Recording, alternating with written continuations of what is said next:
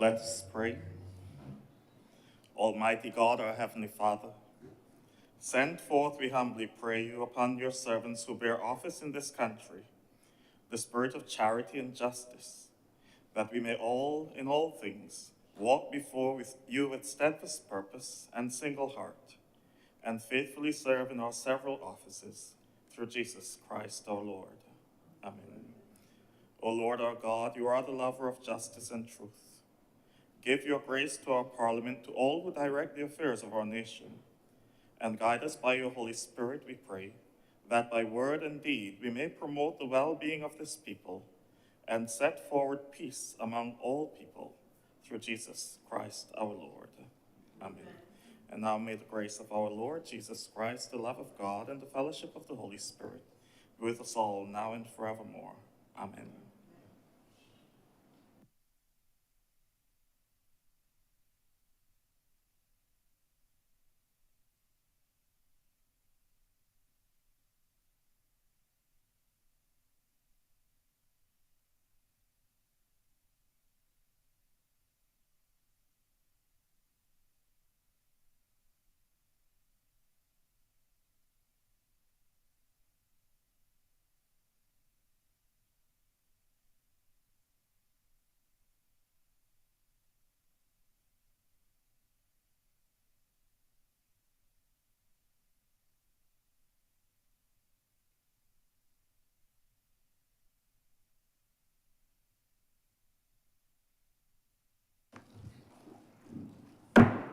The Senate is in session.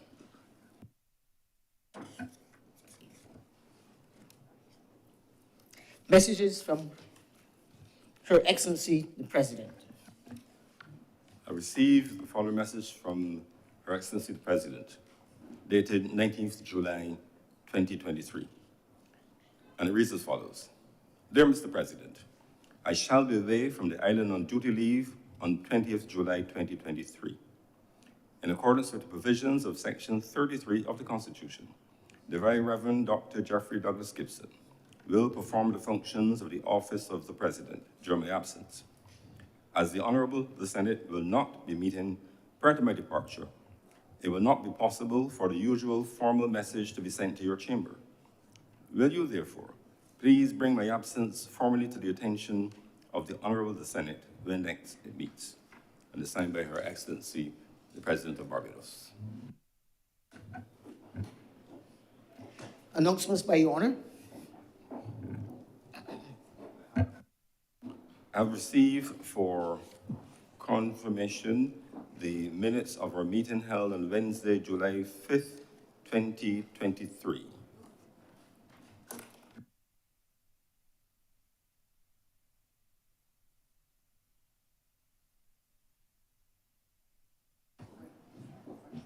Senator Cummings.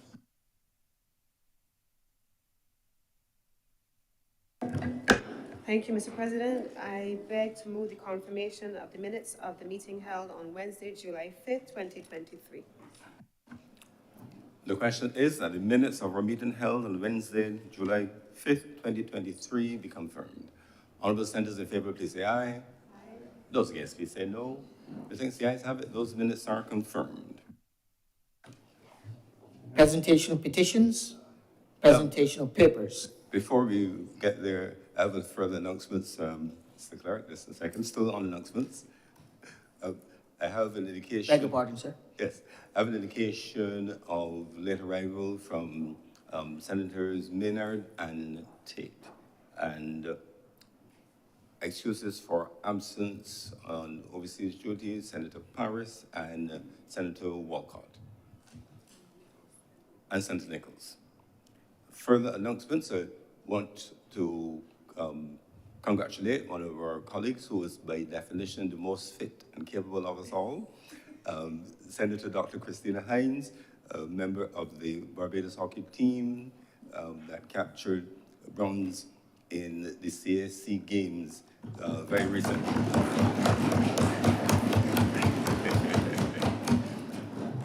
We're very, very, very proud of your achievements and that of the team, but it also shows the depth, width, and diversity of the Senate of Barbados.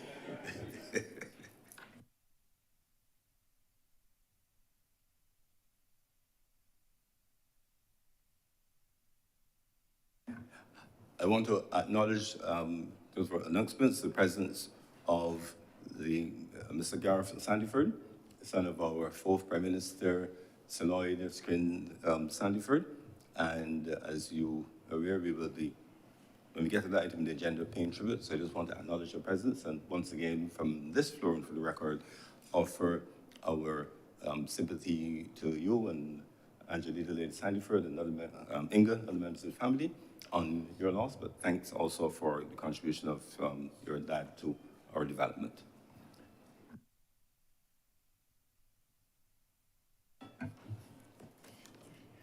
Presentation of papers. Senator Cummings. Mr. President, I am commanded to lay the following documents: the annual report and audited financial statements of the Caves of Barbados Limited for the year ended March 31st, 2022, the annual report and audited financial statements of the Barbados Conference Services Limited for the year ended March 31st, 2022, the non-reimbursable investment financing agreement GRT FM 19688BA, strengthening institutional and technical capacity for Barbados to meet the transparency requirements for the Paris Agreement with the Inter-American Development Bank. And then finally, the annual report of the operations of the Barbados Drug Service for the fiscal year, April 1, 2018 to March 31st, 2019.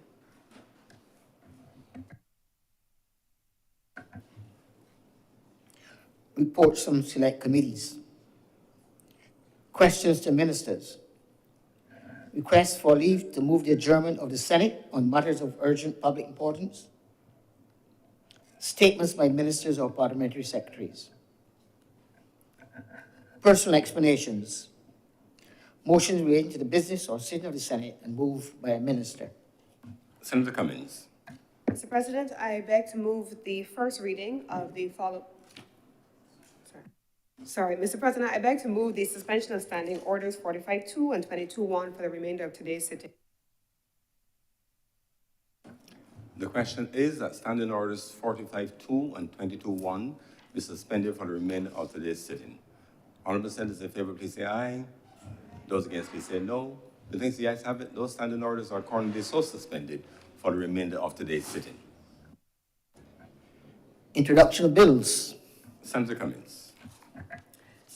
Thank you, Mr. President. I beg to move the first reading of the following bills: the Supreme Court of Judicature Amendment Bill 2023 and the Integrity in Public Life Bill 2023. And that is, Mr. President, to beg that these two bills be read a first time. The question is that those bills be mentioned be read the first time. Honorable senators in favor, please say aye. Those against, please say no. The things the ayes have it.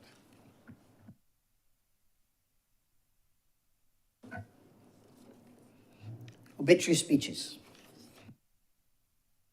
Senator Cummings.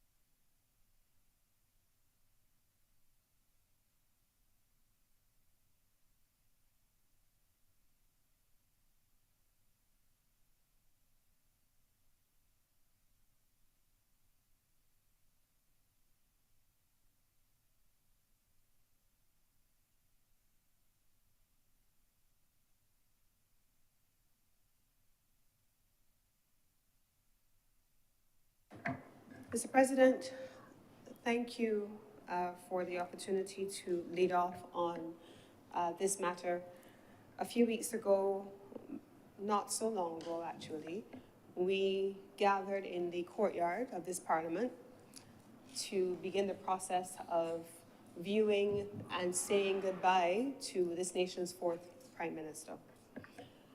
Shortly after that, 2 days later, we assembled and we joined the nation, and in fact, the rest of the region and those from even beyond the region, to bid a final farewell to the man we called Prime Minister, but to whom others called Dad, for whom he was grandfather, and we saw the family together here in Parliament and at the burial service. I rise today, Mr. President, to offer a tribute to our nation's fourth Prime Minister, Sir Lloyd Erskine Sandiford.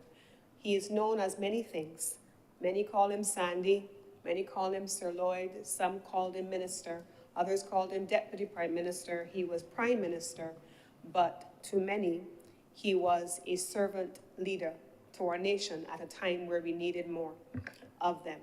And if I could encapsulate what I'm going to talk about today in my tribute, it probably would, in a single sentence, it would be to say, Barbados in this time needs even more servant leaders. That's probably where I'm going to end up in my tribute. Barbados needs even more servant leaders in this time. Now, Mr. President, I remember in 1994, in the 1994 election, I left Barbados at the time, and I went off to Mona, University of the West Indies, Mona campus, as an undergraduate student, having left the BCC on the eve of the 1994 election. My friend at BCC and now colleague in cabinet, Santia Bradshaw, our Deputy Prime Minister, determined she was not leaving. She was going to stay until the election was finished, and she had to vote for the first time in that 1994 election. But I watched it from afar. And I watched it from afar at the time, having had a bit of an evolution from that earlier view of a prime minister who had taken a decision at the time. The only thing that I, as a schoolgirl, knew about Sir Lloyd Erskine Sandiford was that he had cut public servant salaries by 8%. That was all I knew at the time. And I saw it through the lens of a schoolgirl whose mother was a public servant, and the conversations that were taking place in my own home and how I felt that affected me. Then I went into the BCC, and among the 3 A-levels that I did there, politics was one of them. And you know, over time, by the time I left BCC 2 years later and went off to Mona, that school girlish naivety that all that he had done was to cut my mother's salary had evolved significantly. And the first inclination of what a true servant leader looked like began to evolve in my mind as a university student. And that evolution evolved even further over time, because I went on then to be a student of international relations, including international politics, and I understood the complexities then as I studied international and regional organizations of what his decision-making may have looked like. But I saw it then only from an academic perspective. When I joined the Foreign Service in 1997, as a public servant then myself, I started to have an even further evolution in my thought process. And now standing here today, as a minister of government and a policymaker and a legislator in a government that has had to make very difficult decisions as a result of global challenges, my own perspective has come full circle, and I see what that schoolgirl naively thought was a simple decision to cut salaries by 8%, not being so simple even slightly. And many of the decisions that governments and policymakers have to take, sometimes you can take the popular choices. You can take the decisions that everybody sees through oftentimes very naive eyes. You think that it is just what you see in front of you, but you don't realize the complexities. And at the time, we had a leader who made a determination at his own expense that benefited our nation and in many ways still provides an important blueprint to the dynamism that is required of leadership. Leadership of a small island developing nation. Leadership of a country that is prone and highly vulnerable to external shocks. Leadership in a country that is still navigating the exigencies of policymaking in Bretton Woods institutions as they were at the time, the International Monetary Fund that he was trying to avoid. And who would imagine that in 2018, when we had to make decisions about government as an administration, and even all the times that have evolved since then, and we're still making those decisions, that Lloyd Erskine Sandiford, Sir Lloyd Erskine Sandiford, would have had to navigate many of those same decisions then in his time as Prime Minister. He was dealing with the changes in global trade. He was dealing with an IMF regime that was taking hold all across Europe in economies that was creating havoc. He was dealing at the time with the protection of the Barbados dollar and the potential devaluation of the Barbados dollar. He was dealing with a regional crisis that was of epic proportions that was seizing all of the countries across the Eastern Caribbean.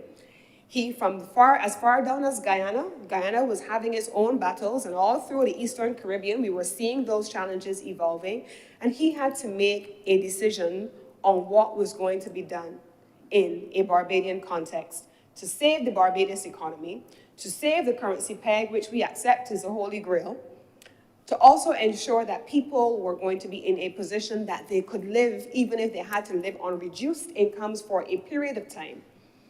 And he then made the ultimate sacrifice for which our nation benefited. And I remember being that university student at Mona, as I started to delve into what he had actually done that I disliked so much as a schoolgirl because of how I saw it impacting in my household, I remember saying in a class with colleagues who are still colleagues today, history will write kindly of him for the decisions that he made. And today, I could not have imagined that I would be standing in this position, delivering a tribute to him and recalling those words that history will write kindly of him. It is very easy when you're sitting on the outside of it and you see A plus B and you think it is equal to C, to think that all the government has to do is this, but what the government is doing is that, when in actual fact, the government has a whole alphabet soup that it is playing with, and it has to make critical decisions that are not always going to be popular. But it is his resoluteness, his commitment to his decision, and the fact that he knew that he had made the right decision, that I came to take a moment over the years to understand his impact. And it is there that I want to spend the bulk of my time. I recall being a student of the Barbados Community College, and he is widely credited for his investment and his foresight in the creation of the Barbados Community College. The Barbados Community College was, for me, perhaps I want to say, a watershed moment. I was that young girl who did not want to go to sixth form. I wanted to get out of school uniform. I wanted to get away from the rigors of school structures. I wanted to be in BCC. And so I hid my sixth form acceptance letter until I was sure I was into BCC. And off to BCC I went. And BCC was attractive to me, not just because I wasn't wearing the school uniform and I wasn't dealing with teachers in my business. It wasn't that. BCC became a bastion of education for history students who wanted to understand West Indian history. Trevor Marshall and the history room at the Barbados Community College was an attraction for me as a young girl. And off I went to BCC. And it was the experience of the BCC, that classroom, that began to expose me to the notion of government, not even my politics classroom so much. It was Trevor Marshall. It was the history room. And it was there that the concepts of social democracy and social justice that were so critical to Sir Lloyd Erskine Sandiford's philosophy of education that I began to understand who he was and what philosophy meant to him, and how social democracy, a part of his philosophy, guided his policy on education. I was a beneficiary of that in the Barbados Community College as a consequence. But it also helped to shape my views, and I always would say to people, in a lot of ways, I'm a social democrat at times, where you know that in a country like Barbados, in a small country, there are those who have and those who do not. And government's responsibility is always to make sure that it takes the edge off of that potential conflict and make sure that there are services available to all Barbadians, whether they come from privilege or not. And so Sir Lloyd's commitment to education and to social democracy by ensuring that tertiary level education, the Barbados Community College, and free at that, was always a part of the landscape, was of significant benefit to Barbadians. And I wish to commend him posthumously for that commitment. In addition to that, Mr. President, I want to also speak very briefly about his commitment to education in another context. He was, as Prime Minister, the Prime Minister with responsibility for the CSME and was part of the process of developing the CSME. And we all recall the Grand Aunts Declaration when that was signed, and the importance of the Grand Aunts Declaration to institutions like the University of the West Indies. The University of the West Indies, of which he was a product, and for whom he became also an advocate. And if you looked at the tribute that was paid by Sir Hilary Beckles, and I want to read a little bit, just very briefly, from Sir Hilary's comments on the passing of his tribute, on the passing of Sir Lloyd Erskine Sandiford, you will understand what I'm referring to. Sir Hilary said, "From the beginning, Sir Lloyd, he threw his political weight behind the imperative of publicly funded education for the masses. This was a principle of his democracy and the vehicle on which he believed the nation would travel to economic prosperity and social stability. In this regard, he never failed to stand his ground in the pursuit of access to development for the historically disadvantaged and the necessity, and these were his words, to blunt the social sword of the traditionally privileged." These were the words used by Sir Hilary Beckles in his tribute to Sir Lloyd Erskine Sandiford. And he went on to say specifically about the University of the West Indies. He was an intellectual product of the UWI, and he was a contributor to the ideological vision of the UWI. He was, for example, adamant in his commitment to national independence and dignified nation building. This is particularly evident when he himself served in his own right as the support to the Right Excellent Errol Walton Barrow, and then subsequently when he became a minister from this place in the Senate himself. So, Mr. President, I think one of the things that caught my attention was his movement over time, not just starting out here in the Senate, but also into the roles that he played as a minister of government, in particular, his role as Minister of Education, and how those things were driven by a philosophy that was rooted in social democratic principles. On that basis, Mr. President, both the BCC and the University of the West Indies were beneficiaries of that ideological vision. And he sought at all times to ensure that they were a part of the development trajectory for Barbados.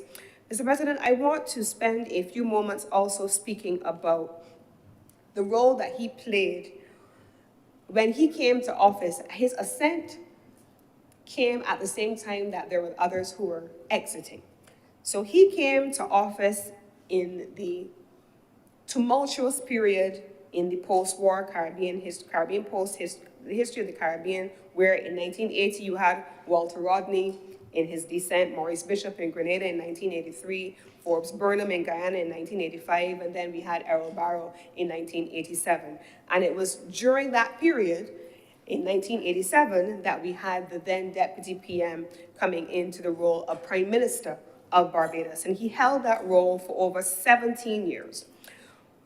There were a range of things happening when he came to office. For 7 years. I said 17. 7 years. For 7 years. For 7 years. There were a range of things that confronted his ideological visioning when he came to office. And I referred to some of them earlier. What was happening in global trade, internationally, poverty and marginalization taking place globally, but in particular in the region, economic reforms that were being undertaken, including those that specifically related to structural adjustment and the support that needed to come from international financial organizations. Now, Mr. President, who could imagine that those were the conversations that we were speaking about then, the structural imbalances in being able to secure financing for development for small economies. And in 2023, our own Prime Minister is still speaking to the international community about the importance of structural imbalances in contributing to the underdevelopment of small island developing states like ours and to the developing world. And that our current Prime Minister is speaking to the international financial organizations, in particular, those same Bretton Woods institutions, about the need for structural reform and the need to ensure that initiatives like the Bridgetown Initiative then once and for all treat to the important needs of small island developing states. These are issues that at the time of his ascent to the role of Prime Minister, Sir Lloyd Erskine Sandiford was treating to in his own way at a different time with different circumstances, but leading to the same results for the country. We then had in 1991, when he took up the responsibilities of Minister of Finance, a lot of the financial issues that were being dealt with. We have seen the currency peg for Barbados. And I called it the Holy Grail earlier, Mr. President. But why is that even a conversation? If you speak to most Barbadians now, most Barbadians will always draw reference when they talk about devaluation to Guyana and to Trinidad and to Jamaica. Each time they will make reference to what happened, in particular in Guyana and in Jamaica, in terms of devaluation. Sir Lloyd Erskine Sandiford became a friend of Guyana, and Guyana has, in many instances, spoken glowingly about the support that he gave to Guyana when they were, in their time, attempting to avoid structural readjustment, and sought to ensure that they were trying to be remaining out of the clutches of some of the Bretton Woods institutions. They may not have been terribly successful. The programs that were developed may not have worked in the way that they were intended, but they credit Sir Lloyd and his philosophy for supporting them in having homegrown solutions. Barbados in 2018 developed a homegrown solution.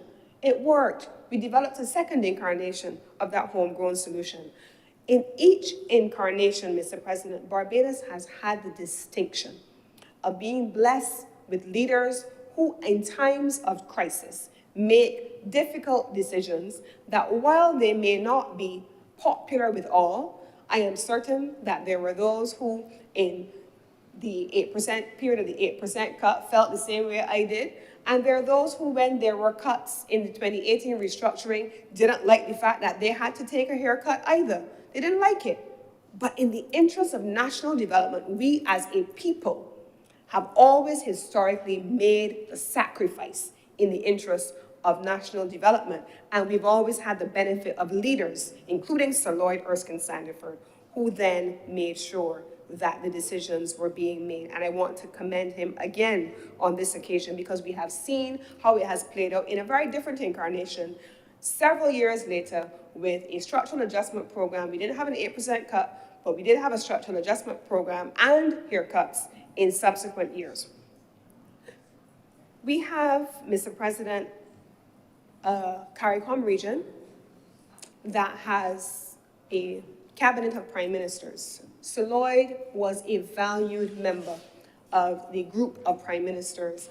I'm told from preparing for this tribute today that those prime ministers at the time, when dealing with these global issues, even exchanged their drafts of their speeches and ensured that they were not each saying the same thing when they went into multilateral fora, and they helped each other in order to ensure that the Caribbean perspective was well received and that it was coherent across the region.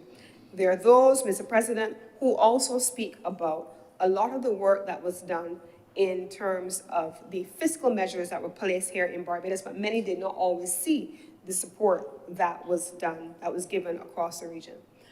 Mr. President, I want to close because I expect that today is going to be a full day of many of the colleagues giving speeches, and I don't want to hog all of the time, and I know that many people will say many of the things that I will say, but I want to have 3 remaining points that I want to emphasize here. As I stood on the gravesite, the burial site, 2 Fridays ago, and I watched the family, I couldn't help, Mr. President, but think about how people who stand for public office and who serve in public office oftentimes have their humanity taken from them. I watched Garth, I watched Inga, I watched the grandchildren. And as I spoke to Sir Lloyd's daughter, Inga, afterwards, she said, I could see you drawing me in across the gravesite. Because as I saw her responding finally to the final burial rites being performed, I thought of many of the people who I have seen and known. This was the 2nd state funeral that I have attended. I did the same for Owen Arthur when he passed, Right Honorable Owen Arthur when he passed. And I remember the dignity of his family, Julie and Leah and his daughter Sabrina. I remember that day. And I think about our own journey as public officials. Sometimes we forget that families make the sacrifices to allow their loved ones to serve a nation. And if there was ever a personification of he who served a nation in the face of great vilification, and no doubt the family would have felt that, it would have been Sir Lloyd, especially in that period of the no confidence motion and the loss of that election thereafter. But his service to his nation and to his people stood him out in good stead. But I don't want to lose sight of the fact, and I want to use this occasion to call on Barbados. We have leaders who give of their time day after day, who give of their service, who sacrifice, who stand on strong philosophical positions day in and day out in service of a nation. They are servant leaders. Yes, there are those that we will have challenges with. There's no doubt about that. But they stand in service to a nation. They step forward. They choose not to go into the private sector. They earn less in the public service. They give more in the public service. They sacrifice more in the public service. And it is a thankless job, except in instances like today, or at funerals where we then give people their flowers and we then recognize the service. But we make it almost a public sport of dehumanizing those who serve in public office. They're not real people.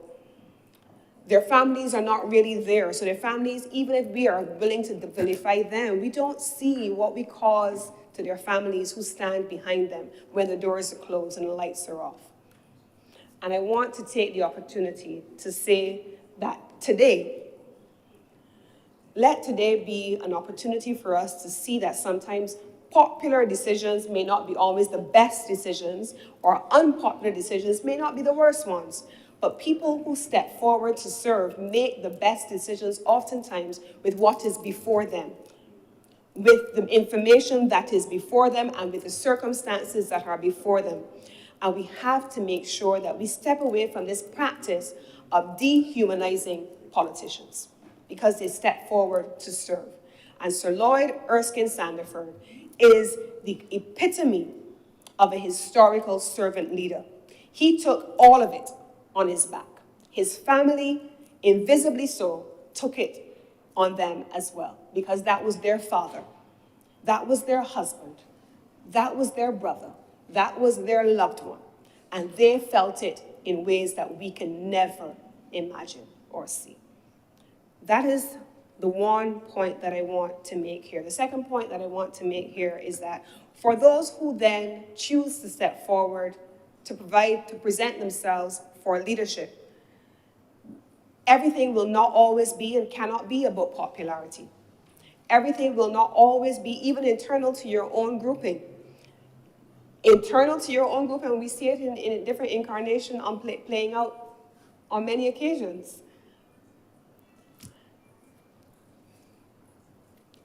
Everything will not always go the way you want it.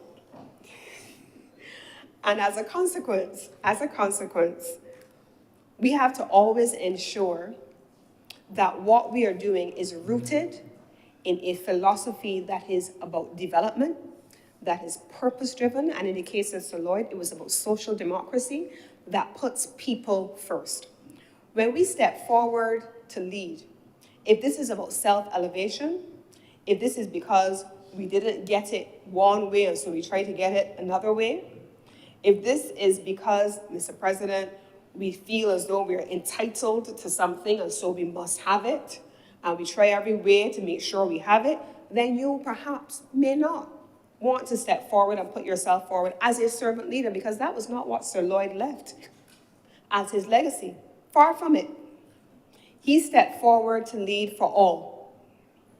And he did so until the very end of his term in public office, Mr. President. The final point that I want to make is in communication. He was roundly criticized for perhaps not communicating enough, perhaps being too adamant, perhaps being too rigid. And there are those things which perhaps may be argued for a long time. Was he or was he not? We can't say.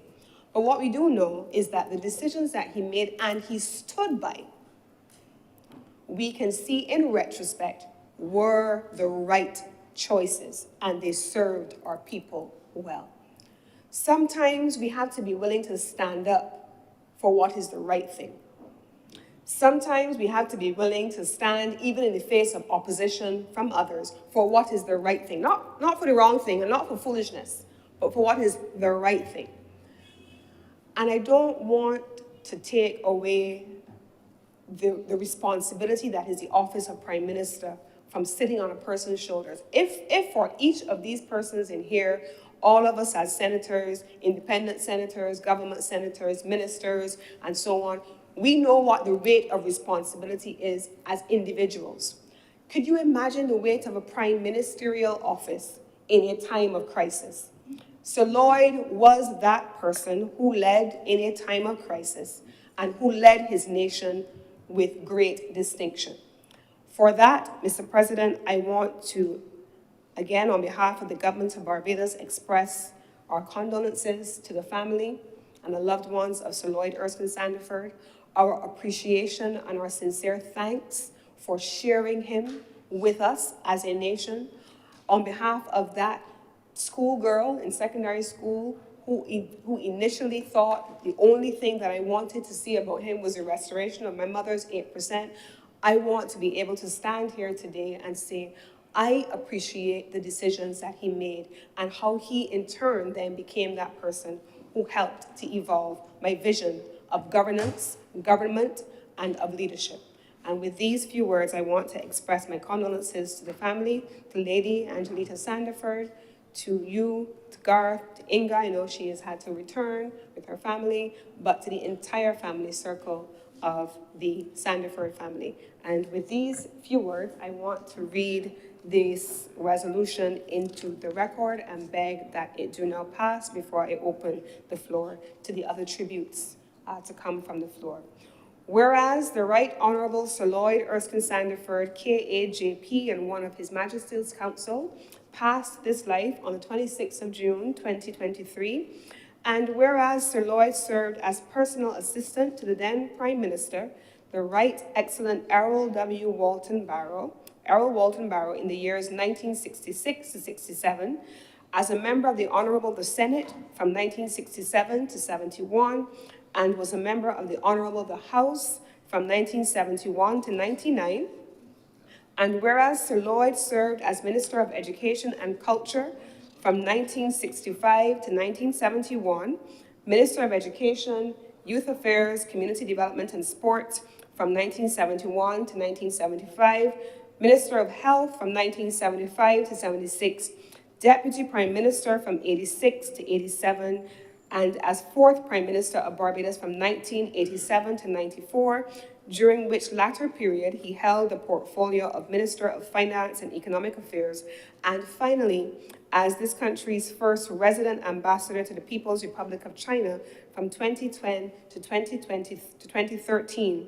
And whereas this former honorable member of Parliament and diplomat, the teacher, author, sometime poet, and sportsman, had a love and passion for education to his core, and his record as Minister of Education speaks eloquently for itself in the building of and expansion of a large number of secondary schools, the establishment of the Barbados Community College, a sixth form institution, and the Samuel Jackman Prescott Institute of Technology. His way of developing a nation of versatile and well-educated people, and whereas the dire and dark economic woes we experienced as a nation in the early 1990s were confronted by Sir Lloyd as Minister of Finance resolutely, with fortitude and a singleness of purpose, by rigidly advocating economic and social policies to restore the solvency of this country, that at times saw him despised and rejected, but out of which came the restoration and saw the birth and early development of the social partnership, a legacy of stability for his beloved country and an exemplar for the Caribbean in general. And whereas Sir Lloyd exuded a passion for regional and Caribbean integration and contributed with alacrity to and championed the advancement of the Grand Aunts Declaration and the work program for the integration movement, and further conceptualized the establishment of the Assembly of Caribbean Parliamentarians, which, though short-lived, is still a beacon for the region's integration.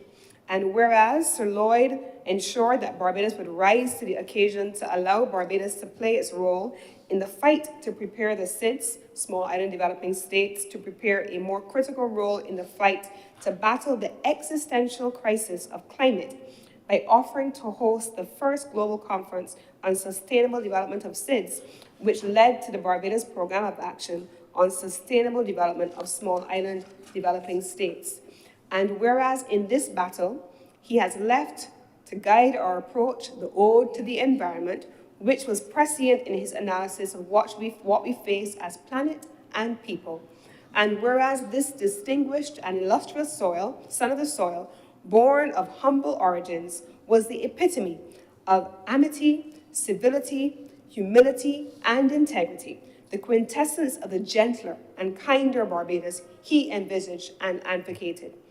Be it resolved that this Honourable the Senate pay the accolade of its highest tribute to the late Right Honourable Sir Lloyd Erskine Sandiford as an exemplar of dignity, courage, compassion, and humanity, and leadership by example, and share the sorrow felt by a grateful nation, and extend its deepest sympathies to his widow, Angelita Lady Sandiford, children Garth and Ninga, and to his other relatives, and express its wish that they be comforted by the memory of a life lived selflessly and in the service of his nation and people, dated this day of July 2023. Thank you, Senator Cummins. Senator King. Thank you, Mr. President.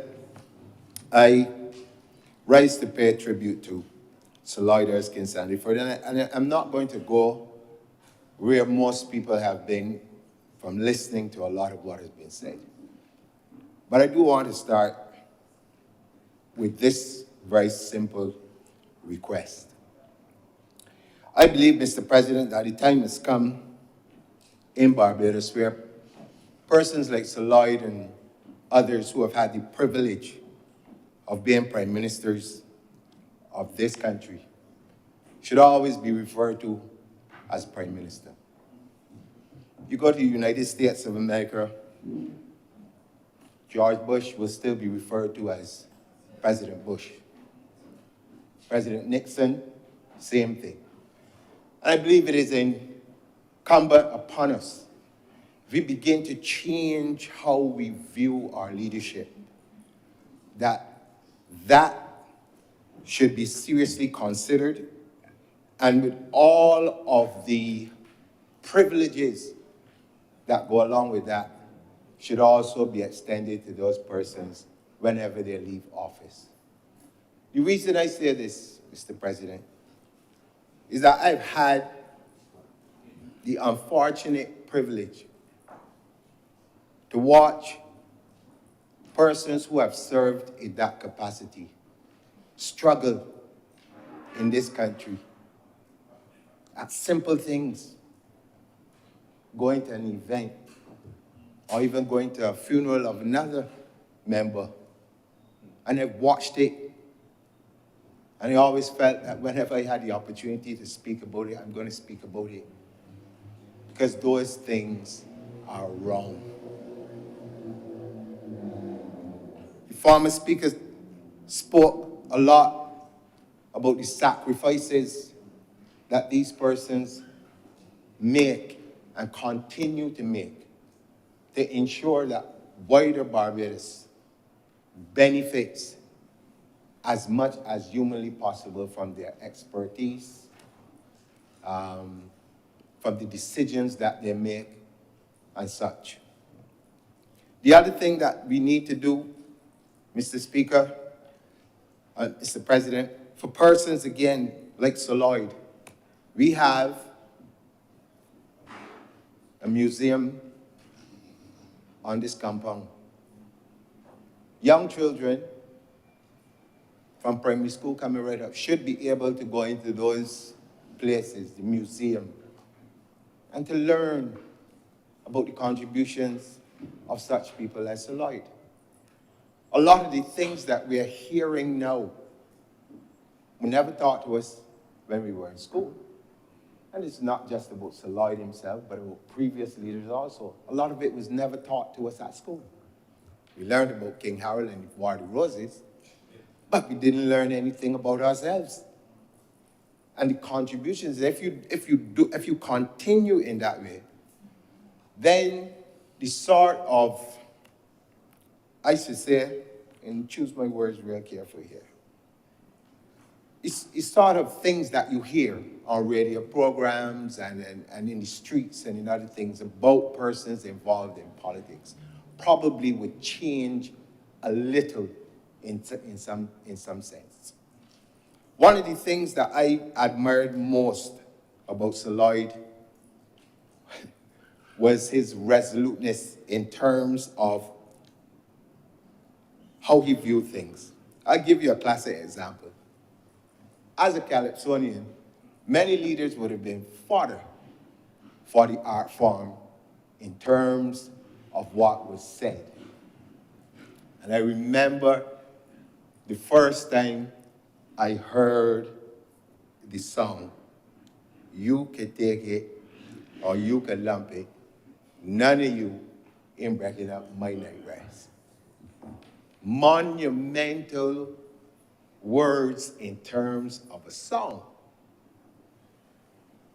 but bravery beyond belief from the individual who spoke the words in the face of all sorts of criticism, all sorts of, and I use the word, betrayal, all sorts of things. And he made that point. And that stuck with me. Because the second thing that happened during that period that also stuck with me up until today is that a gentleman who shall remain nameless, but said these words also, that he felt that the Prime Minister at that time was an errant school teacher. I will never forget it.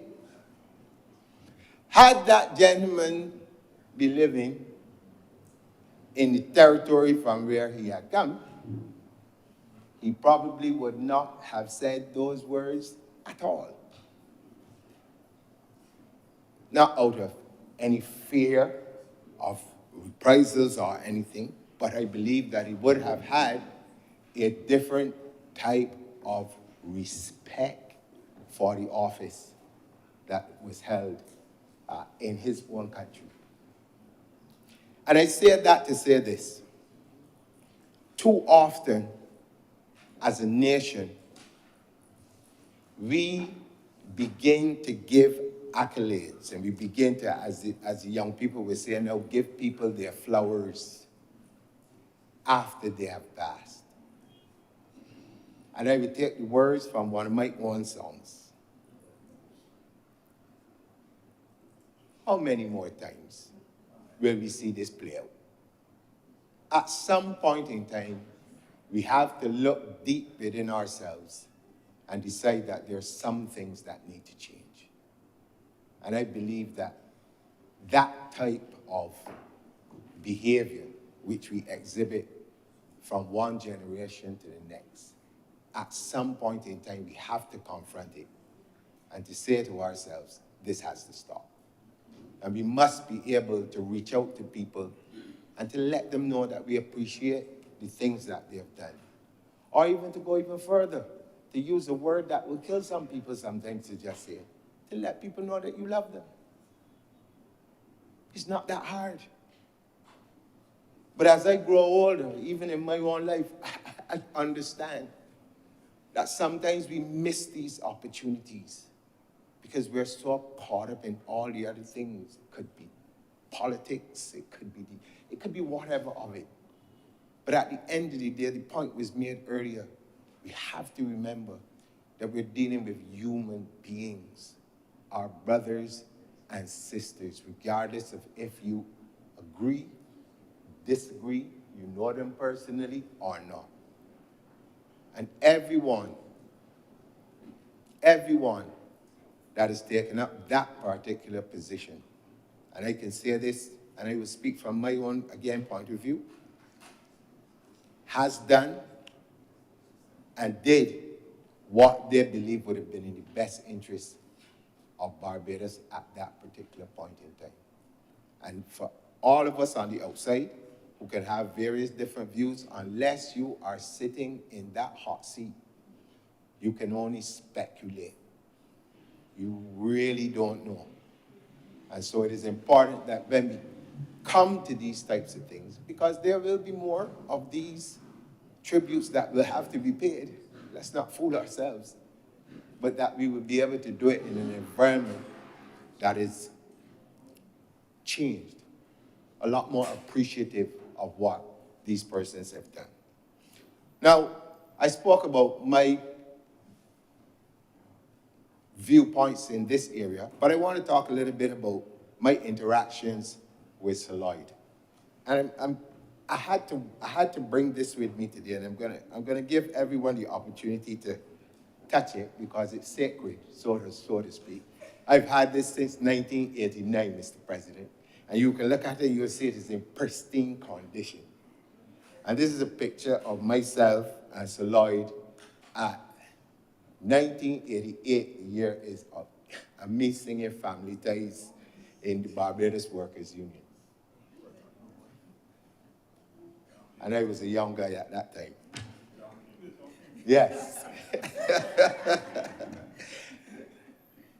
It tells you, I hanged on to this because Sir Lloyd was one of the first prime ministers that I can think of at that time who made his way into the Calypso things. Came out and was among the people. And he was so, I should say, elated. I mean, and even in the songs that were given him licks, he had a good time, enjoyed himself. And I found that to be, in my mind as a young person, that astonishing. That here it is, that probably every 3 songs had something to say, Sandy this, Sandy that, something or the other, and he was there having a ball. And it stuck with me. Because the other thing that he did later on was to invite myself and a number of other artists to a lunch where he gave us, or he revealed to us, his plans to build a 2,000-seater auditorium at what we now call the LESC. And we were just,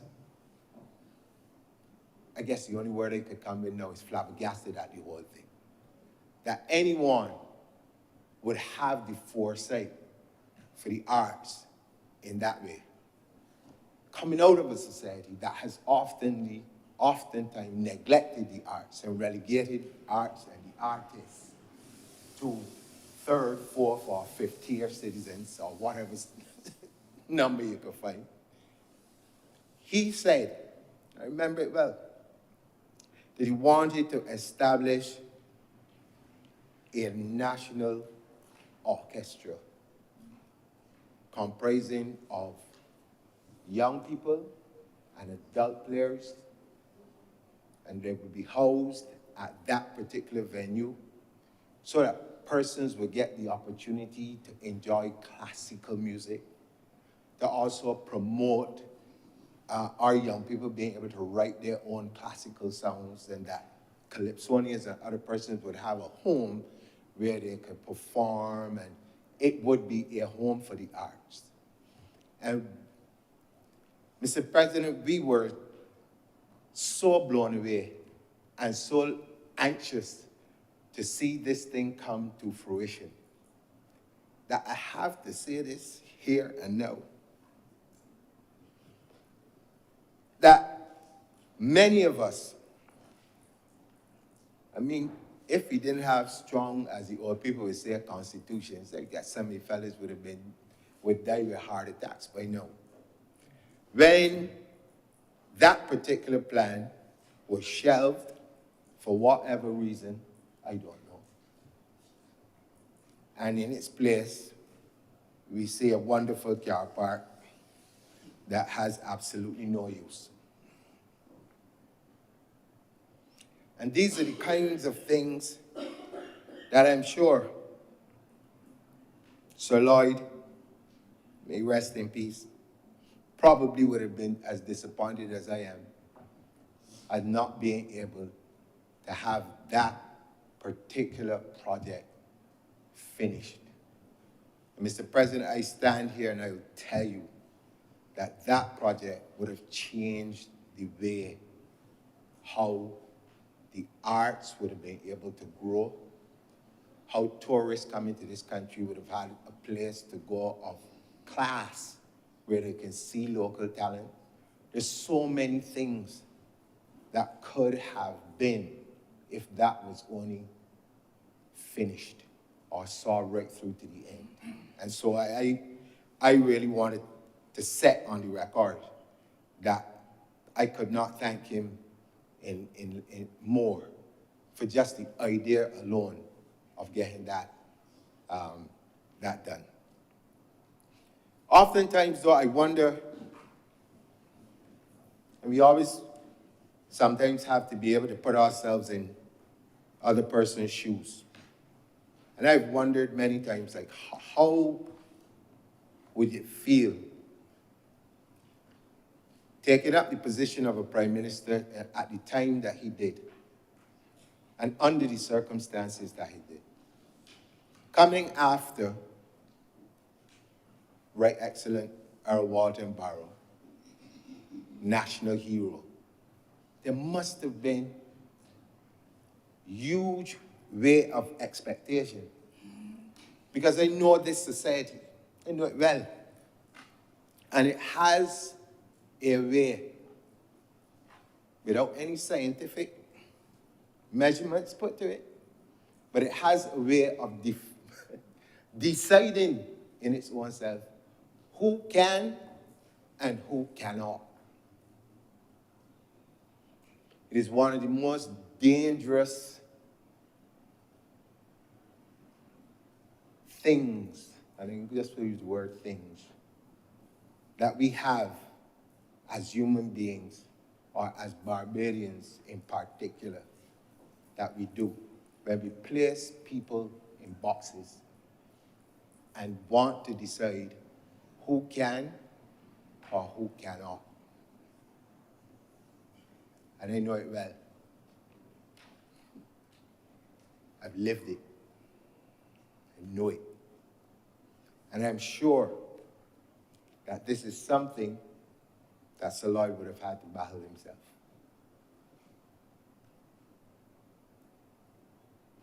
It's never easy when you find yourself in that space between persons who may have done extremely well or are extremely popular, and you have to come after them. There's always that section of the society who will want to measure you without giving you a chance to do anything by what has gone before you. It is dangerous, but it is a reality that we face in this country and probably in other places, but I don't live in other places. I speak about where I live. But I know that it could not have been easy for the family, as was mentioned earlier, to deal with a lot of the things that were bandied about when you are in the positions. Because oftentimes, the public has a way of, if you're not careful, getting you to go and look into the mirror to ask yourself if this is the person who I am. And we can play games and we can pretend that these things don't happen. But I know that if you're on the ground and you keep your ears to the ground, probably every single person in this room, there will be something that someone, somewhere, will have to say about you. It don't necessarily gotta be true, but I can guarantee you that it ain't gonna be nothing good neither. Because that is how, for some unknown reason, we have been raised. Some unknown reason.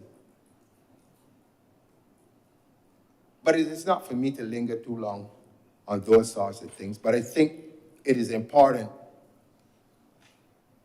that while we look at Sir Lloyd's life and his contributions, that we also reflect, as was mentioned earlier by Senator Cummings,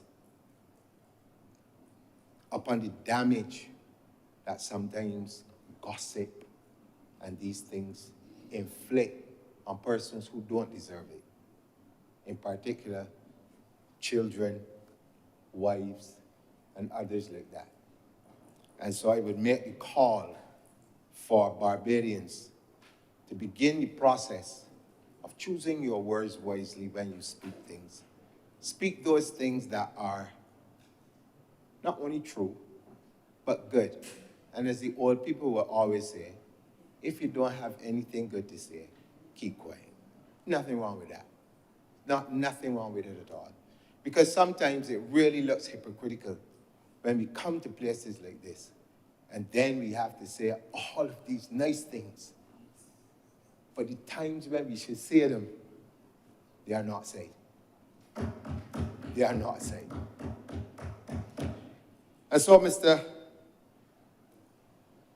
President, like I said, I cherish this. But I don't cherish it more than the family. And so, with Garth being here with us, and I know he wouldn't remember me from school, because I think he and I probably would have gotten into a fight early. But, as little boys. But I seriously want to give you this because, luckily for me, I do things in twos, and I got another one. But I think this is a memory that I will have for a very long time. And like I said, he came into the tents, he was humble.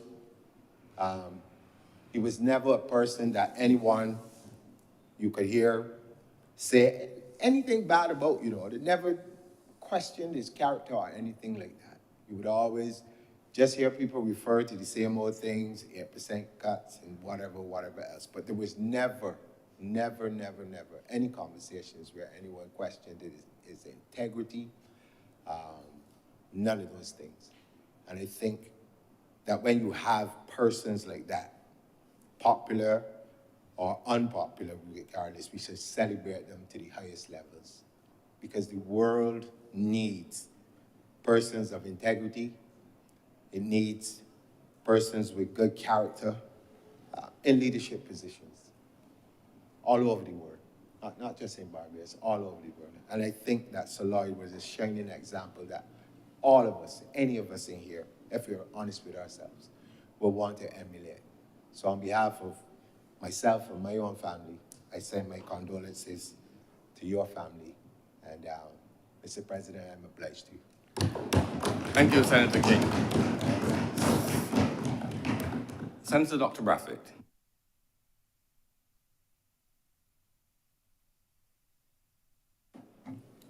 Thank you, Mr. President, and good morning to all senators, especially invited guests. I received with great sorrow the sad news of the passing of Sir Lloyd Erskine Sandiford, our fourth Prime Minister. I first met Sir Lloyd when I was a postgraduate student at Cornell University in the United States in 1968. Apparently, Sir Lloyd led a delegation of Barbadian educators to the United States, I assume examining education institutions there, and they came to Ithaca, where Cornell is located,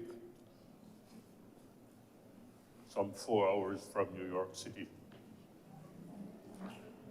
And he asked, I understand, whether there were any Barbadians in the university. And it turned out, at the time, that I was the only Barbadian there who got a chance to meet Sir Lloyd and his delegation.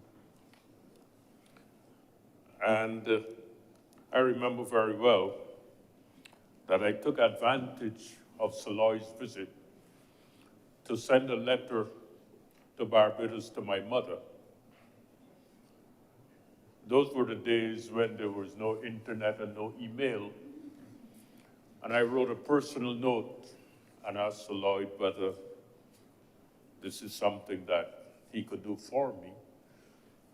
And Sir Lloyd received the letter and personally delivered the letter to my mother at Charles Row Road in St. Michael. And my mother kept that letter for years. When she passed, among the documents that I was able to find was the letter that I had written to her when I was a student at Cornell. That memory was very important for me at the time because I did not have money to return to Barbados, fly home and fly back at the time, and I spent the 4 years at Cornell in a continuous way. I did not come home during the 4 years at all. Didn't have money to come back. I stayed there and eventually graduated with my doctorate degree. I did not meet Sir Lloyd after that meeting until in 2013, because I lived out of the country for a lot of time. Until 2013, when I was nominated to be the second resident ambassador to the People's Republic of China in 2013. And I met Sir Lloyd at that time, and he provided a briefing for me about China, which served me well.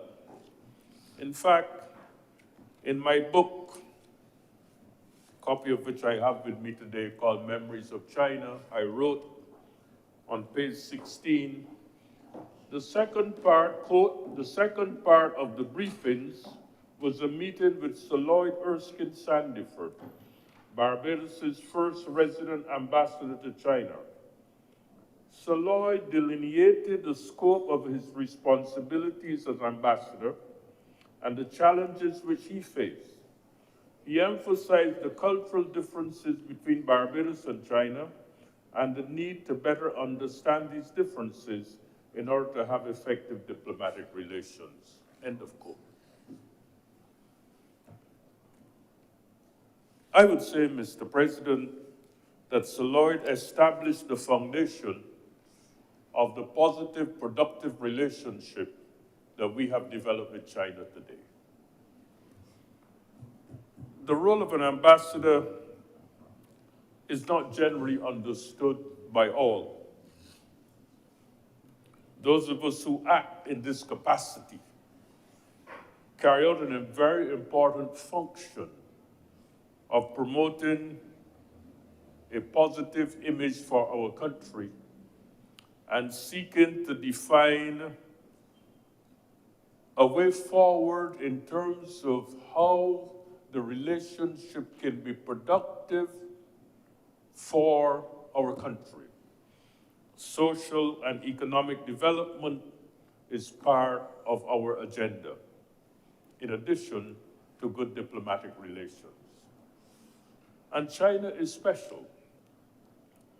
As all would recognize, China has become a major world power today, the most populous country in the world and one of the richest. And the question is always raised, what kind of diplomatic relationships does a small country like Barbados, with 280,000 people, have with a country with 1.4 billion? What is the synergy? What is the dimension? What is the nexus? How do you define that relationship? And Sir Lloyd was able to help me transition from head of an international organization to being a diplomat in China. For that, I'm eternally grateful. But more than that, Sir Lloyd established in China a relationship with the ambassadors from the Caribbean, which we were able to foster and strengthen during my time there. We met on a monthly basis to discuss issues of Caribbean importance and to define a strategy for relating effectively in this large country. His work in China, as I said, established a platform of relationships, and I benefited from that sojourn there. I therefore take this opportunity, Mr. President, to express my condolences to his wife, to Garth, Inga, and the entire family. And Mr. President, may he rest in eternal peace. Thank you very much, Senator Dr. Rapid. Senator Dr. Rogers. Thank you very much, Mr. President. I rise to pay tribute to the late Sir Lloyd Erskine Sandiford,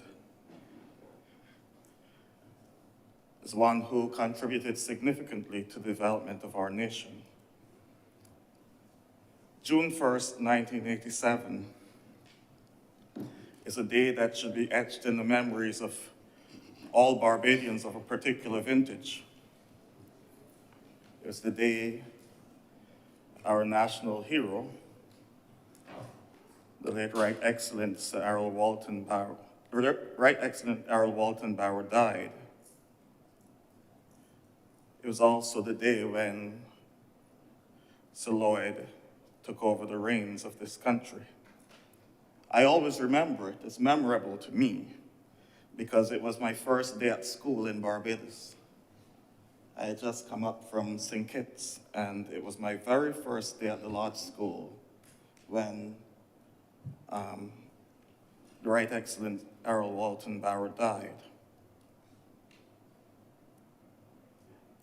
It was a turbulent time for us as a people. Sir Lloyd would have become our fourth Prime Minister in 3 years. The late Tom Adams would have died in 1985. the late Bernard St. John would have lost the election in 1986. The Right Excellent Earl Walton would have died in 1987, and everything fell into the hands of Sir Lloyd. It was also a very turbulent time globally, as you would have heard from Senator Cummins.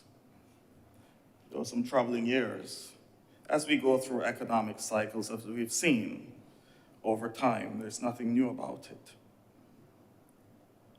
But I believe that God places the right people in the right places at the right time.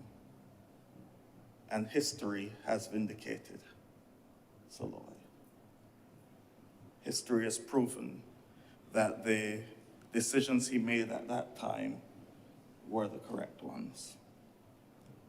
They were tough, they were harsh, but I believe time has served him well. He was prescient. As you heard from Senator King not long ago, a little detail that many of us would not have known, that he had a vision for the arts in this country. At a time when we thought that, as the Trinidadian Calypsonian Crocro, Weston Rollins would have said, we have a way of saying Calypsonians, they went to school, so everything they sing, we consider them as fools. So Lloyd saw beyond that. He saw the importance of the arts and development of the nation. And he was right. One of the richest persons in the world, an artist, is a little girl from Barbados. He saw the importance of it. But in those years, between 1991 and 1994 in particular, what they call the rough years, the turbulent years, the years of marching, the years of slurs, the years when people were feeling the pinch in their pockets. So Lloyd was looking even beyond this little rock into how we will interface with the world, how we should set ourselves up to deal with future challenges, as he saw that we would have future challenges. And so he formed what is now known as the Social Partnership, which is really an apolitical approach to nation building, something that will serve us well going forward in the future. But along with that, he was also audacious. He stood boldly to defend the economic stability and viability of our nation, this nation he loved, as you heard Senator Cummins said earlier. He's credited with standing up and fighting to save the dollar, the stability of the Barbadian dollar. You heard some of the quotes that were mentioned earlier. But he was also resilient. It was an era of name-calling, public shaming. Nothing was beyond public scrutiny, but he maintained his dignity. Long before Michelle Obama had said, when they go low, you go high, Sir Lloyd lived it. You cannot quote anything he said that was derogatory about another human being. He bore it all.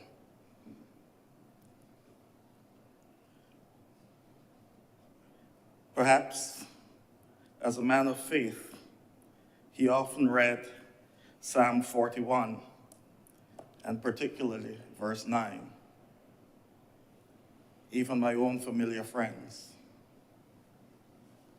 some with whom I ate bread, have turned their heel against me. He lived that too. And as you know, sir, I'm a connoisseur of calypso. I can quote a lot of them, but I will not tarnish this moment with some of what was said about him. But what I can remember is a song by Stetson Wilshire called Cricket Commentary. And I can remember the refrain of that song. It is only Sandy who batting steady. But look how he ran out of partners. He only had a few good tail enders. But it's Sandy batting with clout, because nobody could get Sandy out. He was strong. He was resilient. But what would have fueled his audacious nature? What would have fueled his resilience? What would have fueled his love for this country that he took, the type of blows that he took? And permit me just to repeat a story I believe I've told too many times, but I'll tell it again nonetheless. That story of the monk who was in a deserted monastery somewhere out in the desert. Many would go there to test their vocations, but leave after a short while. But this monk was there for years. And one day, a reporter went to interview him and asked him, "What has kept you here?" And in true monk form, he said, "I once had a dog. And one day, my dog saw a rabbit running out there in the fields. And he began to bark and he chased it. And then all the other dogs from the neighboring towns were barking and they followed. And they went over that hill. But then gradually all the other dogs started returning. But my dog never came back." And so the reporter asked, "So what's the point?" He said, "Only my dog saw the rabbit. Only my dog saw the rabbit. He knew what he was chasing."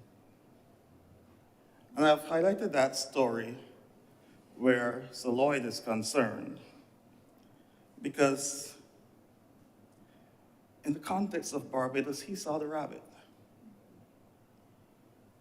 He was right there in 1966 when this nation was just a fledgling. He would have watched, he would have prayed, he would have been there to nurture this young nation.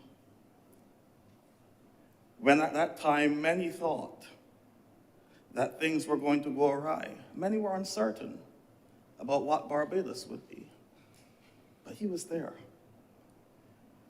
And so he had a vested interest in seeing this nation develop to be the best it can possibly be. It was in his DNA. Perhaps like those words from Sir Cecil Spring Rice that are so popular. "I vow to thee, my country, all earthly things above."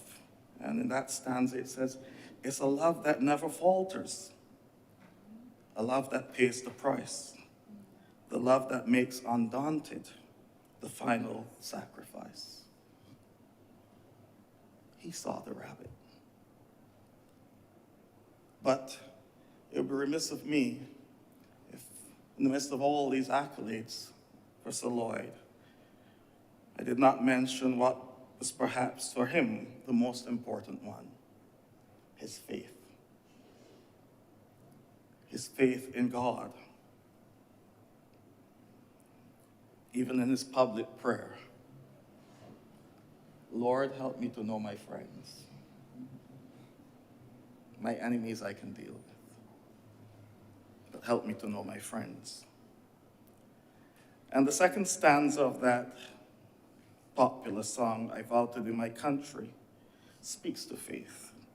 And it says, "And there's another country I've heard of long ago, most dear to them that love her, most dear to them that know." And at that time, Sir Cecil was speaking of the heavenly country, something for which our brother lived and yearned during his earthly sojourn here.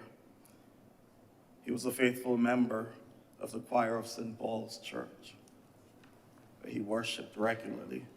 And as Senator King said, if you didn't know who he was, you wouldn't know who he was.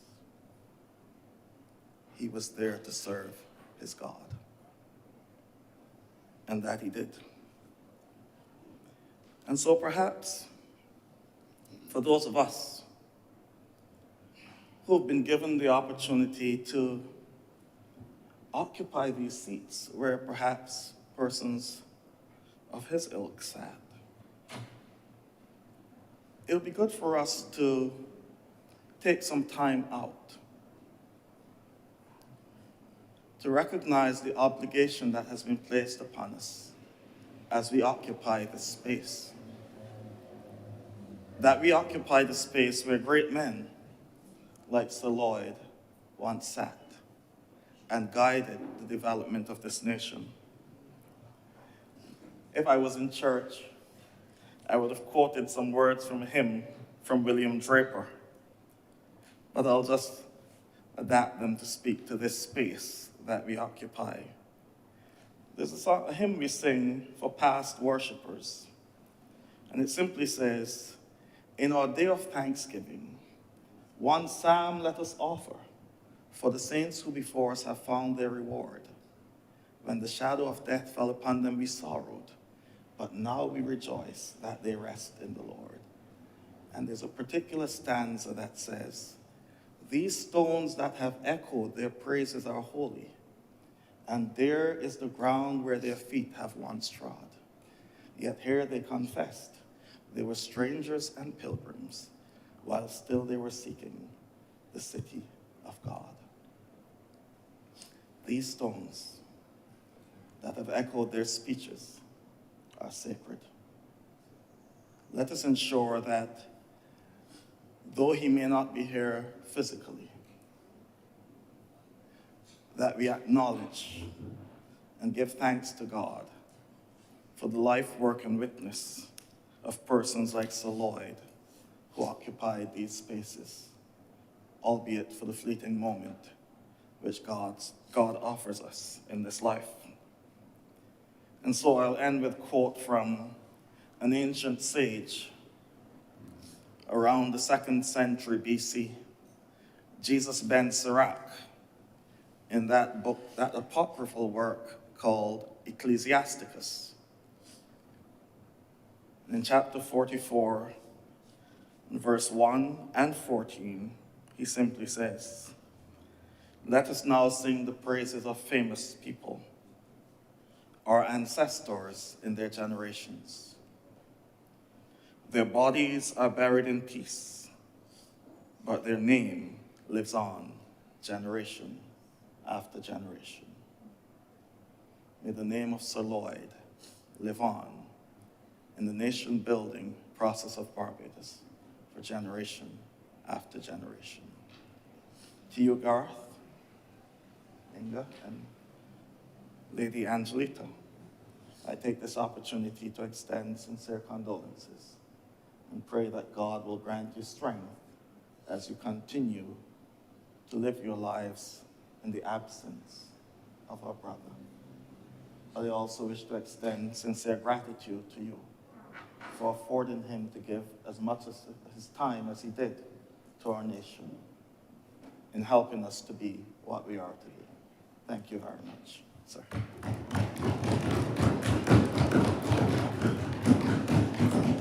Thank you very much, Senator Reverend Camden Dr. Rogers. Senator Nurse. Thank you, Mr. President. I should like to begin by offering my sincere condolences to the family of Sir Lloyd,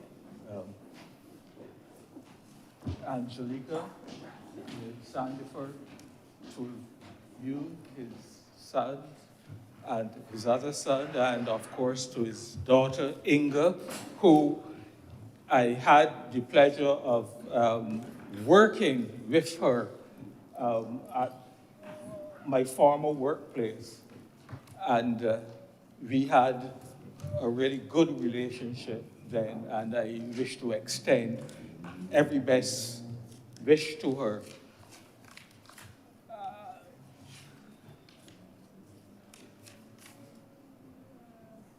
and the family as they go through this period of grieving. Mr. President, I remember remarking during the funeral to another senator, I believe it was, or a member of the House, that, you know, history will be very much kinder to Sir Lloyd than was the situation which he endured during his time in politics and as a leader of this country. And so it was interesting to hear the leader of government business in her remarks confessing, as it were, how her perspective had changed over time about the character, as it were, of Sir Lloyd, and how she had, as she had grown more experienced,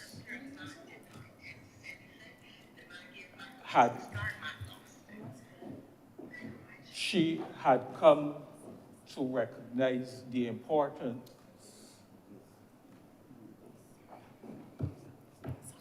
she had come to recognize the importance of the issues which he had faced during his time and how he had dealt with them, and the fact that he had remained steadfast and resolute and was not distracted by all that surrounded him, but his focus remained the people of Barbados, the economy of Barbados, and to ensure that Barbados, as far as he was able, would continue to grow and survive even in the harsh conditions of the day.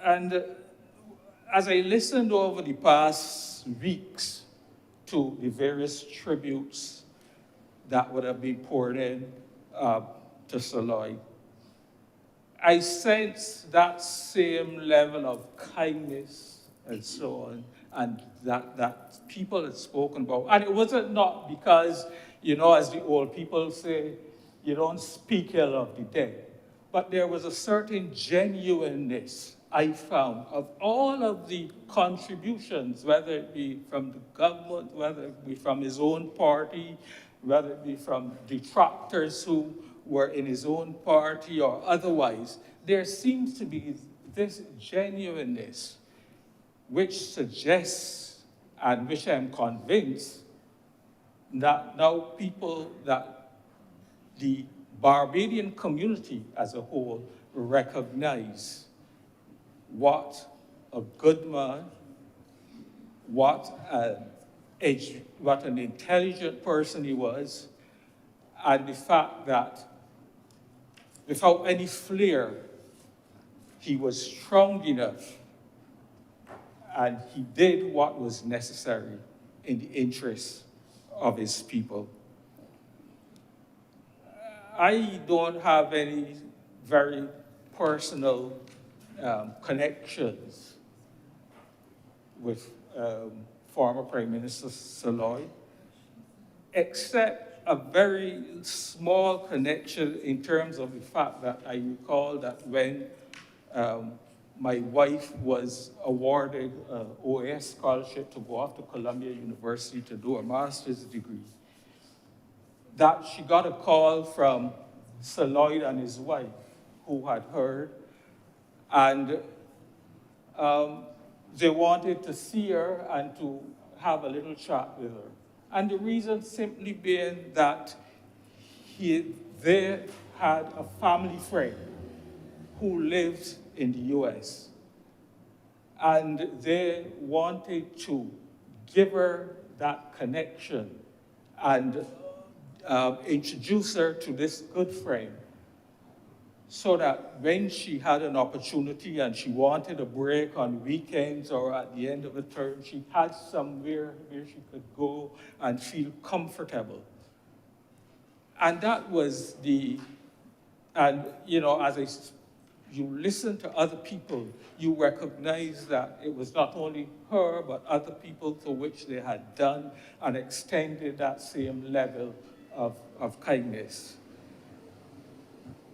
And I think I don't want to obviously go back into all of the various good things which we have heard in terms of his outstanding contributions to education and so on. These have been now well articulated.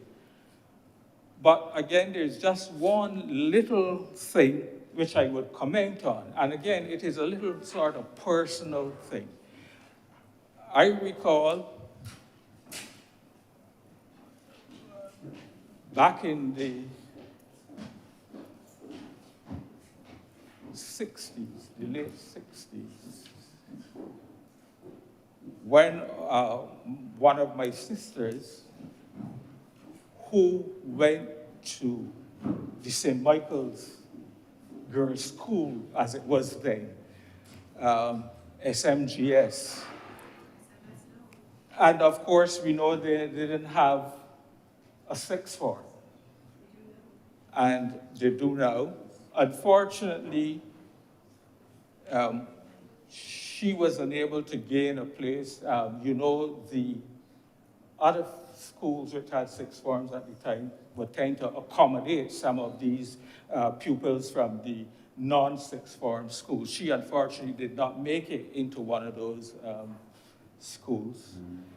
But it just happened that in, I believe it was 69, early 1969, it was announced that the community college would be open. And I remember how elated she was that she now had that opportunity to be able to go to the Barbados Community College and continue her education and to do her A-level studies, which she had been denied before because because there was no sixth form at her school. And so I think at that kind of personal level, we feel the contribution. My family and my parents have always insisted of the importance of education for people like us whose only hope of getting ourselves out of the poverty trap in which existed at the time was to make sure that you got yourself a good education, and that would afford you a solid foundation on which you could advance in life. And so, to my mind, that is the real crux of what I would like to remember Sir Lloyd, along with obviously all his other things, but particularly that contribution in education. And as many people have said, he was a humble person, and he was able to communicate and to move around the ordinary people in the community with ease. I remember when he taught at, and even when he taught at community college, and even after, as Prime Minister, there was a particular shop in the back Ivy where the proprietress prepared hot lunches. And he was quite happy to go there on a regular basis, even as Prime Minister, and have his lunch.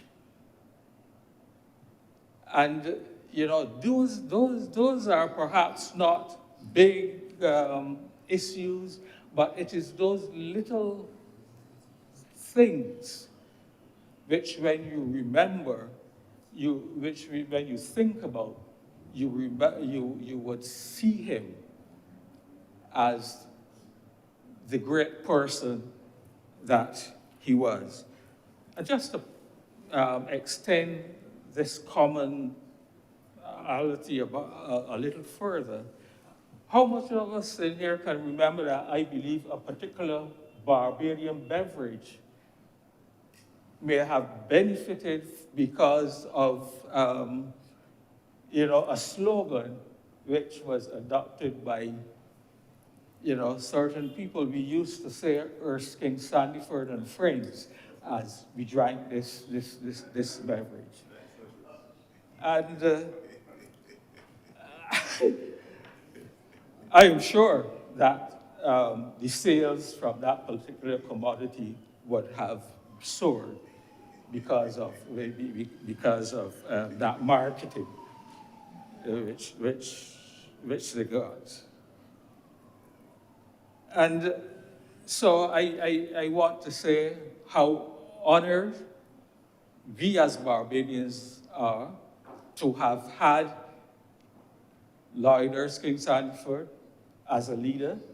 Mr. President, we can be proud of all of the leaders who have took on the mantle of prime minister in this country. It is, and each one in their own way has brought their own characteristic and their own level of style of managing. And Lloyd Erskine Sanford sits equally, in my opinion, among all of those other prime ministers who have done so much and who have contributed so immensely to the development of this great country. And as I was thinking about what I may say in these tributes, for some reason there was a poem which kept circulating in my head,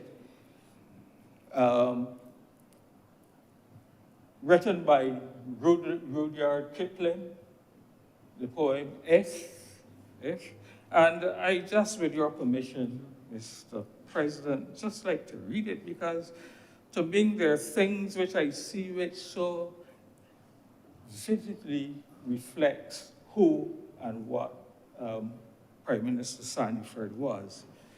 And I'm sure that most of us in here will be familiar with this poem, but just to read it, sir. If you can keep your head when all about you are losing theirs and blaming it on you, if you can trust yourself when all men doubt you, but make allowance for their doubt too, if you can wait and not be tired by waiting or being lied about, don't deal in lies or being hated, don't give way to hating, and yet don't look too good nor talk too wise. If you can dream and not make dreams your master, if you can think and not make thoughts your aim, if you can meet with triumph and disaster and treat those two impostors just the same, if you can bear to hear the truth you've spoken,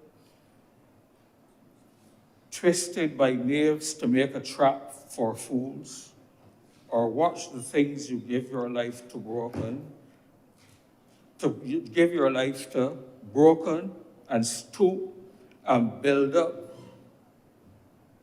with worn out tools, if you can make one heap of all your winnings and risk it on one turn of pitch and toss and lose and start again at your beginnings and never breathe a word about your loss, if you can force your heart and nerve and sinew to serve your turn long after they are gone, and so hold on when there's nothing in you except the will which says to them, hold on.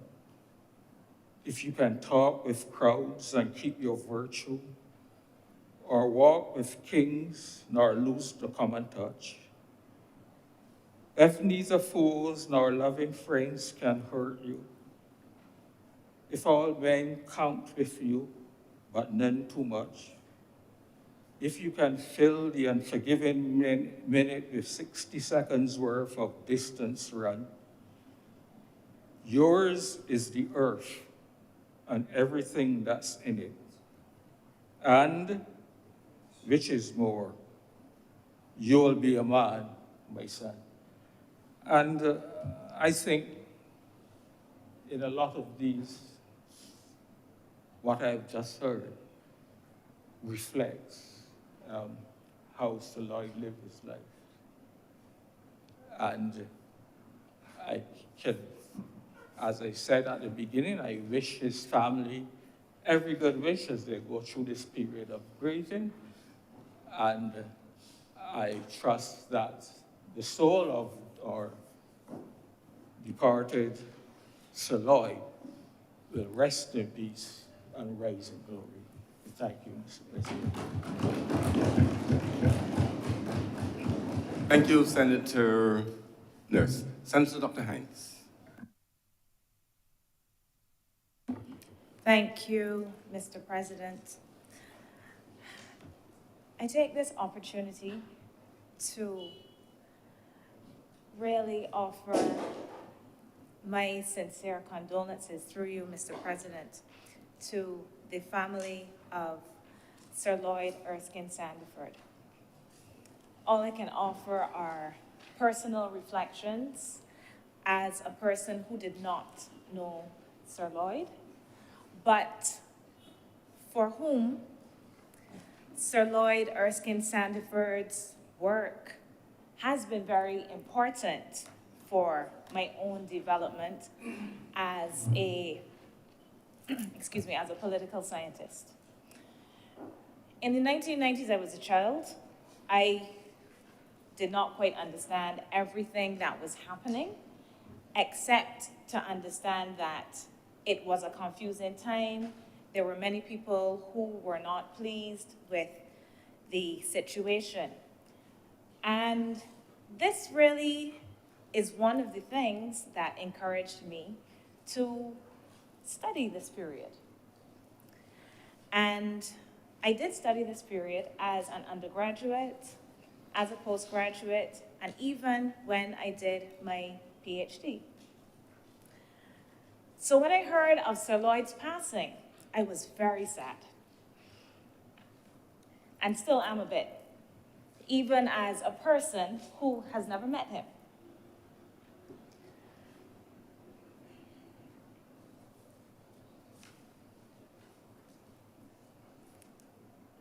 For me, Mr. President, looking at that time in Barbados and the region, it was very important for thinking about development. What road can a country take? Should a country take? The kinds of very difficult political, economic, and financial decisions that small island states are continually forced to make. And one of my pet areas to look at has been what was then the Protocol on Prices and Incomes Policy, which we now call the Social Partnership, and which we have looked at it as a model. We've spoken about it as something that is apolitical, it allows for a level of conciliation. But when we really explore the events that led up to the creation of this was not, just an agreement that was made simply.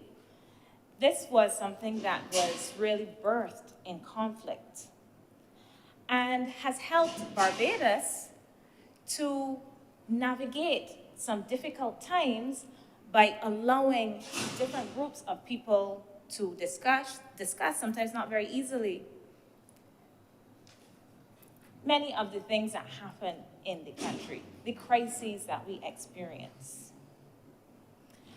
And for me, I truly want to offer my appreciation to the family of Sir Lloyd for lending him to us.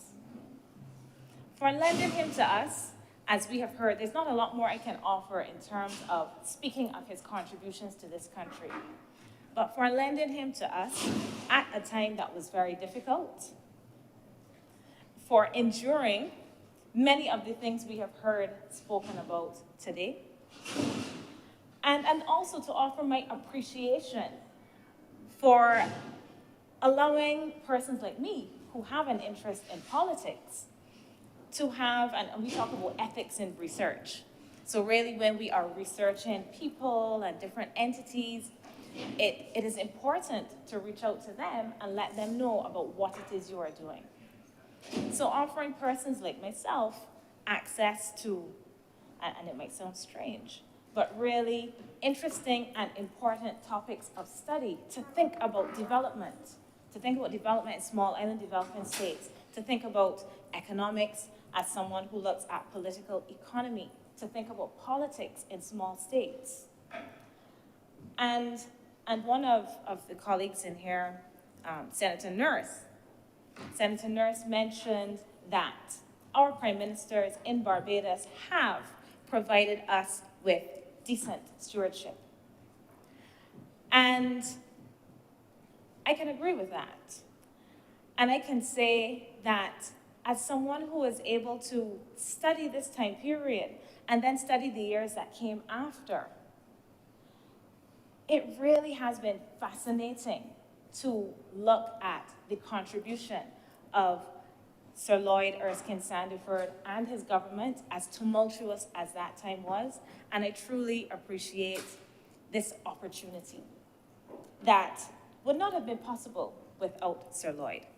I also want to say that there's a little book that I often refer to, written by Sir Lloyd Erskine Sandiford, Politics and Society in Barbados. It's a really simple book.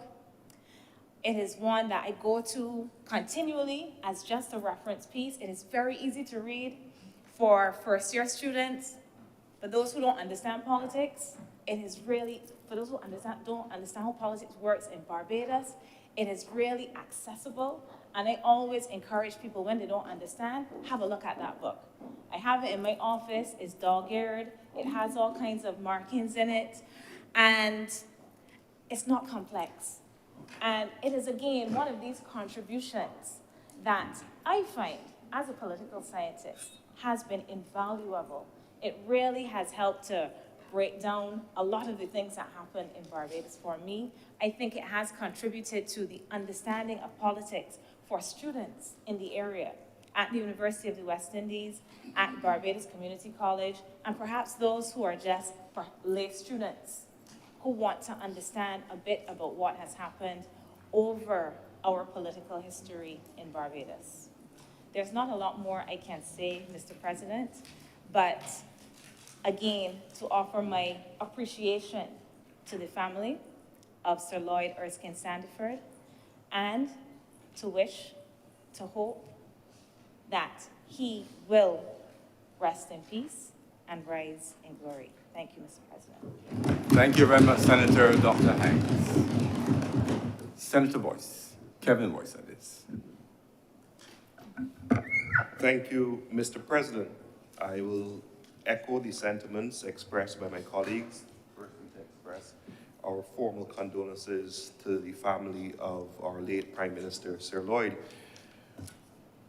Sir, I wish to commence my contribution by indulging in a bit of recollection with regard to my understanding as to what occurred, not necessarily with any insight as to how it occurred. In what form the imagery in my mind of this late Prime Minister. And I'll begin that perspective with the years 93, 94, similarly to those expressed by other members of this House. At that time, sir, I had returned from Trinidad where I had a sojourn, And you may not be aware of this, sir, but my father was involved in politics during this period. In the course of that involvement, sir, I know that you're aware, but for the others who may not, I had the honor of being in this honorable place with your father.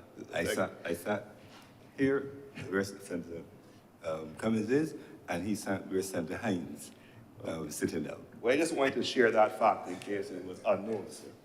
And during this period, Mr. President, I will try to put together let's say a mental jigsaw with regard to the image which I formed of the late Prime Minister.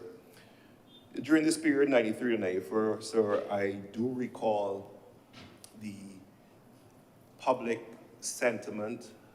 I do recall being at the University of Waterford where I was attempting to find some form of knowledge and not doing too well in that regard, but the commentary at the time when I was attempting to learn, I do recall the marches both for and against. And I almost say it tongue-in-cheek, sir, that hearing the recent accolades and commentary, I can't imagine where those persons were found that took part in the marches from the positive sentiments which we now hear. But when I ask questions, so that was the picture I have in 93, 94, of those who would have known Sir Lloyd, they describe him as calm, quiet, but very strong. I think that those are quite interesting characteristics of a politician who serves the West Indian populace, who I think we all can say quite emphatically like a little fire and oomph and boisterousness as they express themselves. So maybe that perhaps would describe where the anomaly that was our late Prime Minister started to define itself, and what was the difference? What was the difference which perhaps led to what we saw later on? Now, I did in my research find out that there was a nickname of Desert Boots from his time at Harrison College, and I believe that his son Garth would elucidate on that during the luncheon period. But I just want to make that name a reference in this house, sir, and I'm sure those who know would explain what it means, Desert Boots. Now, my interactions, there were 4 with the late Prime Minister or his surroundings. I do recall in the early campaign days of my father, who I just referenced, that I had an interaction with Sir Lloyd. He wasn't Sir Lloyd then, but he was just the Prime Minister, and he had come to speak at a campaign. I do recall meeting his daughter, Inga, who I was thoroughly impressed by, and I do remember the SIDS conference at the BCC, that it was a big deal, and there was a lot of excitement in the nation during this period with regard to it. So that's my first active memory. The second interaction with Sir Lloyd, and don't worry, I'm going to put all these pieces together, occurred when I was in Shanghai, and he was there as our ambassador to the People's Republic of China. And in true Barbadian fashion, we're all familiar that when you're presented to someone, they like to know who you are, where you come from. And what was interesting was that Sir Lloyd drew the connection not of my father to myself, but of my aunt, who was the PS in Trinidad of trade at the time. I don't know if that speaks to the lack of relationship or the fact that in true Barbadian nature, we will trace your origins back to whoever we recall closer. So that was a mere interaction. And when I met him in China, he seemed extremely comfortable, extremely wise, extremely content to show us and to tell us what was happening on the ground and how best to approach certain trade issues. I then recall seeing him at the funeral for the late Prime Minister, Right Honorable Owen Arthur, and I made it a point to go and shake his hand.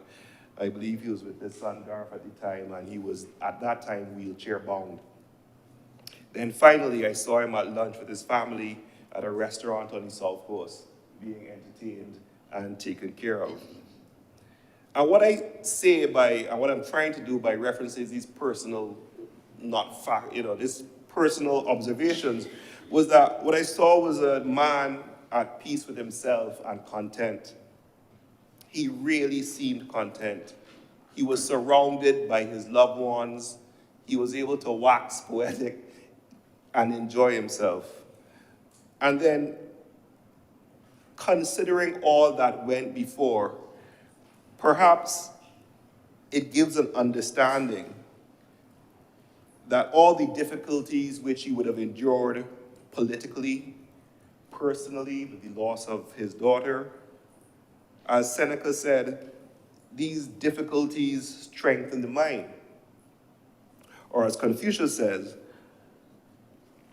a man is perfected by the trials by which he faces.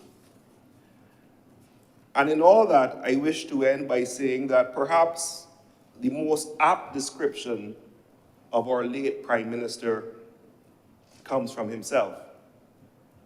When, in doing the research for this speech, I came across part of the famous no confidence vote, a statement which he made, and which I would like to repeat and perhaps captures the essence of the gentleman, where he said, "I have always been, and no doubt will always be, a poor, civil, polite, humble, honest, and fair person, loyal to the laws of Barbados, and dedicated to the cause of the poor, the underprivileged, and disadvantaged in this country." These were his words, and I believe that this captures the essence of the gentleman.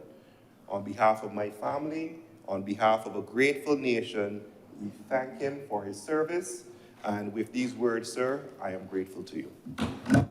Thank you very much, Senator Boyce. Senator Cummins.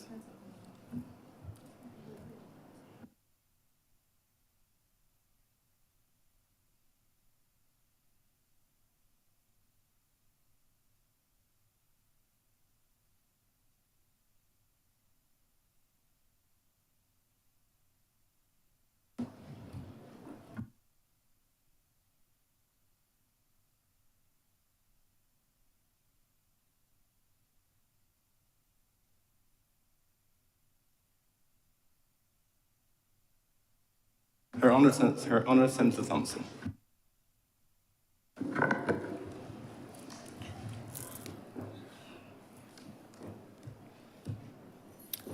Mr. President, I should like to convey my deepest and sincere condolences to Lady Angelita, her son Garth, her daughter Inga, and other members of the Sandiford family. The legacy of a leader is what we are writing today. We may not see it in that way, but really that is what we are doing, that we are writing the legacy of a leader. It is not an easy thing to do. And I find myself, Mr. President, in a very interesting place. My views of Prime Minister Sandiford evolved in many ways over the course of the time that I knew him. I knew him first as a father, picking his daughter up from school, his daughter Sherry Ann. I knew him as a father who I wrote to a condolence letter when she died in shocking circumstances for those of us who would have known her and gone to school with her. I felt what had to be the agony of parents suffering, what must be the worst possible pain a parent can endure, seeing your child die before you, and in circumstances where she was young, had her life ahead of her and where her death was so sudden that I could only have imagined how difficult it must have been for her parents and for their family to try to reconcile themselves to words that were being uttered to them. I knew Prime Minister Sandiford as a son. I served with him in the lower house, in the other place, sir, when that chamber paid tribute to his mother. At that time, I did not appreciate what I would come to understand and to feel when he gave his thank you remarks. But I did later, because I saw the same thing in my own life. On that day, when the house paid tribute to Mrs. Sandiford, he rose gracious as he always was. And that was one of the hallmarks of his leadership, that even when he was under the most acute attack, he maintained an equanimity and a grace that was unbelievable. And I say my feelings evolved because I started by being completely neutral and indifferent, and perhaps somewhat hostile to this man.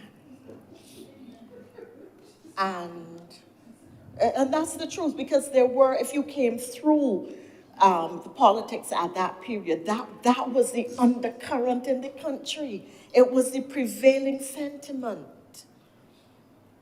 But on that day, he thanked the chamber for paying tribute to his mother. And he said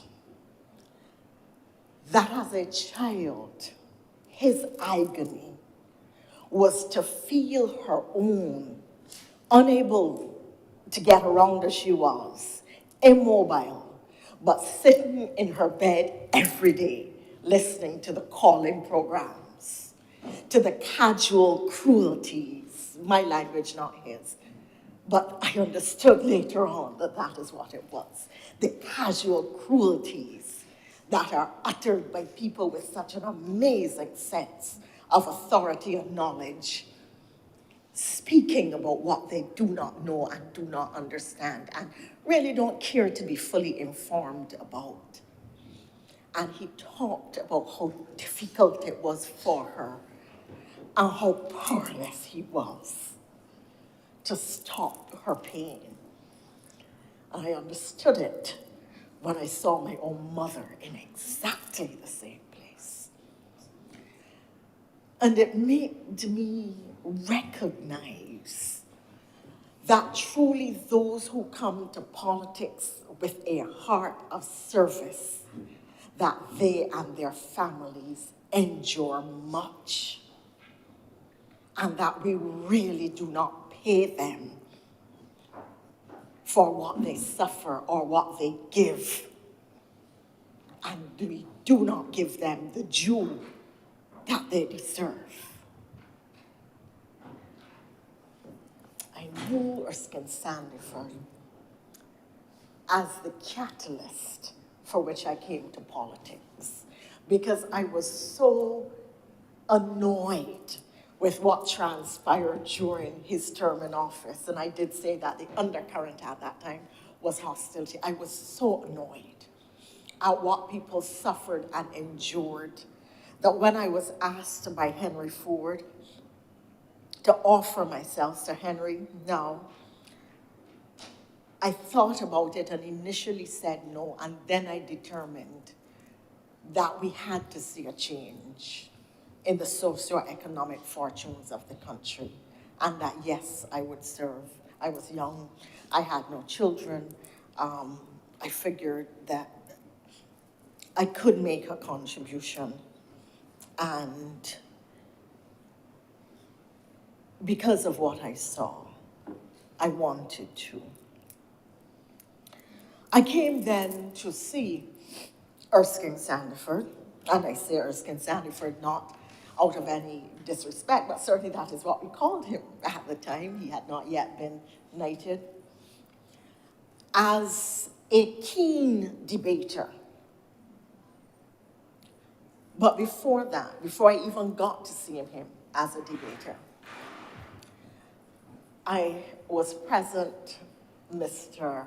President, in the lower chamber at the invitation of Owen Arthur, as he then was leader of the opposition, to witness the no confidence motion, which became the lever by which the government of the day was removed. For those who were not present, you know, history will record the words on what took place. History cannot record the emotionally charged moments in that debate. Prime Minister Sandiford looked wounded, and I imagine that he must have been, because his team, his side, really had turned on him, and he clearly had not been anticipating what was going to happen that day. And speech after speech on both sides. I mean, it was as if a dagger was drawn and people were using it. And he sat there, serious, but accepting as a politician of what he knew was coming by the time he saw the speeches. And the opposition, as it then was, knew. And there are moments in politics, I say this particularly to our side. This is not the time to talk about some of the other moments in politics.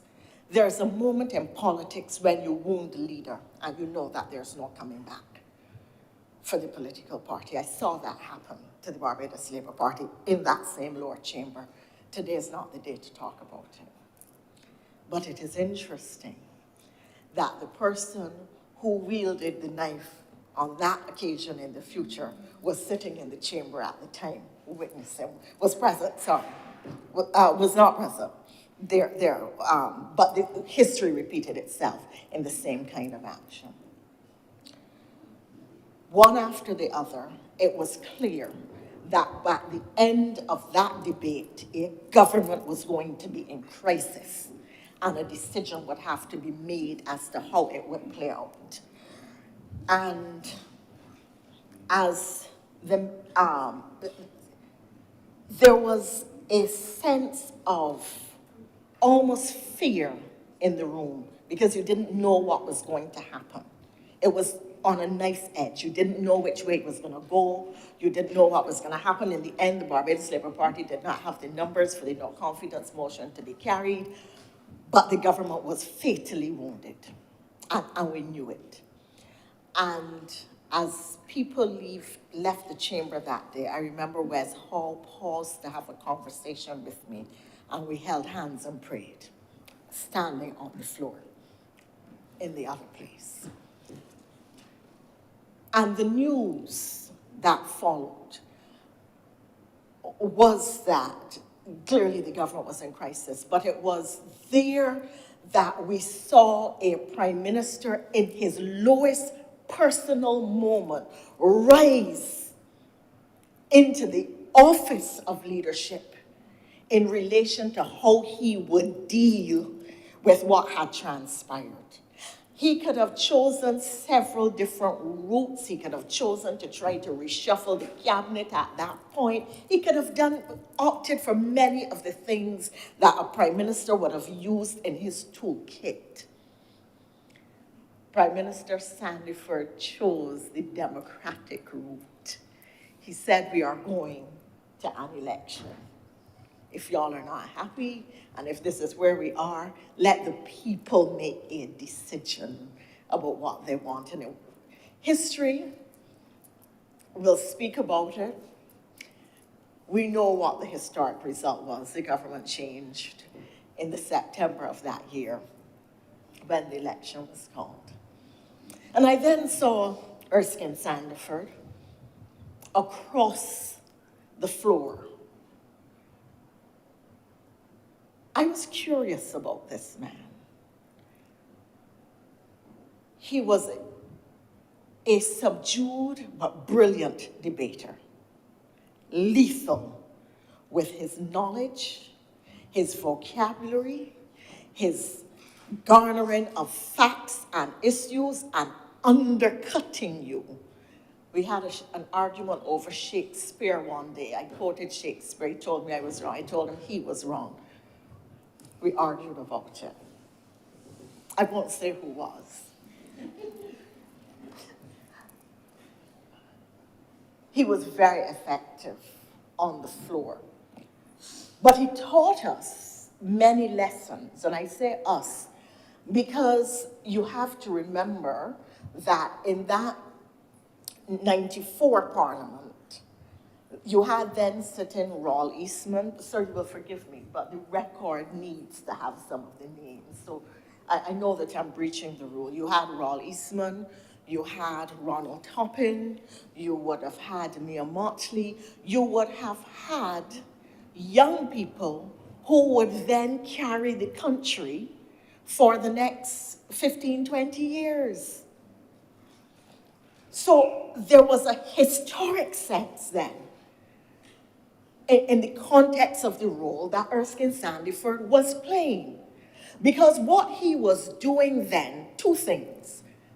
He was serving, and I'll come to this in more detail in a couple of minutes, sir, as the bridge generation. The bridge generation between those born pre-independence, whose time in leadership was coming to an end. And he was serving, therefore, with the post-independence and the independence and post-independence MPs who were then coming to a different perception of leadership and the place in the national polity. So on the one hand, there was the Branford Tates, representing a particular era.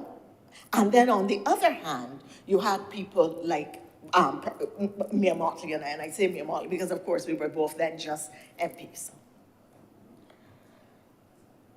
In the Parliament at that time was also Bree St. John.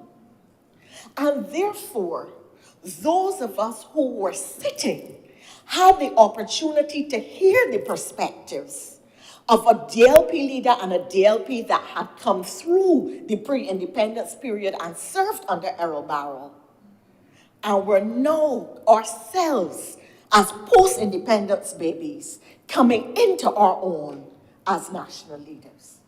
It was really very exciting because when the debate started, we had to sit down, shut our mouths, and learn. Big men were talking about things that they had experienced of which we knew nothing. These were the independence warriors who had transformed the nation with a vision. Poor black people's children who had transformed the nation Barbados from being a small island developing state with an uncertain future to a country that would then come to be known as punching above its weight. Here was the man who was leading, or who had led the transformation in education, who had led the work in health. And it was interesting that Billy Miller, who was the health minister, who would have developed all of the polyclinics and then the work that Branford Tate did thereafter with tertiary health care, all kinds of sophisticated heart treatment and investigative diagnostic capabilities. So you can see almost how the country was being formed and the socioeconomic parameters that shaped and molded us.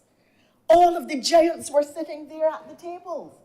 And it was amazing because the level of intellectual engagement beyond the political divide, and even because of the political divide, was a heady experience for young politicians. So that Mr. President, Prime Minister Motley, I say that because I'm trying to root generations and for you to see this speech in a generational context as well. We had the opportunity to serve with Bree St. John in a parliament with Bree St. John, in a parliament with Erskine Sandiford, in a parliament in which she would become Prime Minister, in a parliament in which David Thompson would become Prime Minister, in a parliament in which Owen Arthur was Prime Minister. 5 Prime Ministers across the tables, across the divide, across the floor. None of them intellectual. And Frandell Stewart, 6 Prime Ministers. None of them intellectual slouches. So that when ideas started to contend about how we craft a nation, what are the important socio-economic imperatives, how one constructs a development paradigm that is sustainable, it engaged you as a policymaker and as a young person and as a minister of government. So that period, that last period in which Erskine Sandiford served in the parliament was pivotal in our history. Because remember, we've gone beyond the 8% cut. Now we're in a completely different period. The country is going through a period of rebuilding and restructuring and revisioning how it is going to position itself to go forward. But let us understand that the work that he did in education was critical because at that time, the government of the day, this is a small island developing state that isn't expected to do particularly well. No natural resources, no large economy, no major exports beyond sugar, and the days of sugar are limited, etc. So his role and that of Prime Minister Barrow was to construct institutions on which its country could be built, on which an economy could be anchored, on which a society could be stabilized. But the most critical function that they performed at that time, sir, was allowing Barbadians to see a vision of themselves as capable of building the country. That is really what it was. That coming out of post-colonial society, the greatest definition that we had to do was the definition of ourselves as a people, and to know what we were capable of. And in building an educational system and institutions to educate a country that was poor, black, barefoot, and uneducated. I mean, that is the reality. This is colonial Barbados you're talking about. I mean, my father's a businessman, couldn't get a loan in Bridgetown. He was told, we can't lend you so money. To do what? Business? What do you know about business? Come on. So the role of how they were building the country, defining the country, and saying to people, come on, people, we can do this. This is when Barbados was defined. And he was central to that national definition. People talk all the time about Errol Barrow, but they don't talk about the work that his cabinet would have done in building the country and defining who we are as a people in that critical period. Because it wasn't during the colonial period that we got to know ourselves. It was in this period that we got to define and understand who we really are.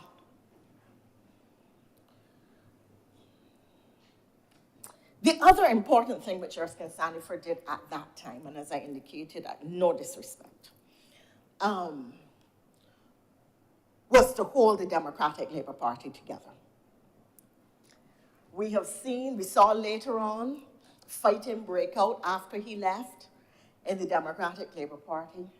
We have seen fighting within the Barbados Labour Party in a period between leaders or fight over leaders. This is common in political parties.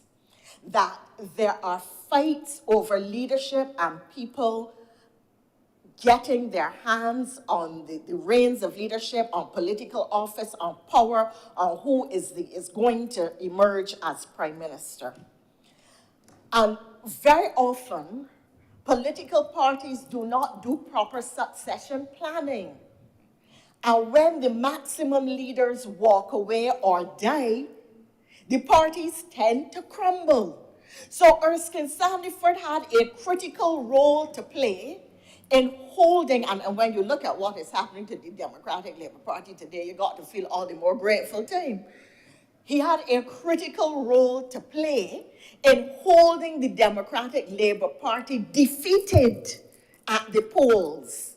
And the BLP, strong, triumphant, young members, fresh, exciting, articulate speakers.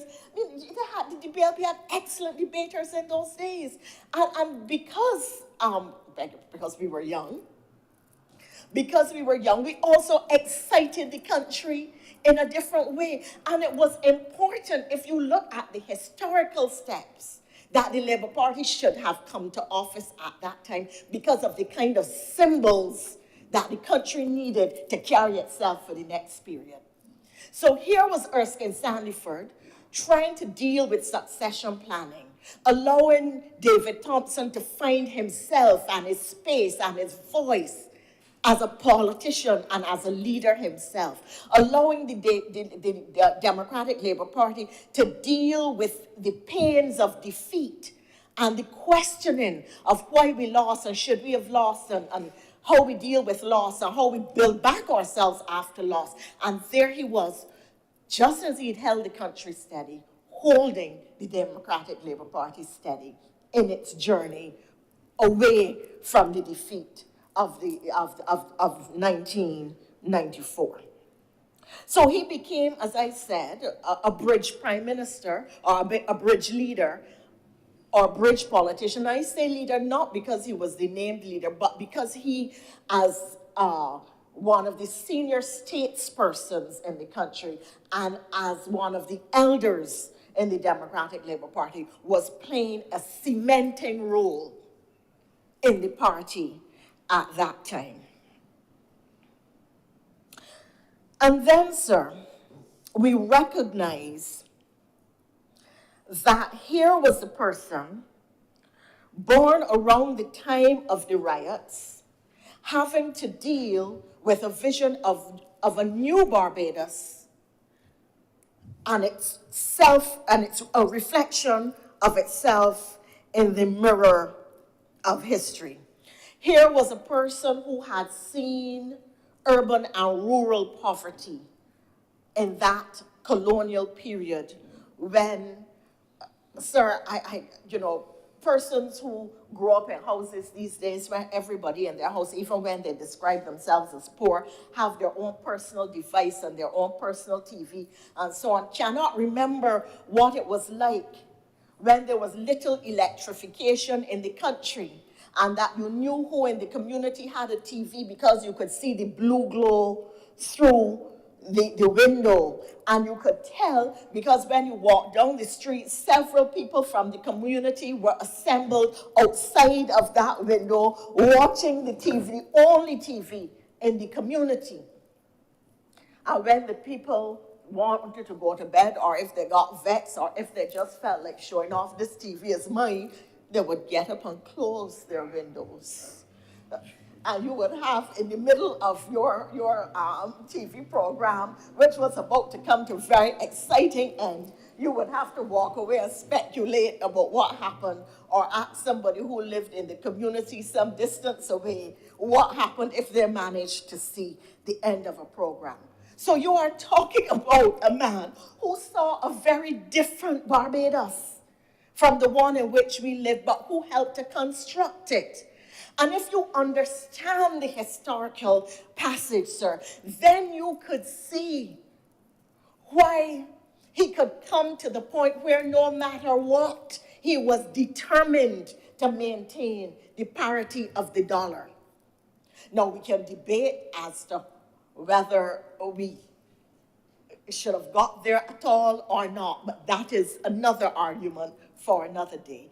The point is that he did everything that was necessary at that time and took the hard decisions that had to be taken to save the dollar and the country, because it wasn't just the dollar. It was referred to in here today as the Holy Grail. And the reality is that in Barbados, the parity of our dollar is caught up with our self-respect as a nation and how we see the country and how we see our position in the rest of the Caribbean and the world. And Sandyford understood that and knew that if the dollar fell at all, that with it, the country's perception of itself would also be adversely impacted, and he knew what he had to fight to defend. And I can only imagine having known what it was like myself to have a no confidence motion brought against me, having known what it is to have people calling programs going on all the time, having known what it is. And I'm not equating my experience with his. I'm simply saying that as a politician, you get at a point to have greater empathy and to better understand what the leader and what other politicians go through, and know what it is to go into your bed and turn and watch the sun rise because of a decision that has been made or is about to be made, or the potential of a decision, the potential impact of a decision that is to be made. I wonder, sir, in an atmosphere where every decision now, people tell you, you have to ask the population how they feel about it. If Sandyford had to ask the population at the time, do you think the dollar would have been saved? With the number of options that would have emerged, the quarreling and the carrying on, you know, it would have been very difficult for him to get to the point where he could take a decision. So in the time remaining to me, thank you for signaling, Mr. President. I should have kept my back turned because there are a couple more points I want to make. I think, too, that we have to, in talking about legacy, commend Sandyford the visionary. The social partnership has been an instrument of social cohesion. It really has. It is much lauded and respected and admired and now emulated outside of Barbados. At the time it was set up, people were survets over the 8%. I was part of those people who were marching up and down the country and so on. At the time, I don't think that anybody really contemplated what it could do for Barbados, that all of your stakeholders and all of your social partners are coming together to discuss, address, and come to common ground on the controversial issues, on policy issues, on the macroeconomic framework, on the position of labor, on where employers will stand. These are issues which cause serious social fracture, political upheaval, and serious divide in countries. But because of this architecture which Erskine Sandyford put in place, this country, a little small island developing state, is able to bring its stakeholders to the table and discuss and address in a mature, responsible way issues of importance to all interest groups in the country. I commend him for his work as an environmentalist and his bringing of the first International Conference on the Sustainability of Small Island Developing States to Barbados in 1994. Again, in this matter, he was visionary. We did not appreciate at all the import of having the Barbados Program of Action as a platform, a global platform, for the development of small island developing states, recognized within the multilateral system and used as a yardstick for accessing development aid. In fact, the Barbados Program of Action identified climate change and energy as development issues long before they were recognized within the UN system as major development issues. So once again, that is another element of visionary leadership that he brought. My final 2 points, Mr. President, if you will allow me, are to, in the 2 minutes I have left, sir, are to commend him as a political strategist. We do not think of Erskine Sandiford because he was always so quiet.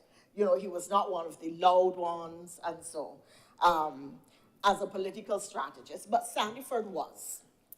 The very fact that he emerged as Prime Minister when there were other contenders, a principal among them, sir, the daughter of whom sits here. I mean, people would have thought that Bramford Tate would have been one of the natural successors to Errol Barrow. And there were other contenders at the time. I don't have the time to develop the politics around it. But it is part of what has to be analyzed in the history.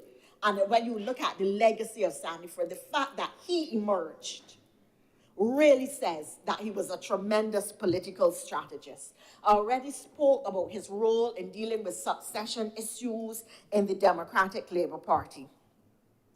His naming of the ABC Highway was a particularly shrewd political shot, because as you know, this was the Tom Adams vision, and then there was a question of how it would be named, and Sandiford maneuvered so that Adams got peace, Barra get peace, and the pulling Cummins too, and nobody could quarrel. It was a master political stroke. Then there was the timing of the 91 campaign. We are in a period now where we have a parliamentary reform commission, and there are issues as to whether prime ministers should be allowed to determine what date an election can be, or whether we should have fixed terms. Sandiford in the Westminster system had the power to determine when the election would be called, and he called it at a time when the BLP was not ready for the election, and he won in January, I think it was, of 1991. That was the first election that both Prime Minister Motley and I ran in as candidates.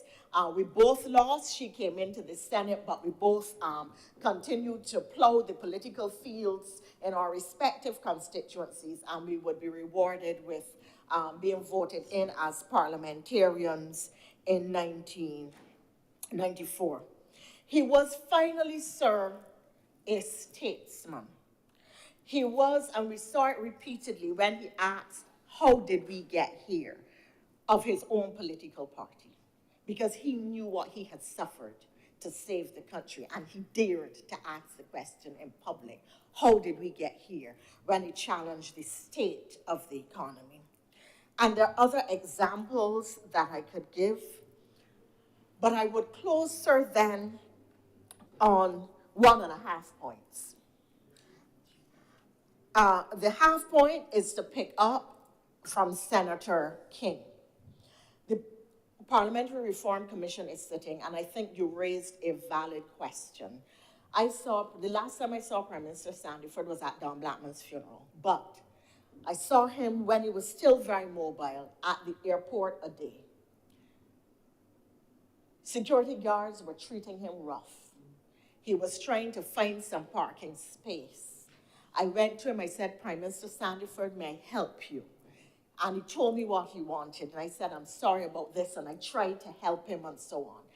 We must evolve a practice and a concretized policy for how we treat former political leaders and prime ministers.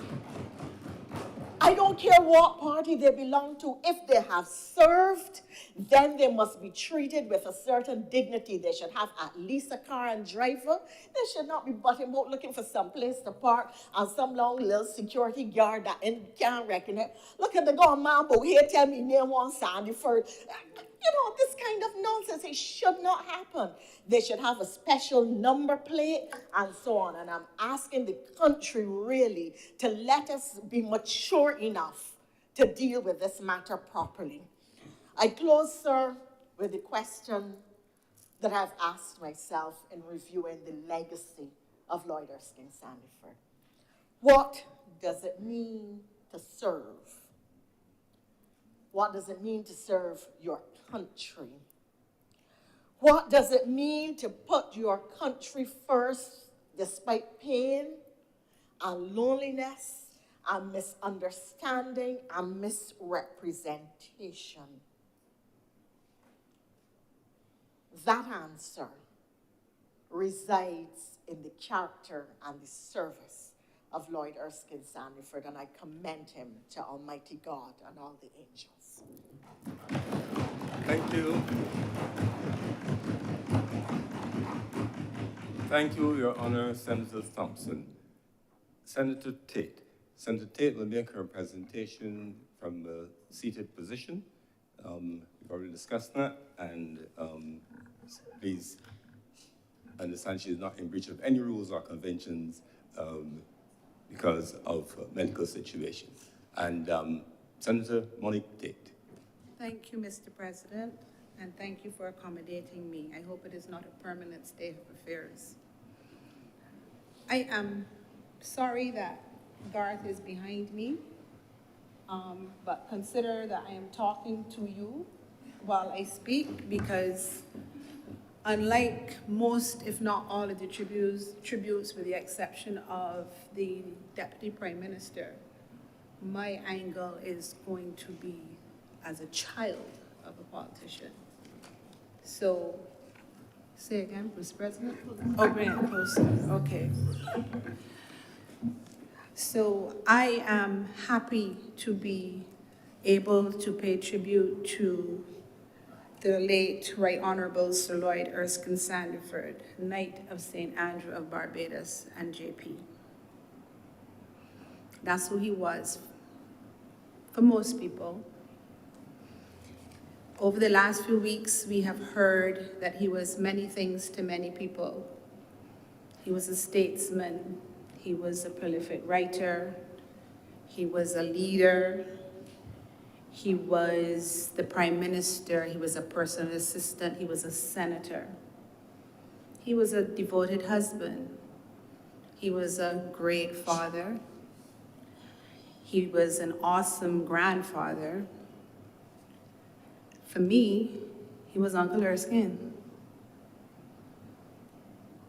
And that is where my tribute will be, Mr. President, because that's who he was to me, and my older sibling, Sister Sharon, and my younger sibling, Bramford.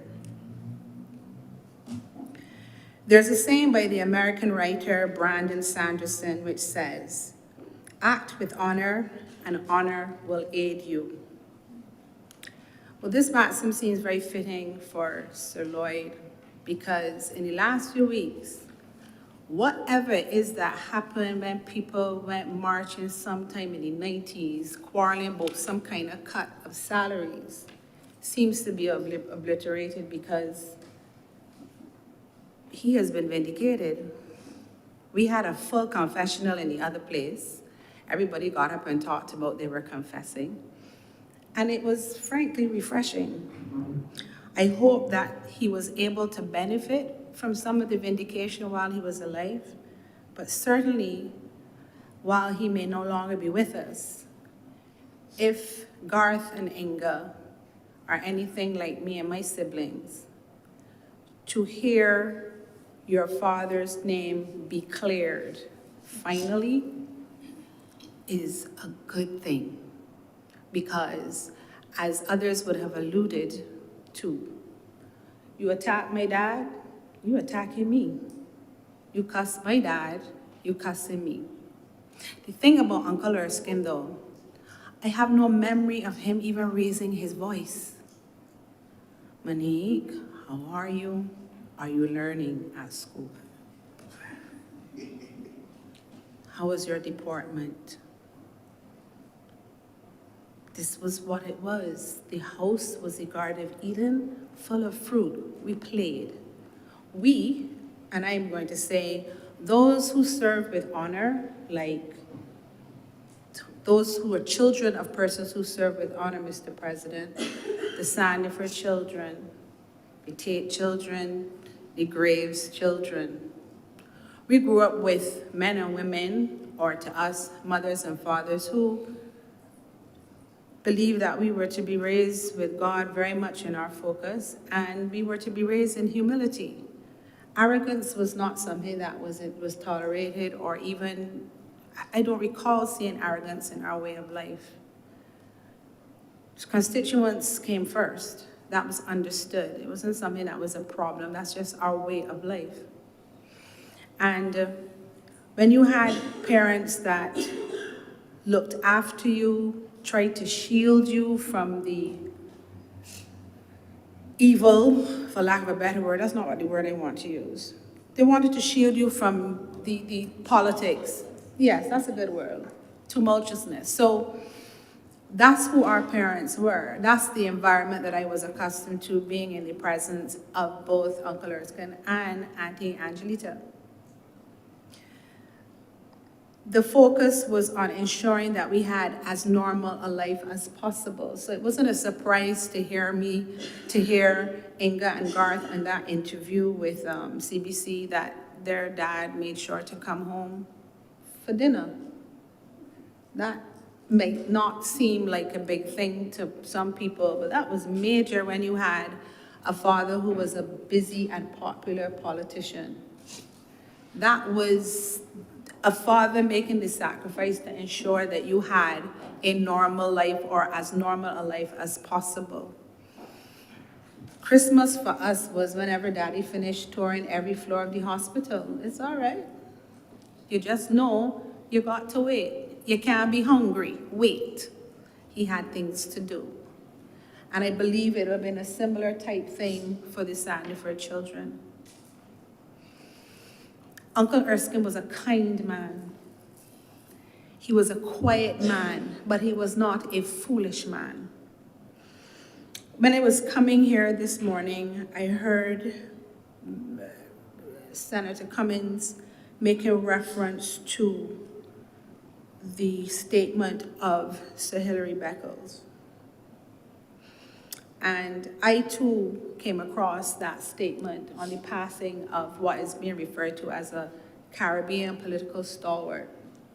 And one of the things that Sir Hilary said about Sir Erskine was, Sir Lloyd, that as a political stalwart, Sir Lloyd was, I think this is just beautiful, was generally unhurried and often unshakable in his approach to devices phenomena. That is exactly who Uncle Erskine was. And what I like about the tributes is that there's a common thread where everyone says he was a gentleman. He was also a gentle man. There is also another statement that Sir Hilary made, and he said, in reference to Uncle Erskine's service to country, he said in that same speech, or in that same statement, it was this sense of service to the nation that contributed significantly to its freedom from International Monetary Fund enchainment. When you think on that, one could argue that Sir Erskine was before his time. And he was in a world when politics was not as guttural as it seems to be becoming. I believe that as children of politicians, And I believe that the Deputy Prime Minister encapsulated it very well, where people don't take into account how their actions affect family members. I said earlier that our parents went out of their way to protect us from the political arena. But it could be that they didn't do such a good job because you don't see a single one of us engaged in elective politics. So we know what it's like. And so that is why I can join with Sandiford children and other children of politicians and smile when our parents are complimented for the service, because we know the sacrifice and we know the effect it had on them as individuals, on their relationships with their respective spouses, be it husband or wife, and on us. For me, I remember spending time playing. That's what it was. As I got older and he saw me, I always felt like I needed to get to attention or courtesy because I wanted to be on my best behavior. I wanted to have the best deportment because I wanted him to be proud of me and I wanted him to see me and say, "You're doing a good job." But as I was talking to my sister recently, there is a time in our lives where Erskine Sandiford became a giant of a man for my family. On October the 4th, sorry, beg your pardon, on August the 4th, 1990, my mother died suddenly, unexpectedly, and she wasn't even sick. Do you understand? It was probably some of the darkest days of our lives. I lost hair, my sister went gray. It was not a joke. It wasn't a joke, it was very real. And that was after she had been, what led to her death leading up to that, she would have been hospitalized and that was all public and anyway. She dies, and we are bereft with grief. There are three of us. We are young people. We're young adults. And poor daddy has to look after his now little children. Because this young adult thing, mommy gone, it's not making any sense. So we had lost our mom. Dad had lost his partner and love of his life. And he was doing his best with us, but you know what was absolutely amazing? Dad had the support of Uncle Erskine, Uncle Philip, known as Sir Philip Graves, Uncle Morris, known as Sir Morris King. Uncle Erskine, the Prime Minister of Barbados, was one of the people who went to the tarmac when my mother was coming off in a casket off of British Airways and coming down the conveyor belt in a casket. He was there next to Daddy. He helped with Mommy's service. And he became beyond a colleague, he became like a brother. So you know when you lose someone and everybody's there for you and he's there for you, and they're there for you right up to the point of the service.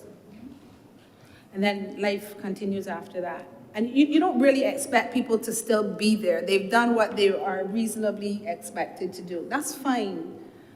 But there is life after this funeral. Uncle Erskine used to check on Daddy, and check on Daddy, and check on Daddy. Now, I didn't know this because I cute and I'm the young one, all like Garth and Sharon, old, so I would have learned it after the fact. Not old as in old, older. Yeah. He checked on Daddy. Daddy then had that support that allowed him to have support. That's who I know Erskine Sandiford was Sir Lloyd. That's who I remember. And that is, to my mind, a summation of who he was. You know how he was, Mr. President, too? By the way he used to speak, his demeanor. There was always like a peaceful spiritedness around him. And it was also reflected in things like the hymns he chose for his service. The hymns he chose for his service were very telling and showed you the measure of the man. I'm glad he was a part of my journey. I believe my life was enhanced because of Uncle Erskine. He was a good person. He was a gentle soul. He ensured that you stayed focused on doing what was right. He was very sure that you should be educated and benefit from the top-tier education we have in Barbados. And we have to give him the credit for that. But his example of, as a family man, was second to none. It was real. And he genuinely was interested in you if you were having a conversation with him. I'm not surprised about what Senator King spoke about, because that epitomizes, that personifies who he was. And you can tell then that he was genuine, because it can't be everybody saying the same thing unless it's true. He had a genuine spirit. He will be missed. He will be missed. This humble, kind man who was centered in Christ, who happened to have been the 4th Prime Minister of Barbados, a dedicated educator, and a formidable political persona. I'm thankful to him for the impact that he had in our families' lives. And Mr. President, as I close, I have no doubt that he's going to rest in peace and absolutely rise in glory if he hasn't done it already. The line is on in heaven. I'm obliged to you, sir.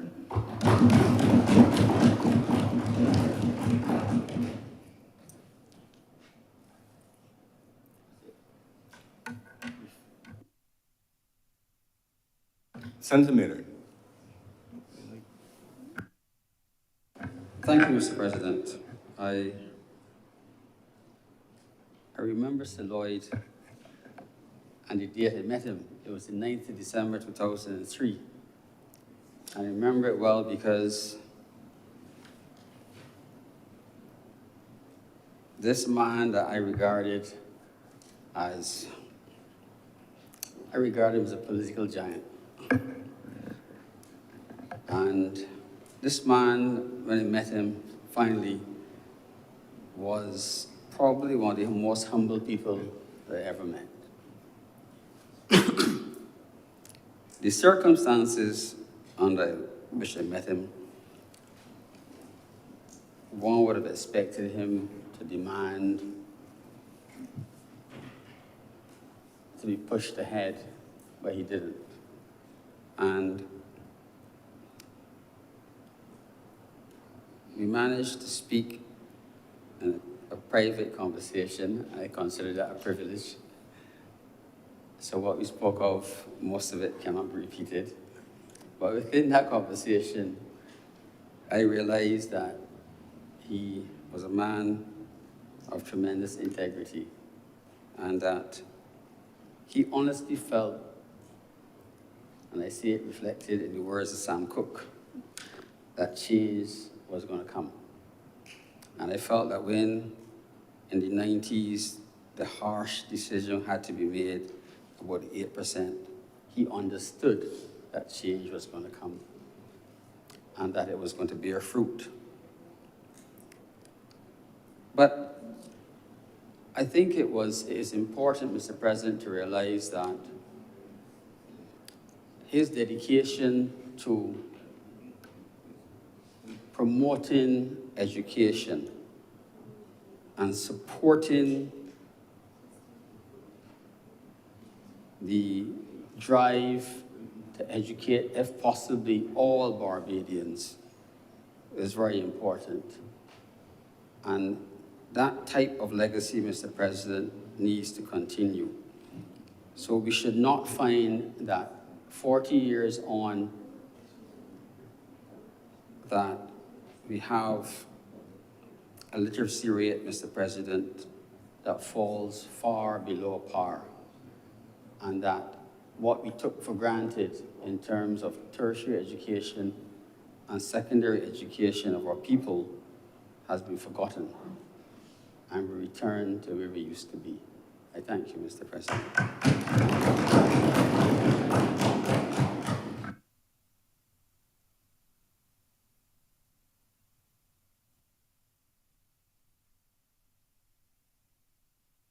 Senator Cummins. Mr. President, I'd like to move that this resolution now be passed, be approved.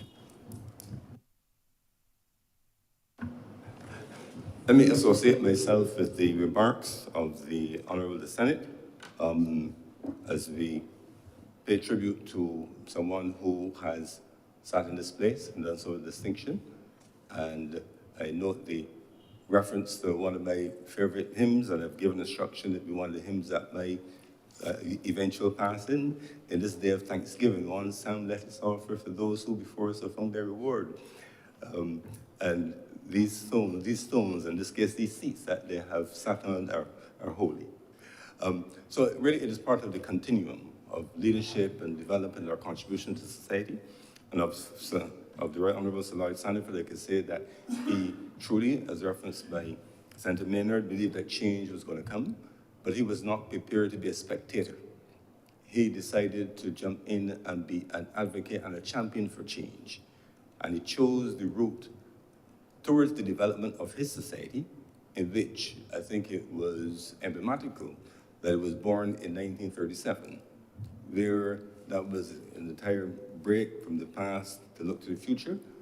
And he entered there, was born at that time, found the situation as it was, and decided that he would, through entry into politics, through his contribution in education, effect change. And some of the legacy that we have is in education and creating that opportunity for the masses. The Barbados Community College has been an institution that democratized education, certainly post-secondary education in Barbados, by creating not just increased opportunity of the same sort, but an entire new dimension to post-secondary education beyond the traditional sixth form education. We saw as well the contribution which the social partnership continues to make towards our form of national governance. I had the good fortune of being the chairman of the subcommittee of social partners for 1995 to 2003. And that continues to work. And I support all that has been said. He's been an environmentalist, the significance and the geopolitical significance of the states conference in Barbados, and putting small island developing states issues on the agenda, having a Barbados program of action which went to the Rio program, and it goes on and on. But those were things that were not about just the transactional politics of the day, but transformational matters, which he knew he may not see through to the end. But he also knew that it was not his to not put his hand to the wheel. Make the start, even if you don't see it to the end, you're not waiting for perfection. You do not let the perfect be the enemy of the good. You know, perfection cannot be achieved. You do your good and you roll. So I thank everyone for their comments. Just an interesting personal twist in the 2 seconds that I'm giving myself. Sir Lloyd, it turns out, was the Member of Parliament of my wife when she was a child. She's from Beaconsfield, and I lived there for many years as well after my wife married me and left. And her mother always believed in Albemarle and Sandiford as two who sent school her children, because they were born at that point where the access to a larger number of secondary schools and that they were free, provided opportunities for people to really see in real life terms what policy decisions made by governments, the impact that it could have on their lives. Interestingly enough, when our daughter was at Barbados Community College, 2006 to 8 from my memory, Sonoy was one of her lecturers. And there's an interesting little story there. There was a discussion on the reflection of the politics of the early 90s. And one youngster was a little rough, a little unkind to his lecturer in terms of the lecturer's actions during that time. And one of the people who kind of came to his defense by citing context and making the point that governments sometimes have to do things that are not driven by popularity, by what needs to be done in the moment, was my daughter. And he inquired, who she was. And the rest is history. For me, before I actually met him, I was a young officer at the Barbados Investment, well, it was then Barbados Industrial Development Corporation. I was asked to draft a speech for the opening of the Donnelly Graphics building in Wildy, which is now occupied by another business, but right in the corner there, around 1990-ish or so.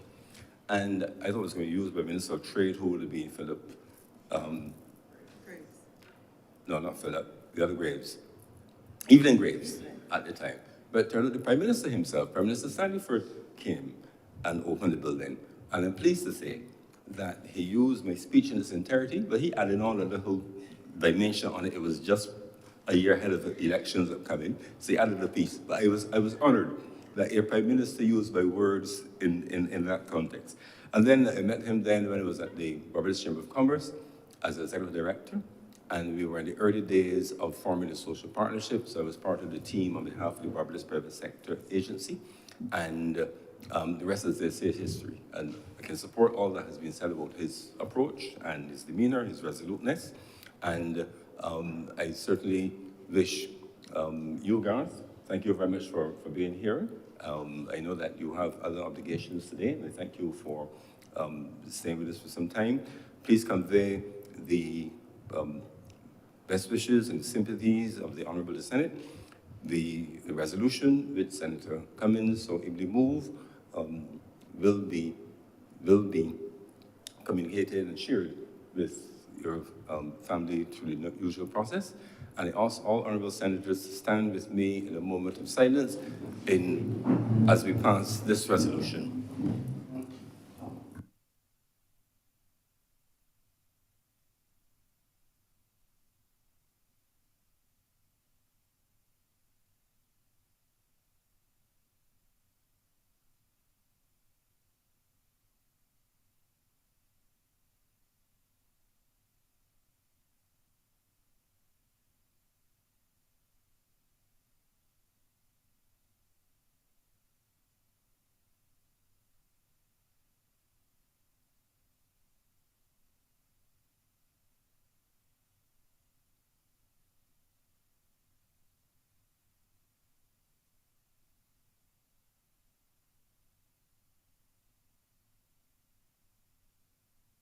Thank you.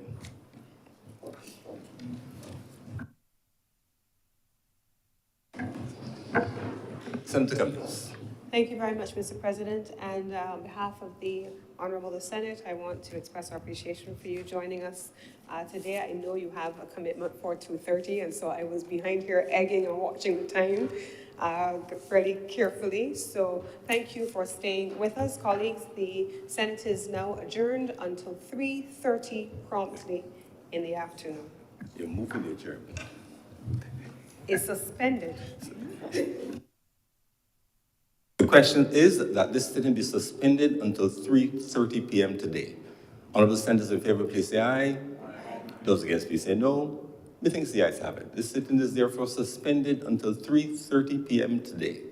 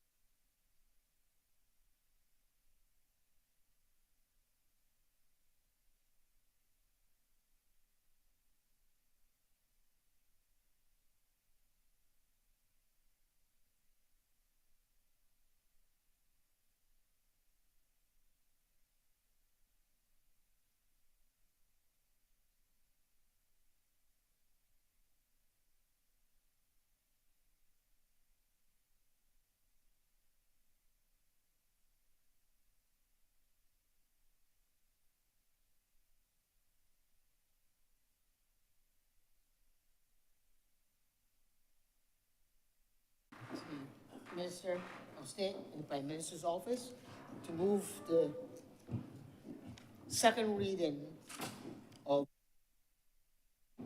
Central Bank of Barbados Amendment Bill 2023. Senator Dr. Monroe Knight.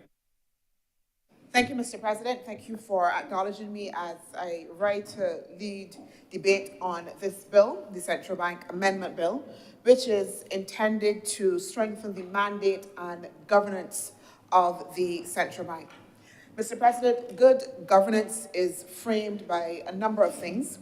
Amongst those, strong institutions, strong leadership, and the rules and procedures which foster transparency, fairness, and accountability.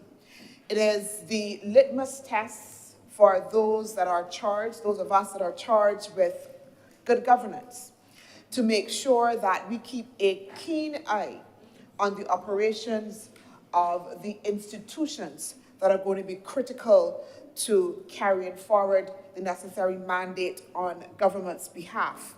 And certainly in that context, Mr. President, the central bank is one of those very key institutions that we will count on, particularly in the context of its role as an institution that is tasked to help to foster economic stability, help to ensure that we have a sound and well-functioning financial market as well, and also as well to be the arbiter for the necessary rules and regulations to govern the financial market. And therefore, its functioning is extremely critical. Mr. President, I want to take a moment, if you would allow me, to stop to thank former Governor of the Central Bank, Cleverson Haynes, for his sterling leadership during his tenure from 2017 to 2023. Mr. Haynes would have been Governor of the Central Bank at a time when the economy was at its very lowest, when the government would have come in 2018, intended and did restructure, in fact, rescue the economy and rescue the country from the unfortunate mismanagement of the previous administration. And then he would have also been governor as we would have gone through the COVID-19 pandemic. And so he would have met double crises. Leadership is difficult, but leadership in a crisis often tests one mettle, and we therefore thank the former governor for his leadership. Mr. President, I want to say that one of the critical means of looking or examining the strength of the central bank is about the extent of its autonomy and independence. If we look at the literature on the functioning of central banks, you would find that this is one of the key areas that, whether it is overarching international financial institutions, whether it is other central banks or other entities involved in monitoring the financial markets, one of the areas that they always point to in terms of looking and examining central banks is the extent of their independence and their autonomy, Mr. President.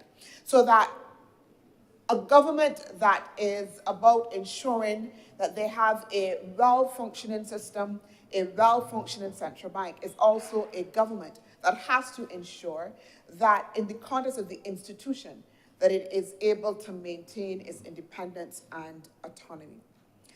And therefore, Mr. President, it's for this reason that when this government came into power and we began to examine the role of the central bank, how it was functioning, that we introduced in 2020 a new central bank bill. And that bill was intended to address some of the deficits from the 1972 Act, which really at the time served a particular context. But clearly, as we sought to and as we encountered, again, the need for restructuring, the economic malaise, that we needed to make sure that we had a central bank that was fit for purpose. And so the 2020 Act introduced a number of new clauses and new measures that were intended to achieve that purpose. The 2022 Act sought to strengthen the central bank's governance and independence while maintaining accountability, and also as well to ensure the compliance of the central bank with internationally recognized accounting standards and, of course, other matters in relation to its functioning. There are some key elements, Mr. President, of the 2020 Act which are particularly germane to this debate, again, because they identify the ways through that act that the government has sought to ensure that, one, again, those principles of good governance, of accountability, and as well as independence were inculcated in how the central bank would function, and also as well are particularly tied to the amendments that we have before us today.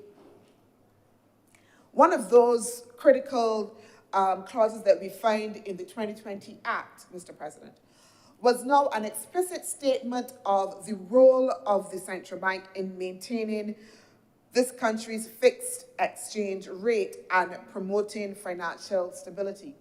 The 1972 Act cited a list of functions of the bank, which were correct. But what we had in the context now of the 2020 Act was an explicit statement of what were the core objectives of the bank.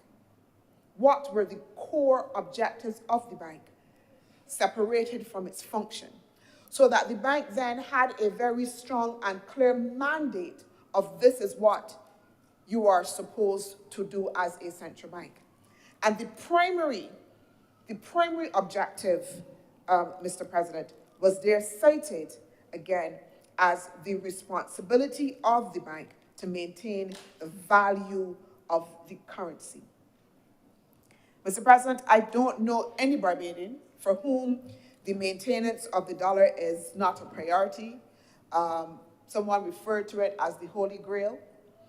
But maintaining Barbados's exchange rate that we've had since 1975 is something that is a sense of pride for Barbadians. And, you know, I think that for many of us, out of all the things that the former administration did and did not do, the threatening of, or the threat, or the possibility that through economic mismanagement that we would have faced, that we would have possibly faced, Mr. President, that our peg to the US dollar could in some way be affected and reduced was something I believe that Barbadians would not have been able to forgive.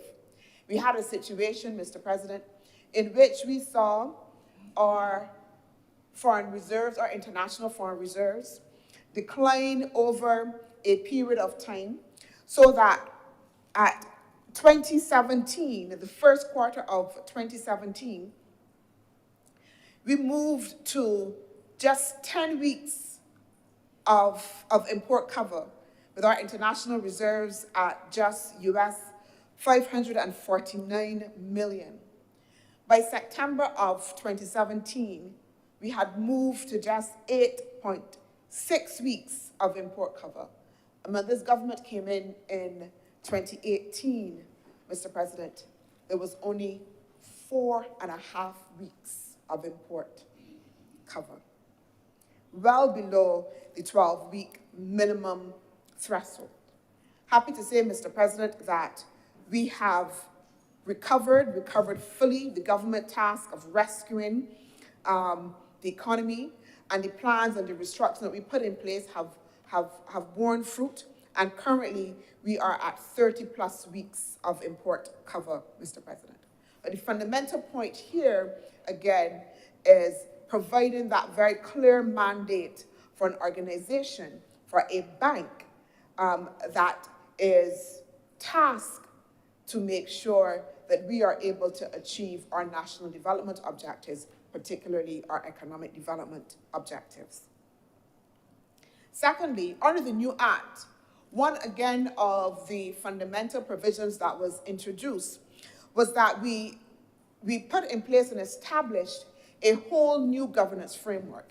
If you look at the 1972 Act, you would see under administration, Mr. President, just reference to a board that was charged with the administration of the bank's affairs.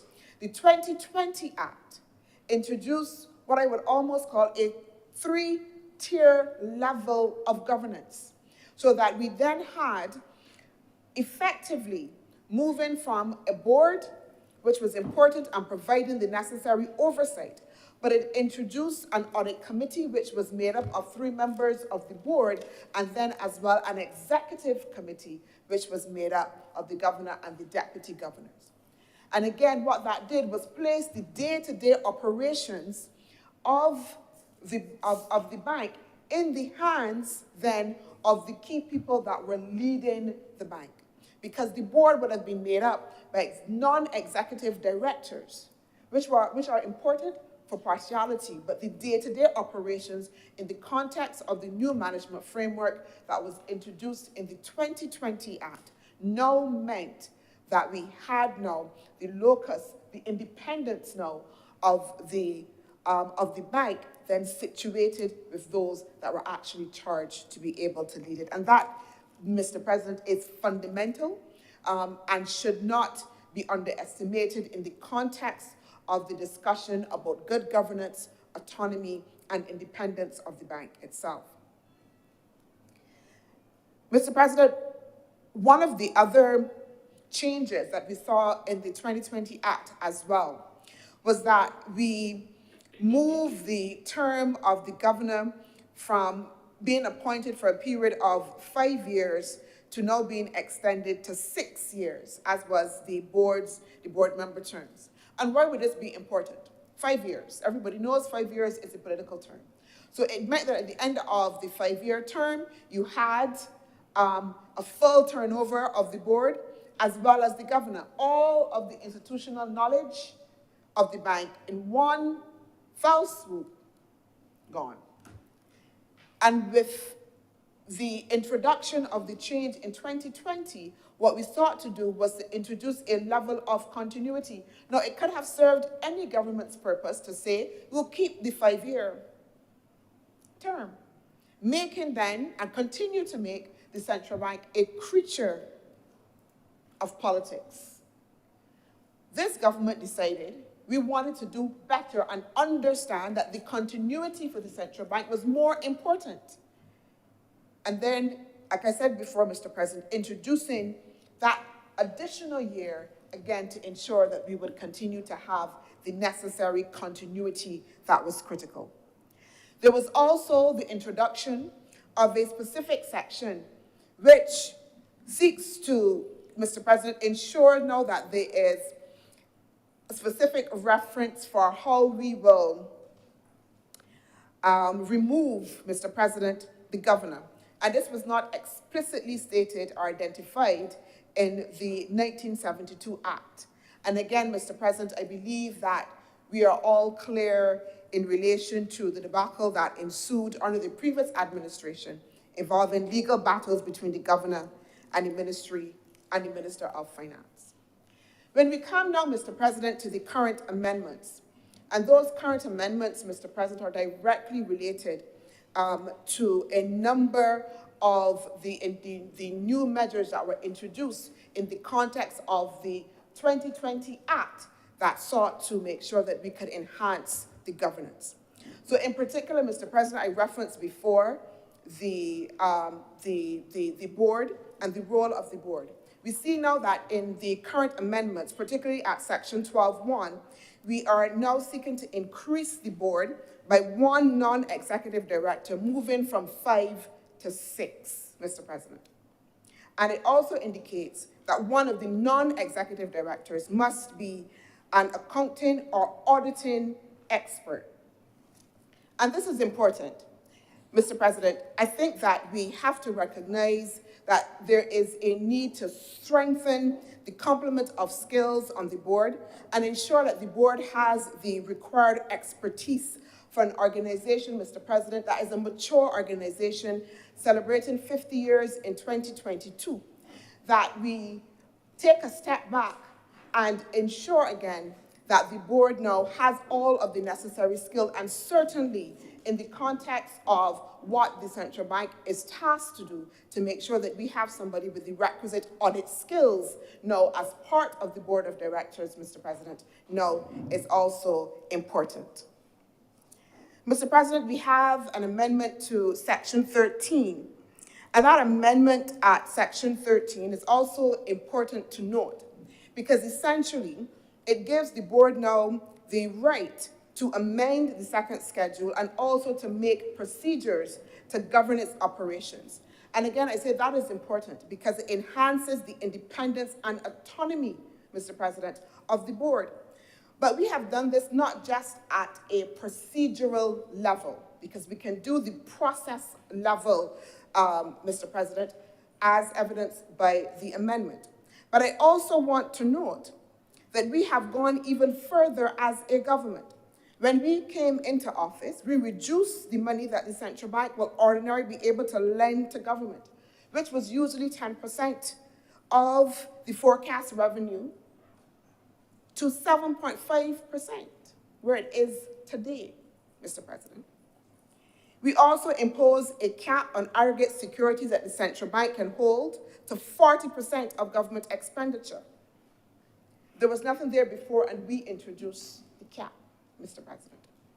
Again, I make this point because, as I talked before, about the litmus test for those of us that are charged with governing in order to make sure that the institutions that are necessary to give effect to the national agenda are functioning properly, functioning in a way that imbues transparency, fairness, and accountability.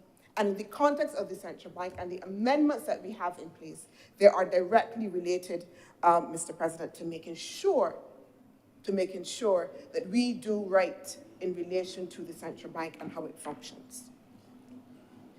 And Mr. President, I also want to see that this is a continuing trend for this government in terms of our attempt to make sure that the institutions that are important, key institutions, are able to function independently. We have seen it in the context of the Prime Minister's move to effectively reduce her power to appoint judges, including the Chief Justice, Mr. President, so that we, as an administration, have a track record of moving as much as we can to ensure independence and autonomy. We have, Mr. President, an amendment to Section 15 and 18, which specifically speaks to deputy governors and making provision for the movement from two deputy governors, to 3 deputy governors, Mr. President. This is important.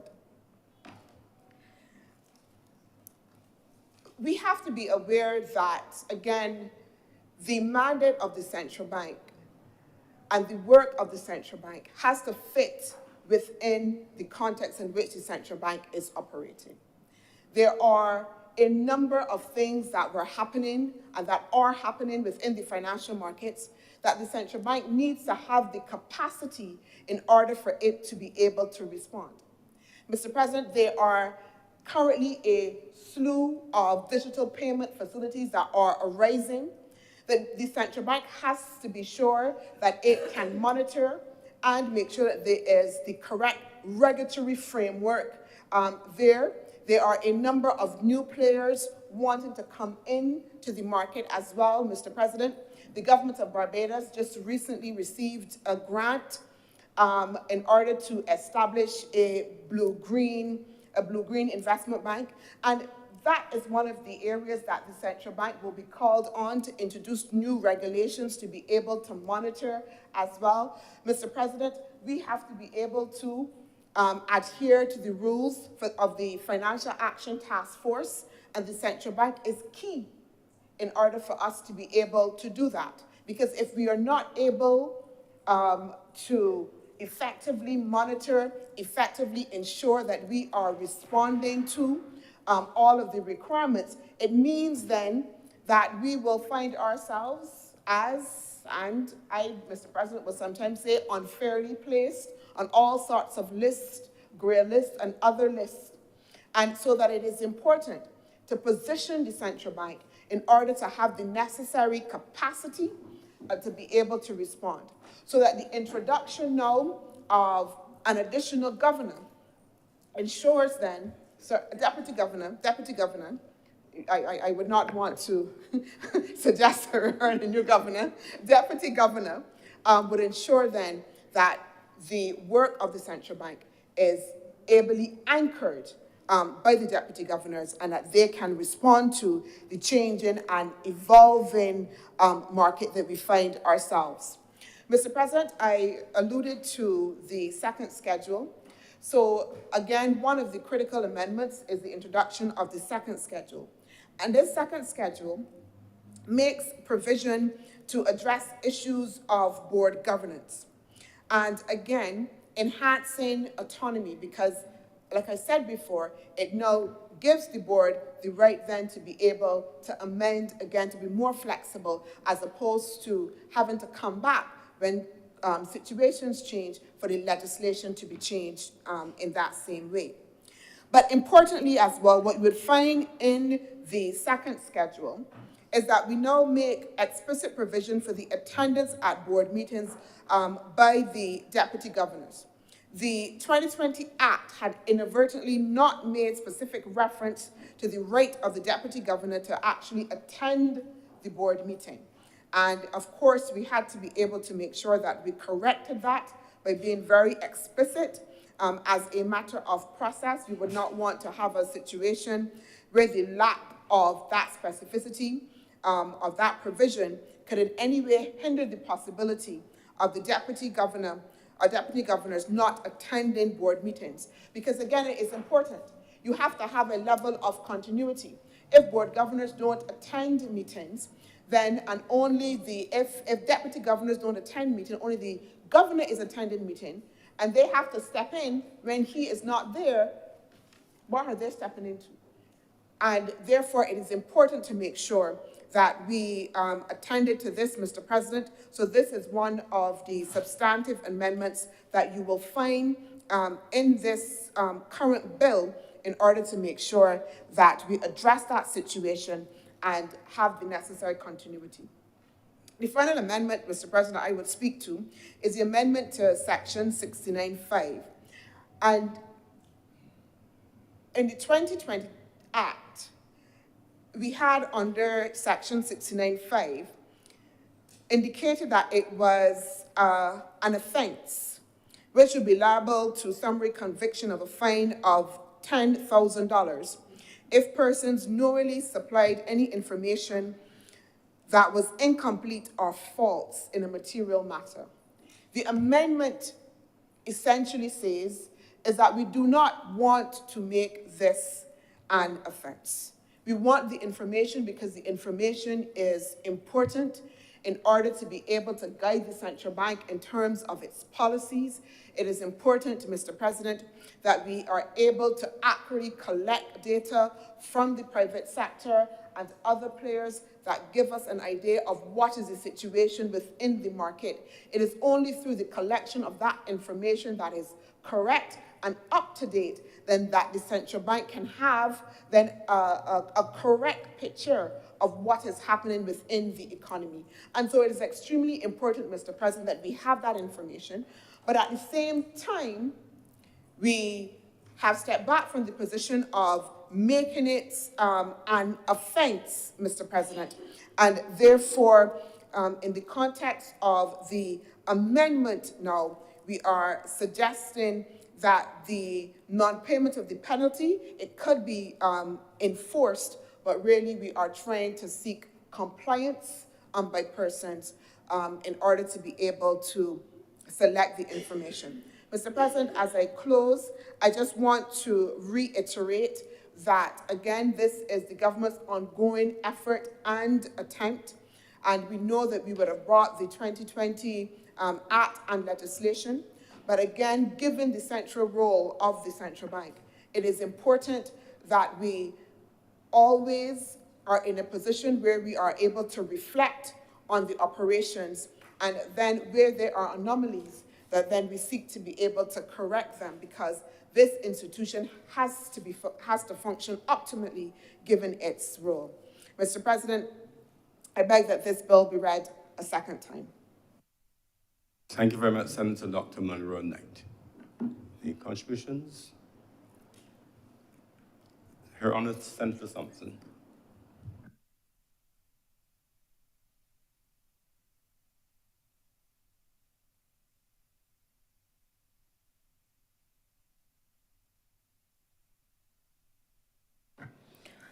Thank you very much, Mr. President. I really just want to make a very brief contribution, because the truth is that I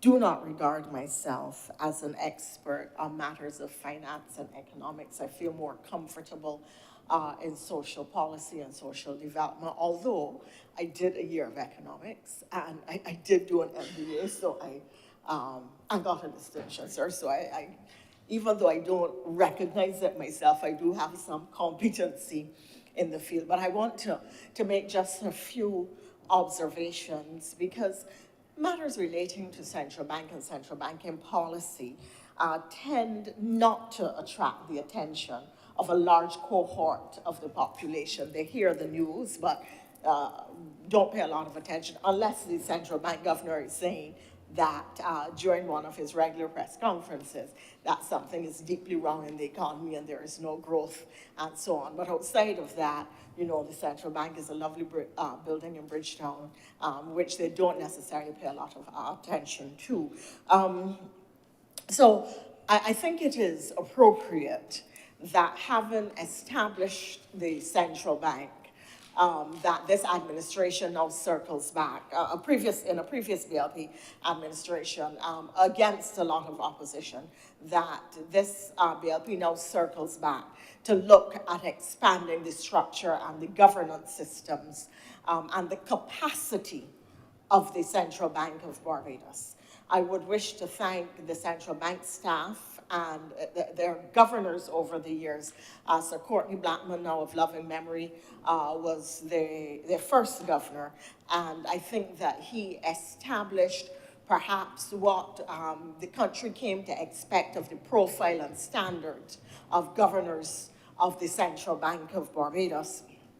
But by and large, sir, this institution has been very ably led, and we have been lucky in that regard. Our central bank has generally gotten quite a large reputation for good performance. And the truth is that while at the time of its establishment there may have been substantial political controversy, the reality is that you cannot think of a modern society and economy without a proper functioning central bank. In the United States, the Central Bank of America is referred to as the Fed, and perhaps the best known of the US central bank governors was Alan Greenspan, who served for quite some time, wrote a number of books, and attracted, although he wasn't a flamboyant character, attracted a lot of attention with his policy statements. The US Fed, which is perhaps the most powerful central bank in the world, always attracts tremendous global attention, and its chairman, because they don't call their leader governor, the chairman of the US Fed attract enormous attention because their regulation of money supply and monitoring of inflation and decisions taken to address inflationary impacts on the economy not only immediately affect the United States, but affect global markets. So that is regarded as a position of tremendous power. Our central bank operates very much in the same vein as the US insofar as it is responsible for setting interest rates, managing money supply, regulating financial markets, and generally dealing with matters of monetary policy. Our central bank then becomes the custodian of the foreign exchange and our national reserves for matters relating to the printing of money, the physical printing of money. There has been a lot of debate in the marketplace about the implications of the putting of money into the market. And the impact that it has, whether it is right or wrong, and the potential impact. You will recall that during the period pre-2018, there was significant debate about the implications for the printing of money on the economy and on inflation, and what the consequences were for the wider economy. So it is only in times like that that the role of the central bank tends to attract a lot of attention. But beyond that, when it is doing its work well, we do not think of the central bank and the competence with which it brings leadership to a component of Barbados's governance and Barbados's economy. Increasingly, sir, central banks are consumed or taken as well with issues relating to risk, credit risk, and in the context of the Caribbean, risk insurance, because risk, given the fact that the Barbados, like the rest of the Caribbean, is in the second most disaster-prone area of the world, really insurance and insurance risks and carrying reinsurance and risk related thereto is a matter now that has to do with financial management and macroeconomic policy and management, because climate change is increasingly being seen and its implications as not just a narrow environmental issue, but something which has to be planned for in the entire development context and in the context of a country's macroeconomic framework.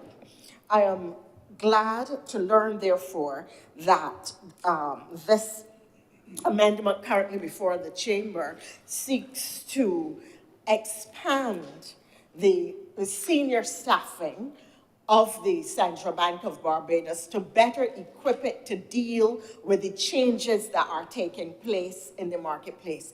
And the marketplace has, in fact, become extremely dynamic, and even more so since the matter of the COVID-19 pandemic and the rise in, thank you so much, and the rise in the digital economy. I think that current central banks, as indeed ours, have to deal, therefore, with more disruptive technologies. What is happening in terms of cryptocurrency and blockchain, and what are the implications for the financial markets? What are the stability of these, I don't know if I should refer to these instruments. I don't know if it's, they're probably referred to as instruments or currencies. And then there is the whole business, sir, of the fact that we are moving more towards digital currencies. We already have the Sucre in the marketplace, and there are and will be others emerging. Kenya has established a tremendous reputation for its digital banking and digital financial services. And e-banking, particularly since COVID, is very much on the rise. So what you have is a changing marketplace, a marketplace that is dynamic, a marketplace that is becoming increasingly volatile, and a marketplace which the central bank has to tool and equip itself to monitor and to manage in the context of protecting Barbados. There is the fact, sir, that nobody can dispute that the current landscape that on which we live and work really now requires monitoring for cyber attack and cyber hacking and other interventions as part of the security of a national currency and as part of the security of a nation. This too is part of the change that a central bank maybe of 10, 15, 20 years ago would not have had to address. There is a pervasiveness of the digital economy. There is the fact that as the digital economy grows and as Barbados really does more business online and with cards, and we encourage people to do business with Barbados, our economy is going to be less constrained by our physical space, more driven by the global boundaryless economy. And that too has implications for the interventions and policy governance of the Central Bank of Barbados. In her opening remarks, Honorable Senator Dr. Monroe Knight spoke to the matter of the green-blue bonds, the green-blue economy and our green bonds. And that is another direction in which the world is going. More and more we are hearing about green bonds, about blue bonds, about environmental bonds, and the connection between climate change protection and the issuing of bonds and the creation of money and money supply around that have to be taken on board. We recently had the, what is the word? The bonds that they issued. The green bond. Not lost. Sir, one of my senior moments is enveloping me. I'm referring to the green protective bond that we had when we, I'm sorry.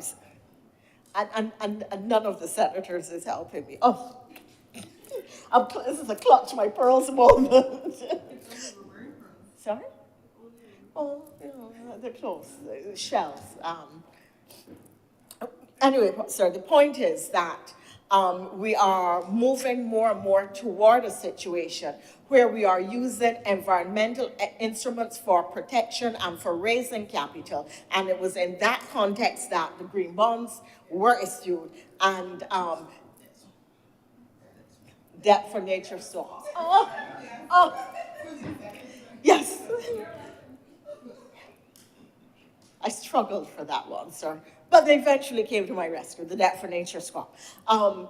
So these are aspects of financial management and the way interventions are going to be made in the economy and the way capital is going to be raised. And more we are hearing things about innovative means of capital and innovative capital and the intervention of innovative capital. So all of this, the central bank has to have oversight of and take cognizance of in its planning in a situation when the existing staff or the existing leadership already has its hands full with everything that is going. So I admire this attempt to further equip the central bank to do its work. So the management of a green and blue economy, since this is a direction in which the world is going and the implications of that, and in fact, how the green-blue bank is going to function, the extent to which it will have capital available to the public, how you define the public who will be able to access that capital, what will be the access criteria, how they will monitor it, to the extent to which it will become a driver of economic activity, the extent to which it will become a driver of transformational activity and programming and interventions at the level of the economy. All of this is new and emerging and rapidly emerging, because the reality is that investment in the green sector in the last 3 or so years at the global level has far outstripped investment in traditional fossil fuel type instruments and resources. And this brings then into consideration the whole issue of AML anti-money laundering, for which the Central Bank of Barbados also has some oversight in its responsibility to guide the local banking system. Now, there are those who may believe that some of the rules are too strict. As a politically exposed person, when you go to the bank, you have to show them the ball that shoot Nelson, to use an old Bajan expression. It can be very, very difficult to do business. And some of the questions that are asked and the consequential KYC or know your customer rules and provisions that are put in place can be very, very difficult to navigate. And the challenge always to developing countries, which are themselves being monitored by developed countries, is to find the path between satisfying what are the trends in the marketplace and having appropriate due diligence mechanisms and standards and criteria that are above board and objective, and liberating your economy from something that is so rules bound that doing business, it can make activity moribund rather than liberated and exciting. I think there are two further senses in which this becomes important in terms of the expansion of the role or the expansion of the work of the central bank.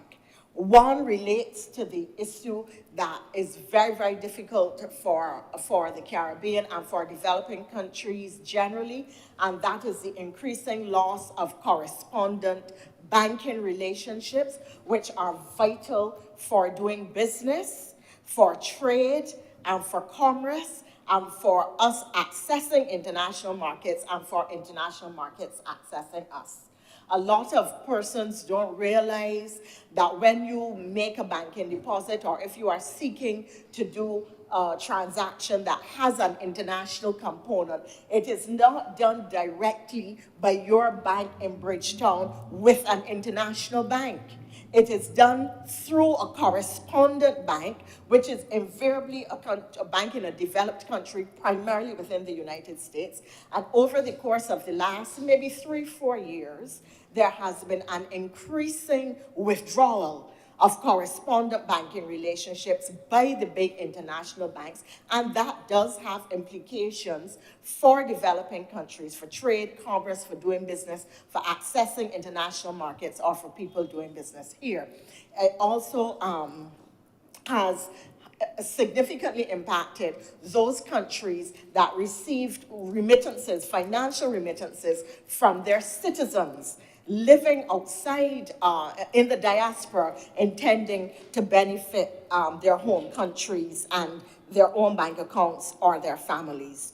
And the final point to which the two final points to which I will go in relation to this, and you know, sir, I always look at these matters from the perspective of social policy, has to do with the increasing call at the global level within the international banking system and the multilateral development banks of the need to go beyond GDP in measuring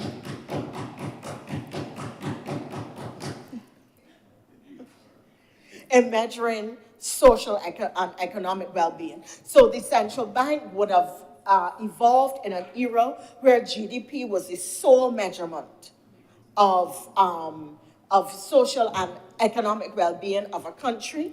And now the calls increasingly are to move beyond GDP, to take into consideration a range of other criteria that really generally reflect the social and environmental considerations of a country and the extent to which they impact on the quality of life of the individual citizen and the extent to which they impact on the government's capacity to meet its bills and its expenditure and foreign exchange expenditure. This is important to the Caribbean when we look at the whole matter of the development of a multidimensional vulnerability index, which the UN is at this time very much working on. The call has been made that the multilateral vulnerability index, vulnerability index should include criteria such as the degree of risk the economy is in for exogenous shock that are environmental in nature, the rate of recovery from these shocks, the extent of recovery from these shocks, the capacity to recover from these shocks, and that in measuring your economic well-being and your per capita income and other measures of how the country is doing and how the individual citizen is doing, that these criteria should be taken into consideration to make a determination as to the true economic status of the country. It is very important in the Caribbean, where we are so prone to environmental disasters, where in any given year, an environmental disaster can be a wipeout event. In other words, it can take out 5% of GDP or more, and in any hurricane season, a country can be affected more than once by a wipeout event. So when the international community refuses to give us loans at concessionary rates, when I say us, I mean Barbados, when they refuse to give aid or support of a particular type, when they refuse to give concessionary grants because they look at the veneer of GDP and they say you are doing so well, they are not taking cognizance of the risks and vulnerabilities which you face, the fact that you are literally an environmental event away from disaster, and that the cost of adapting to mitigating against, of adapting to climate change and mitigating against it, as well as the cost of building resilience, building your capacity to recover and to recover quickly and to be able to resist the impact of environmental disasters and extreme weather events. That has an impact on your real capability and on your real status as a small island developing state, such as Barbados. So the role of the central bank is not limited. It is in effect very broad. It is a serious development institution or an institution of development within a country, and in developing countries, it has a pivotal role to play.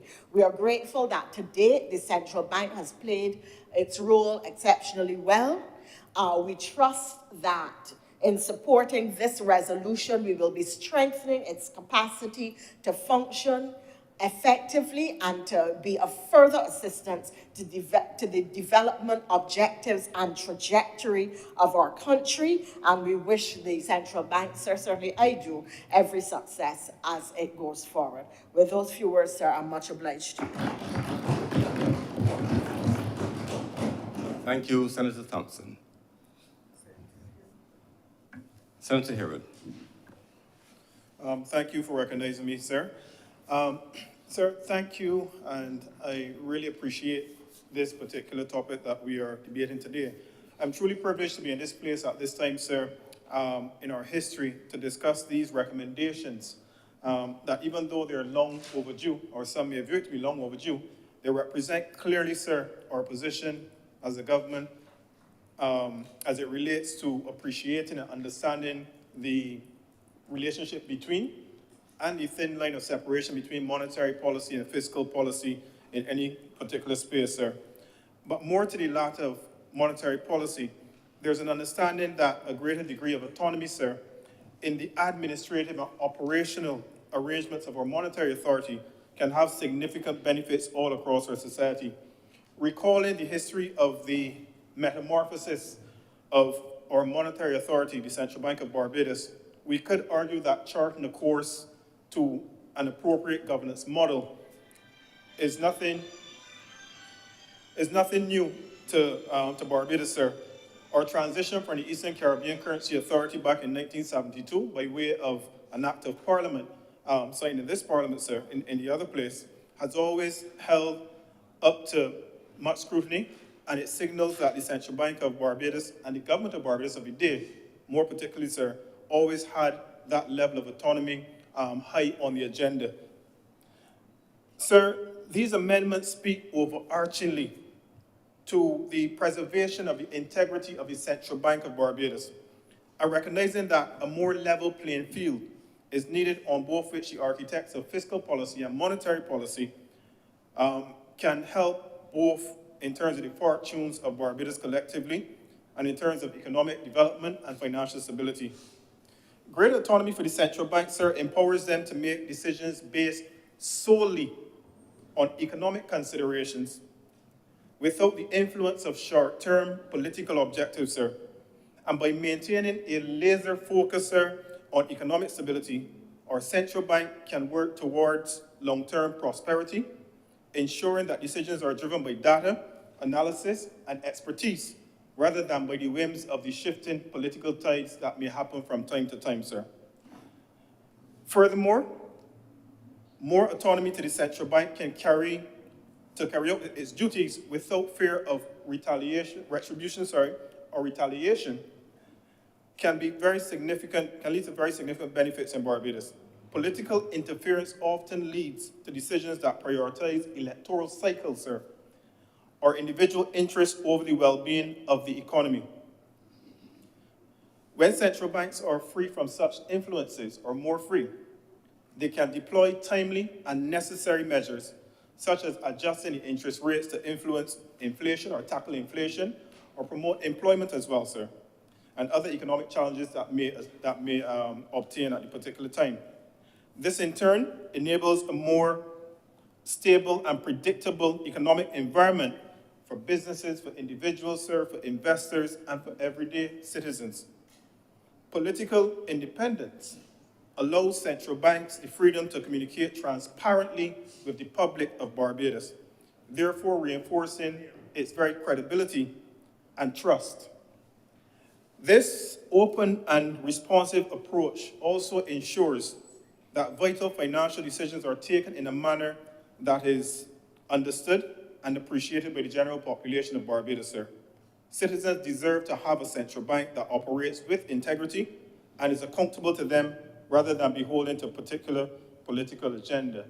And sir, I love watching movies. And I am certain that many other senators in here love watching movies as well, whatever genre, a horror, a action, a comedy. And in every movie, there is what the kids call the good guy and the bad guy, the antagonist and the protagonist. I will not necessarily place myself in any of the two positions, but there needs to be a balance when we come to this discussion, because lest we forget, sir, in summary.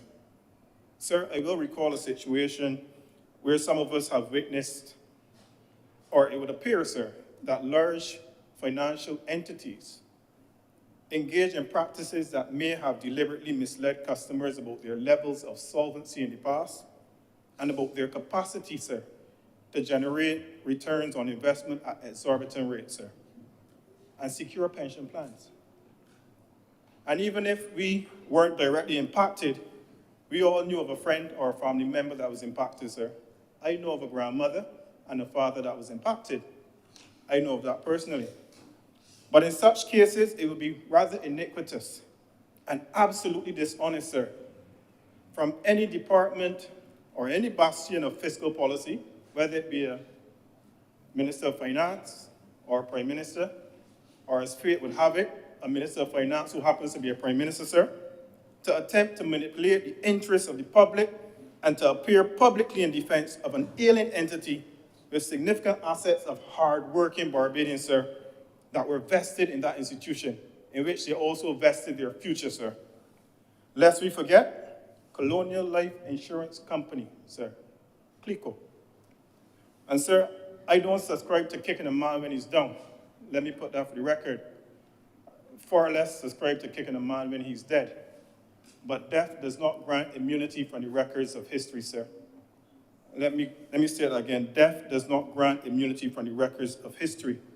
and our history will permanently reflect a most unfortunate development of institutional incest, a commingling of conflicting interests and obligations covered in a severe possible breach of trust within the financial sector, sir. And many speeches have been placed about this situation in this honorable chamber and the other place, and many reports have been published, and sir, I will leave it at that particular juncture. But the point I'm making, sir, is that greater autonomy for the monetary authority and the greater autonomy in terms of its decision-making is the better way for Barbados to move, and the commingling of the activities between fiscal policy and monetary policy always has some complications, sir. That was my major point I was making there. Sir, I want to say that I support the recommendations in this bill, and in particular zoning to section 15, which speaks of the creation of another senior post, which is a deputy governor. And it's quite unfortunate sometimes that we think that scaling up has to come with a greater degree of complications. To expand and get larger means that it's going to become more tricky to manage the affairs. And some persons have cast that impression. I've heard it overread in the public, you know, adding on this and adding on that. But it casts my mind to a place in Europe right now where there's a conflict, and it's a conflict in Eastern Europe, in Ukraine. And one of the flashpoints that we often hear about is a place called Zaporizhia. And quite fittingly, there's a nuclear power plant over there called the Zaporizhia Power Plant. It is perhaps, not perhaps, it is the largest nuclear power plant in Europe, 4.2 gigawatts, and seated on 104 acres of land. That is a massive, massive power plant. You can fit Parliament in there 193 times on estimate. Now, in the Caribbean, we also have a nuclear plant as well in Jamaica, but this is solely for research purposes. Almost 2,000 times less the size of that one in Europe. And despite the sizes that there are, sir, despite the size of the power plant in Ukraine and the one in Jamaica, both of them subscribe to the same policies in terms of the International Atomic Energy Agency policy for onboarding, policy for monitoring and evaluation. And similar to that, sir, the Central Bank of Barbados is way smaller than the Bank of England, is way smaller than the Reserve Bank of the United States of America. But despite the size, sir, the overarching principles of the Central Bank of Barbados is the same as the overarching objectives and principles in England and the USA, despite the size of the market, the open market operations that they do, sir. And that is the point that I'm making in terms of recognizing the need for us to expand in terms of the governorships, in terms of the deputy governors. And I also understand that the particular lean in that appointment is going towards cybersecurity, which is a very important area, sir. It is absolutely important. And Barbados is not immune to the issues that are faced if we ignore cybersecurity. We've heard about it in the news in terms of a possible breach or hack in this or that network at this place. But I would urge every institution in Barbados, to subscribe, whether it be via their estimates or otherwise, to undertaking annual, what they call penetration tests in the IT sector, or pen tests, as they call it for short, to ensure that their security infrastructures are up to speed, sir. Now, cybersecurity is a very important aspect, as the Deputy President has alluded to very articulately. It is something that is a way that the world is going, and she mentioned Kenya, and a particular app or avenue she was speaking about was M-Pesa. Now, M-Pesa is not necessarily linked to the central bank itself. It was really initially started to bring a lot of persons who were not regularized out of poverty, and they utilize the infrastructure of the telecommunications system. And it's something that bewilders me, because we have about 70% of the infrastructure needed to get something similar going here, yet it has not been pushed in that way. And while we may go a direction of through the central bank or financial institutions, the telecommunications sector is very useful. A significant proportion of Barbadians have cell phones, and that is where most of the infrastructure really stands, sir. But in terms of the central bank digital currency, if we ever had to go that route, sir, the advantages are endless. You can imagine, sir, the level of security it will bring. if perhaps you had to catch a ZR van, you don't have to have cash on your person as a driver, but you can actually use digital currency as well. But of course, that infrastructure needs to be reinforced by some type of information technology security as well. Sir, one final point I would like to make, while I admit that I agree and I fully accept all of the recommendations brought today, is that I would love to see the autonomy stretch towards the coordination of climate assessments across the financial sector. And this is at all of the financial institutions in Barbados, commercial banks, as well as credit unions. None of these institutions are immune to the impacts of climate change, and I would like to see a holistic coordination of risk assessments across the financial sector to ensure that when these risks that we feel that are coming, that are already here, affect the financial sector, that it does not necessarily impact the clients and the persons at the Central Bank of Barbados are looking to protect at the end of the day, sir. Sir, so with these 2 words, I want to commend the government for the recommendations. And with these 2 words, I am obliged. Thank you. Thank you very much, Senator Herman. Other speakers?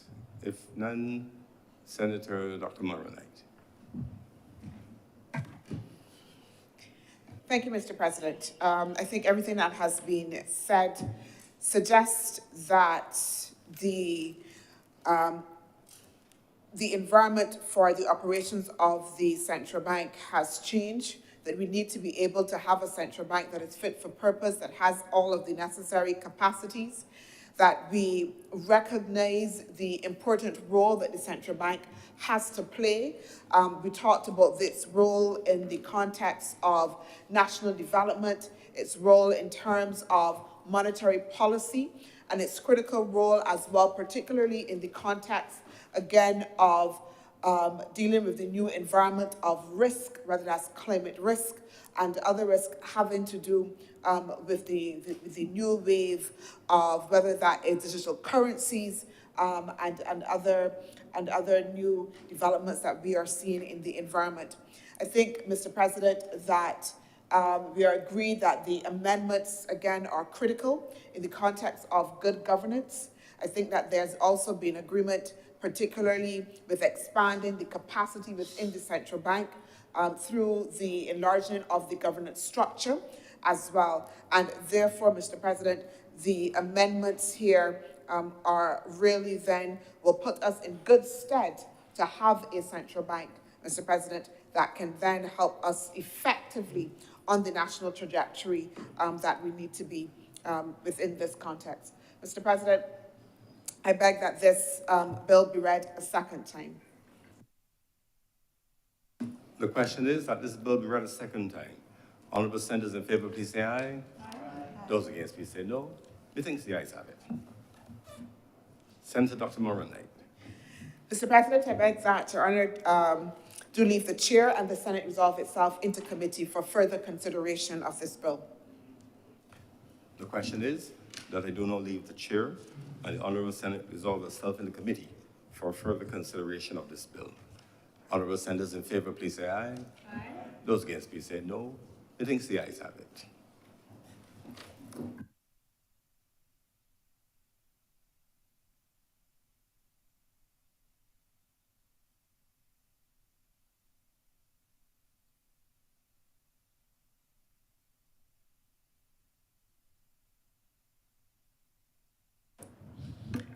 The Senate is now in committee. Madam President, maybe take the bill in 2 parts. With permission to take it in 2 parts? Permission granted. Clauses 1 to 10.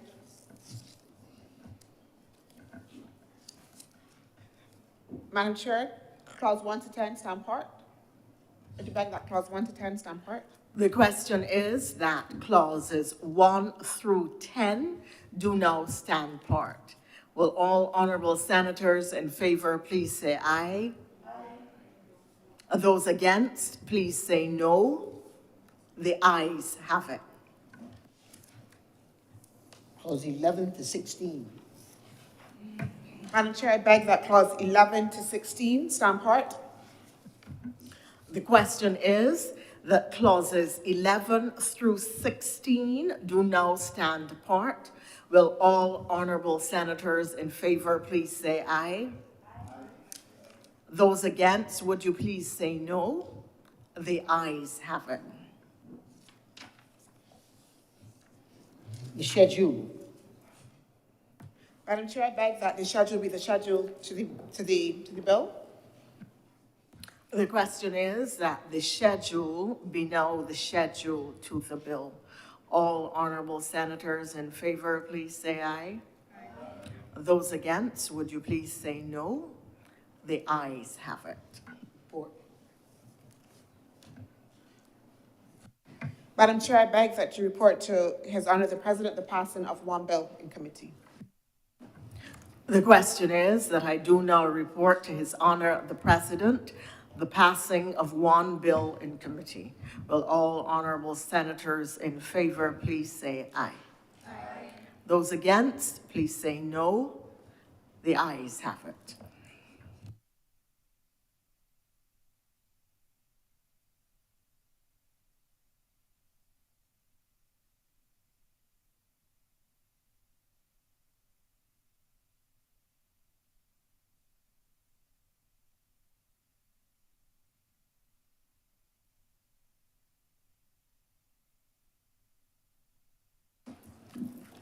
The chairman has reported to me the passing of one bill in committee. Senator Dr. Maura Knight. Mr. President, I beg that this bill be read a third time. The question is that this bill be read a third time. Honorable senators in favor, please say aye. Aye. Those against, please say no. We think the ayes have it.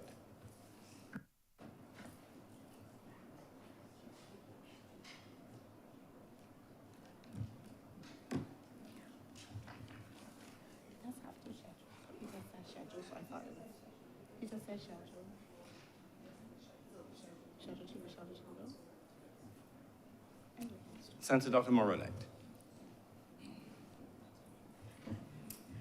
Mr. President, I beg that this bill be now passed and be cited as the Central Bank of Barbados Amendment Act 2023.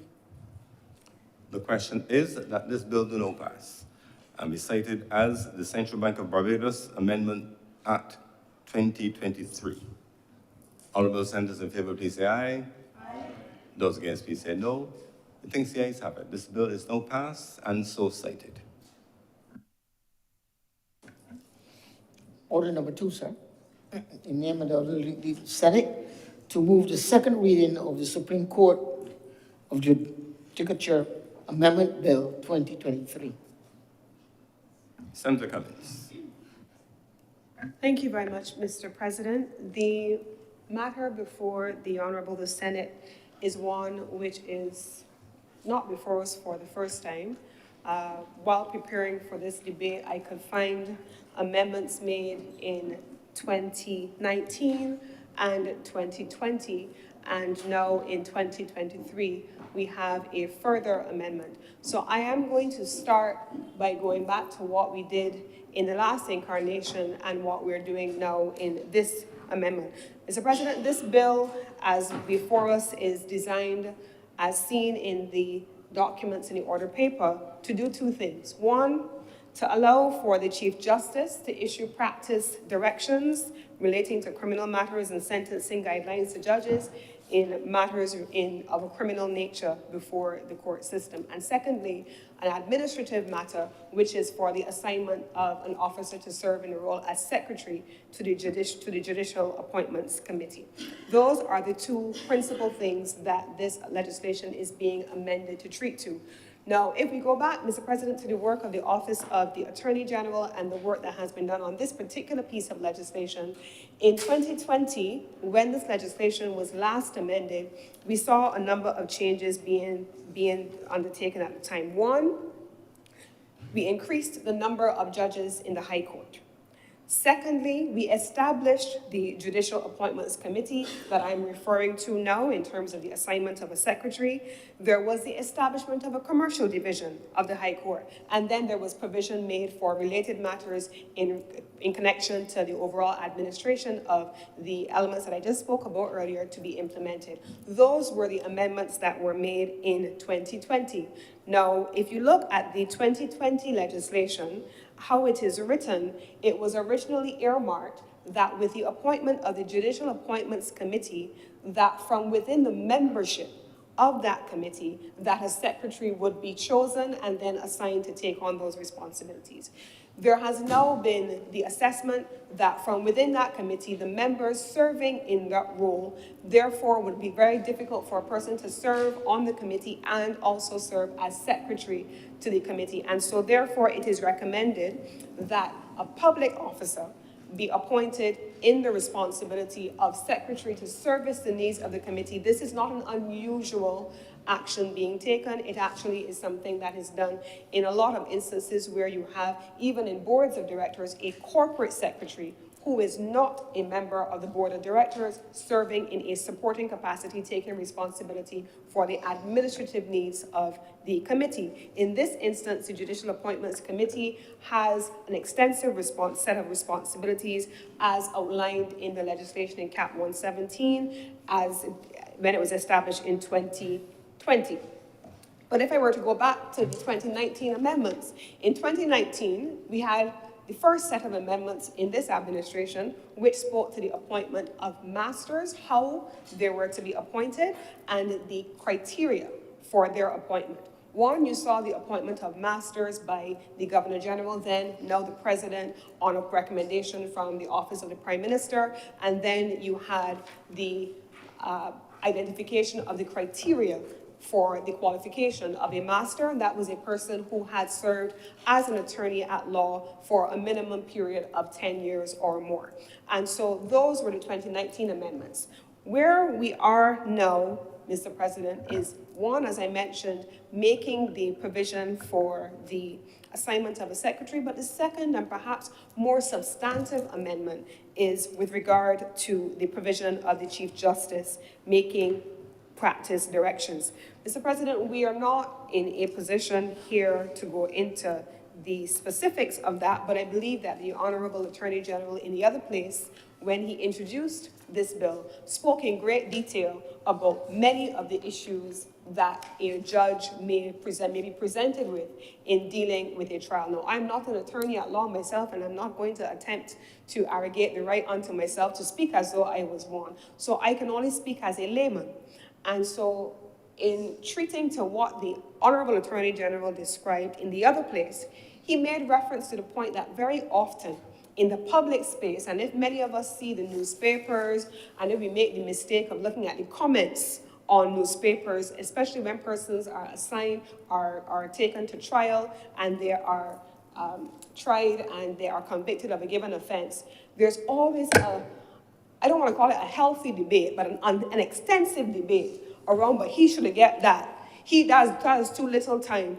That ain't enough time for what he do. He should get this. And when the judge makes decisions on what they're going to give as discounts, and I use the term deliberately as discounts for either a guilty plea, not wasting the court's time already served, the mitigating circumstances, those kinds of things.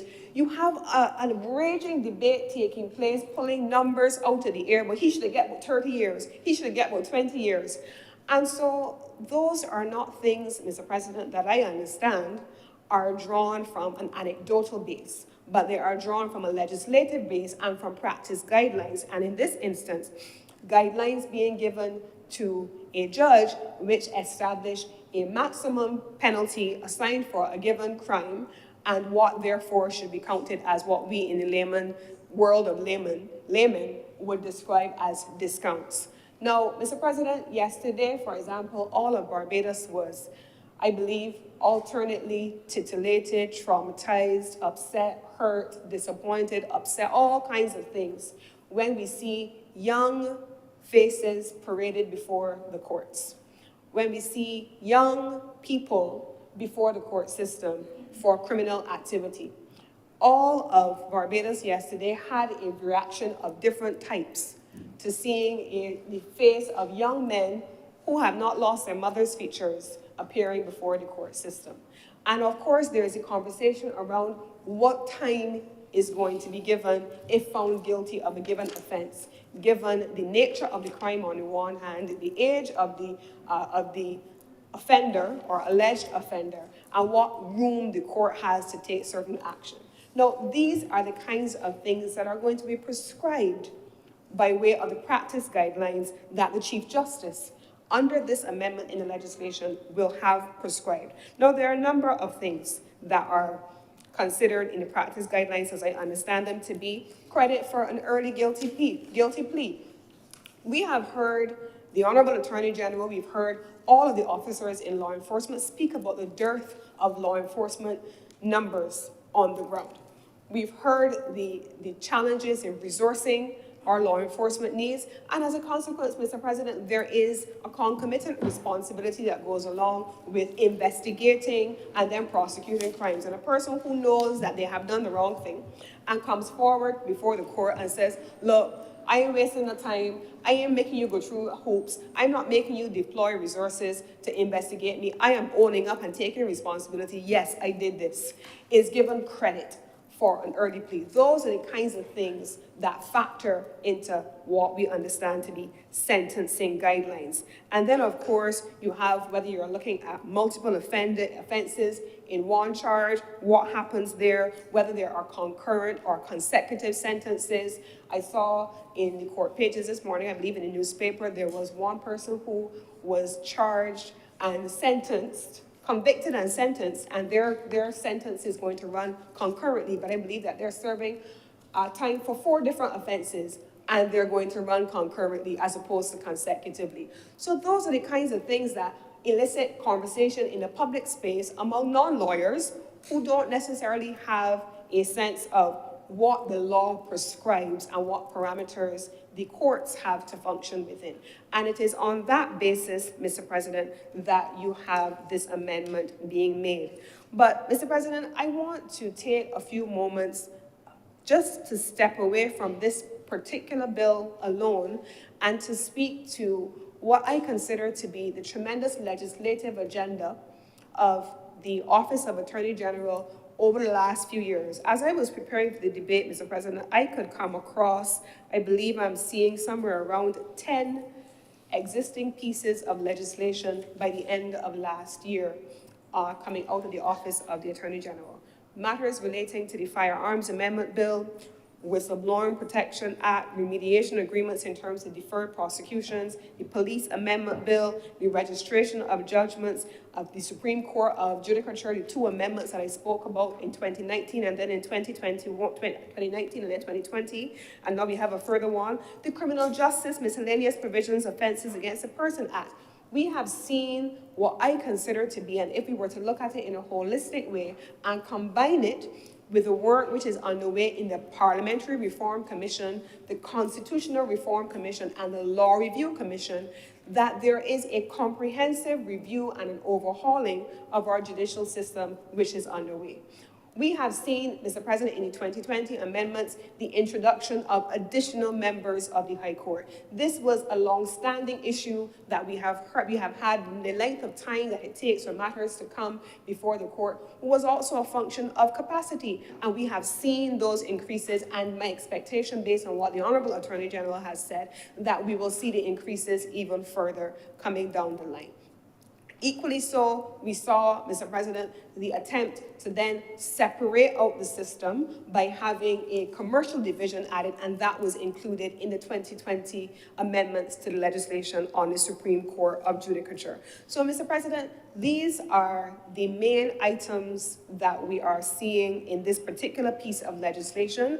I don't want to make an extensive treatise on it, simply because then I would end up finding myself into territory that perhaps may be extraneous to the core point, and I wouldn't want to do that, Mr. President. But what I will say is that I want to commend the officers of the Office of the Attorney General for the extraordinary work that they continue to offer to the government of Barbados and to the people of Barbados. And why do I say that, Mr. President? We see these pieces of legislation coming here. And many times, Mr. President, we do not realize that the entire legislative agenda of the government, not just those things which are relating to law and order, but those things relating to business, international business, economic systems. I heard the honorable member in an earlier contribution, another honorable member speaking about anti-money laundering. All of the consequential responsibilities for maintaining our financial system, our financial architecture, our productive sector, social welfare, social protections, all of those things coalesce in a single ministry. And that ministry is in the office of the Attorney General, whether it is with the office of the Chief Parliamentary Counsel that has responsibility for legislative drafting. All of our bills that come here are in that ministry, or in that department. We have the office of the Solicitor General, who takes responsibility for government's contractual responsibilities and ensuring that we are compliant with the contractual responsibilities that we have assumed. And then, of course, the overall office of the Attorney General includes, but is separate from, the Director of Public Prosecutions that interfaces with the court system. It is a mammoth responsibility that has historically and remains under-resourced, but punching above its weight, much like Barbados. And so oftentimes it's not perfect. They have never promised us perfection, but they have made sure that where they need to step in and to provide legislative support, that they are in a position to do so. What I want to say in closing, Mr. President, is that as we treat to the role of the Office of the Attorney General, and in particular, the role of the Chief Parliamentary Counsel that has the responsibility for the government's legislative agenda, there is a dearth of capacity in Barbados, across the region, and I'm told even across the Commonwealth, in legislative drafting skills. We are challenged by the absence of legislative drafters all across the government. And as a consequence, it means that the legislative agenda oftentimes is being done by a few people in the CPC's office. It's one of the reasons why I say sometimes there's not perfection, but we can't ask that of them, because oftentimes the skills, the core capacity in that office is severely constrained. But with the limited resources that they have, this Parliament, the other place, and this Senate have still been the beneficiaries of a considerable body of legislation. Even in our first year, I believe that this Parliament met more than the previous Parliament met in 5 years. And so we are still seeing an aggressive push for legislation coming out of that office. And so with the challenges notwithstanding for legislative drafting, and the government having at times to procure international services to be able to ensure we're able to get in a comparable jurisdiction like Barbados, which is common law, that we're able to get the skills that we need, we have still been able to push through with amendments like these. And I could not close this debate on this particular matter without recognizing the important work being done by the team in the Chief Parliamentary Counsel's office. And so, Mr. President, this is the matter before the Honorable Senate. We are effectively making amendments to the Supreme Court of Judicature bill, and we are making the following amendments. One, to allow for the Chief Justice to issue practice directions relating to criminal matters and sentencing guidelines to judges in the trial of criminal cases. And secondly, assigning a public officer to serve as secretary to the Judicial Appoints Committee. And with these genuinely few words, Mr. President, I beg to move that this bill now be read a second time. Thank you, Senator Cummings. Speakers, Senator Kevin Boyce. Thank you, Mr. President. Rise as the sole lawyer and the junior attorney present in the House, sir. And to lay my contribution to the debate. But before I do that, sir, I wanted to acknowledge that and I'm going to say it, I have become extremely fond of Senator King's presentation, sir. And they have taken a philosophical arc that I wish to commend. I really appreciate the perspective that is brought to the fore when he speaks. I didn't say it earlier, but I wanted it to go on record before I start today. Sir, well, let's start with a concept in law as to what is a practice direction. We're here debating the power of the Chief Justice to do it. So for those of us who are not, sorry, the third, Senator Boyce, you are almost finished? Yeah, so the third of the lawyers here. So I'm the one speaking. Yeah, anyway, all the lawyers here. So the point is, what's a practice direction? A practice direction is normally within certain jurisdictions or a guideline or direction as to practice issued by a senior officer of the court. So in the UK, for example, you'll get a series of practice directions with regard to every possible ambit of practice. So what you have on one hand is you'll have a big book which constitutes the rule of court and the rules which apply to the issues that you're dealing with.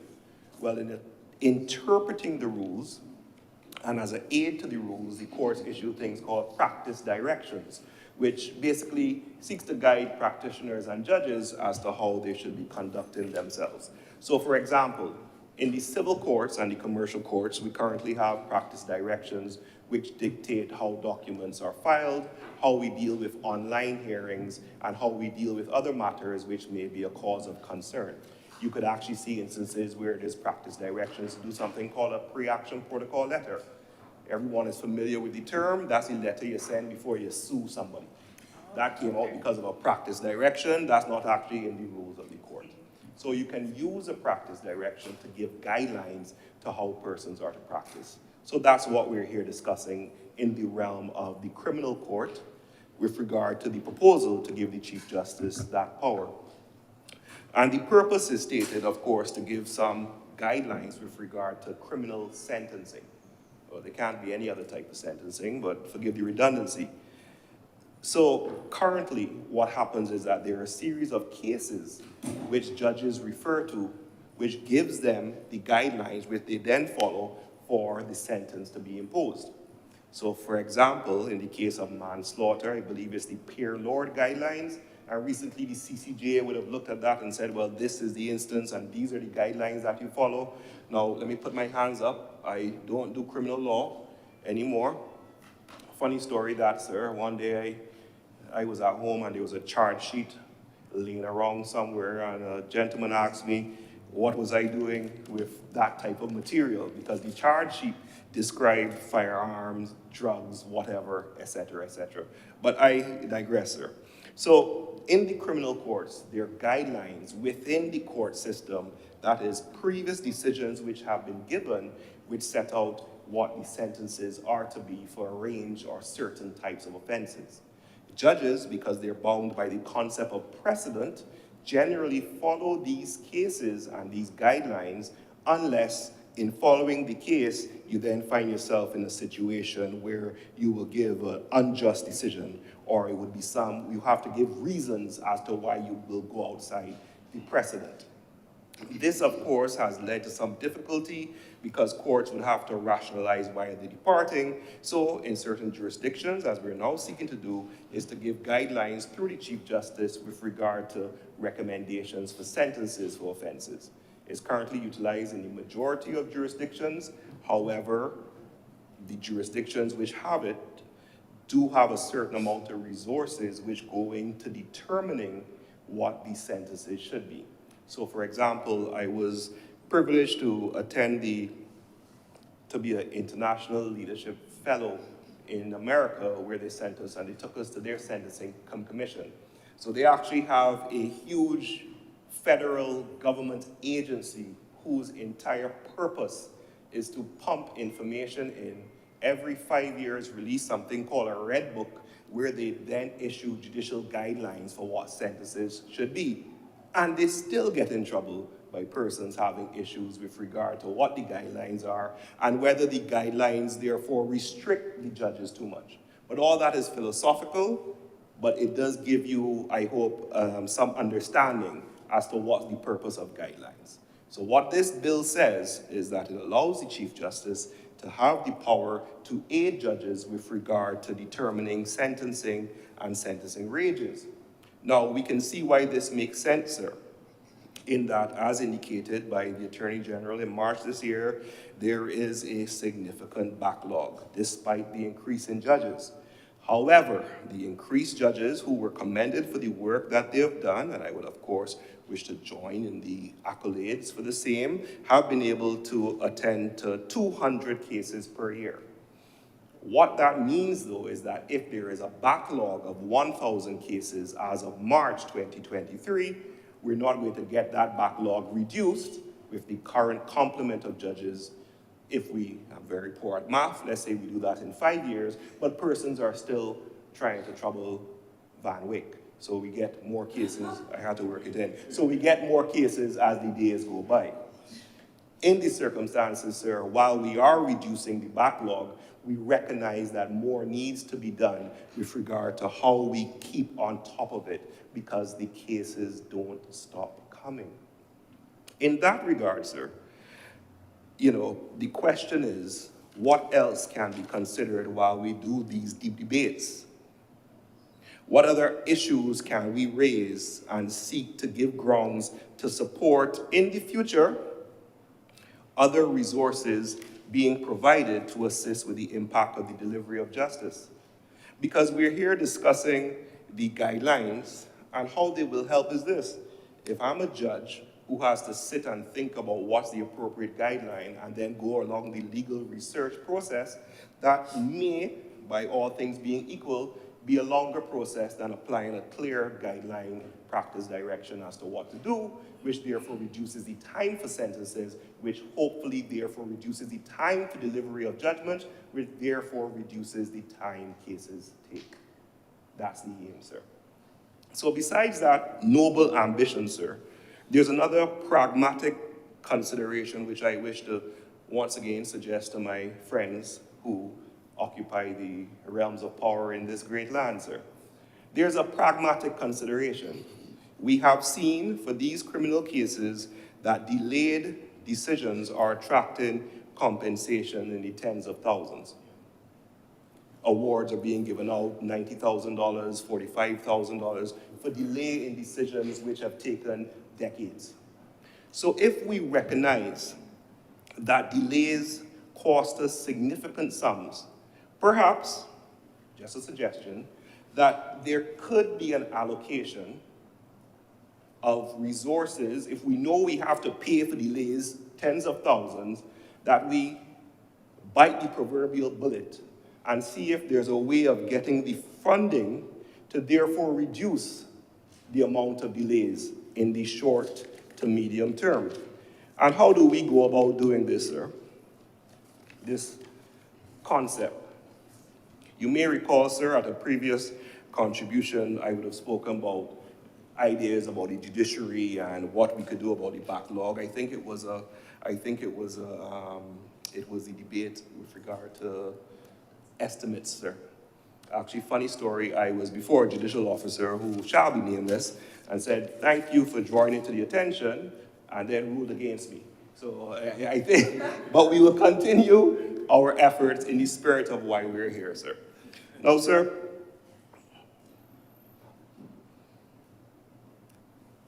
in repeating the request, it's a concept where we are cognizant of the balancing act that government has to do. There are finite resources. We recognize that. It's not as though there is this well where every time you want something, you just pick up the money and you get it done. We recognize that. So where this contribution is coming from is in line of the fact that it may make sense to do it given the fact that the judicial awards are being made against you if you don't do it. So that's the basis for the submission. So first of all, sir, again, a docketing system. Judges, essentially, where's a version, cases are assigned, properly tracked, resources given for deadlines, and resources given for file retrieval and sharing. Docketing system. Increase in research staff and research officers. Mr. President, we have some of the best and brightest within my firm. I can say that publicly. It's a known fact. It's not advertising, it's a fact.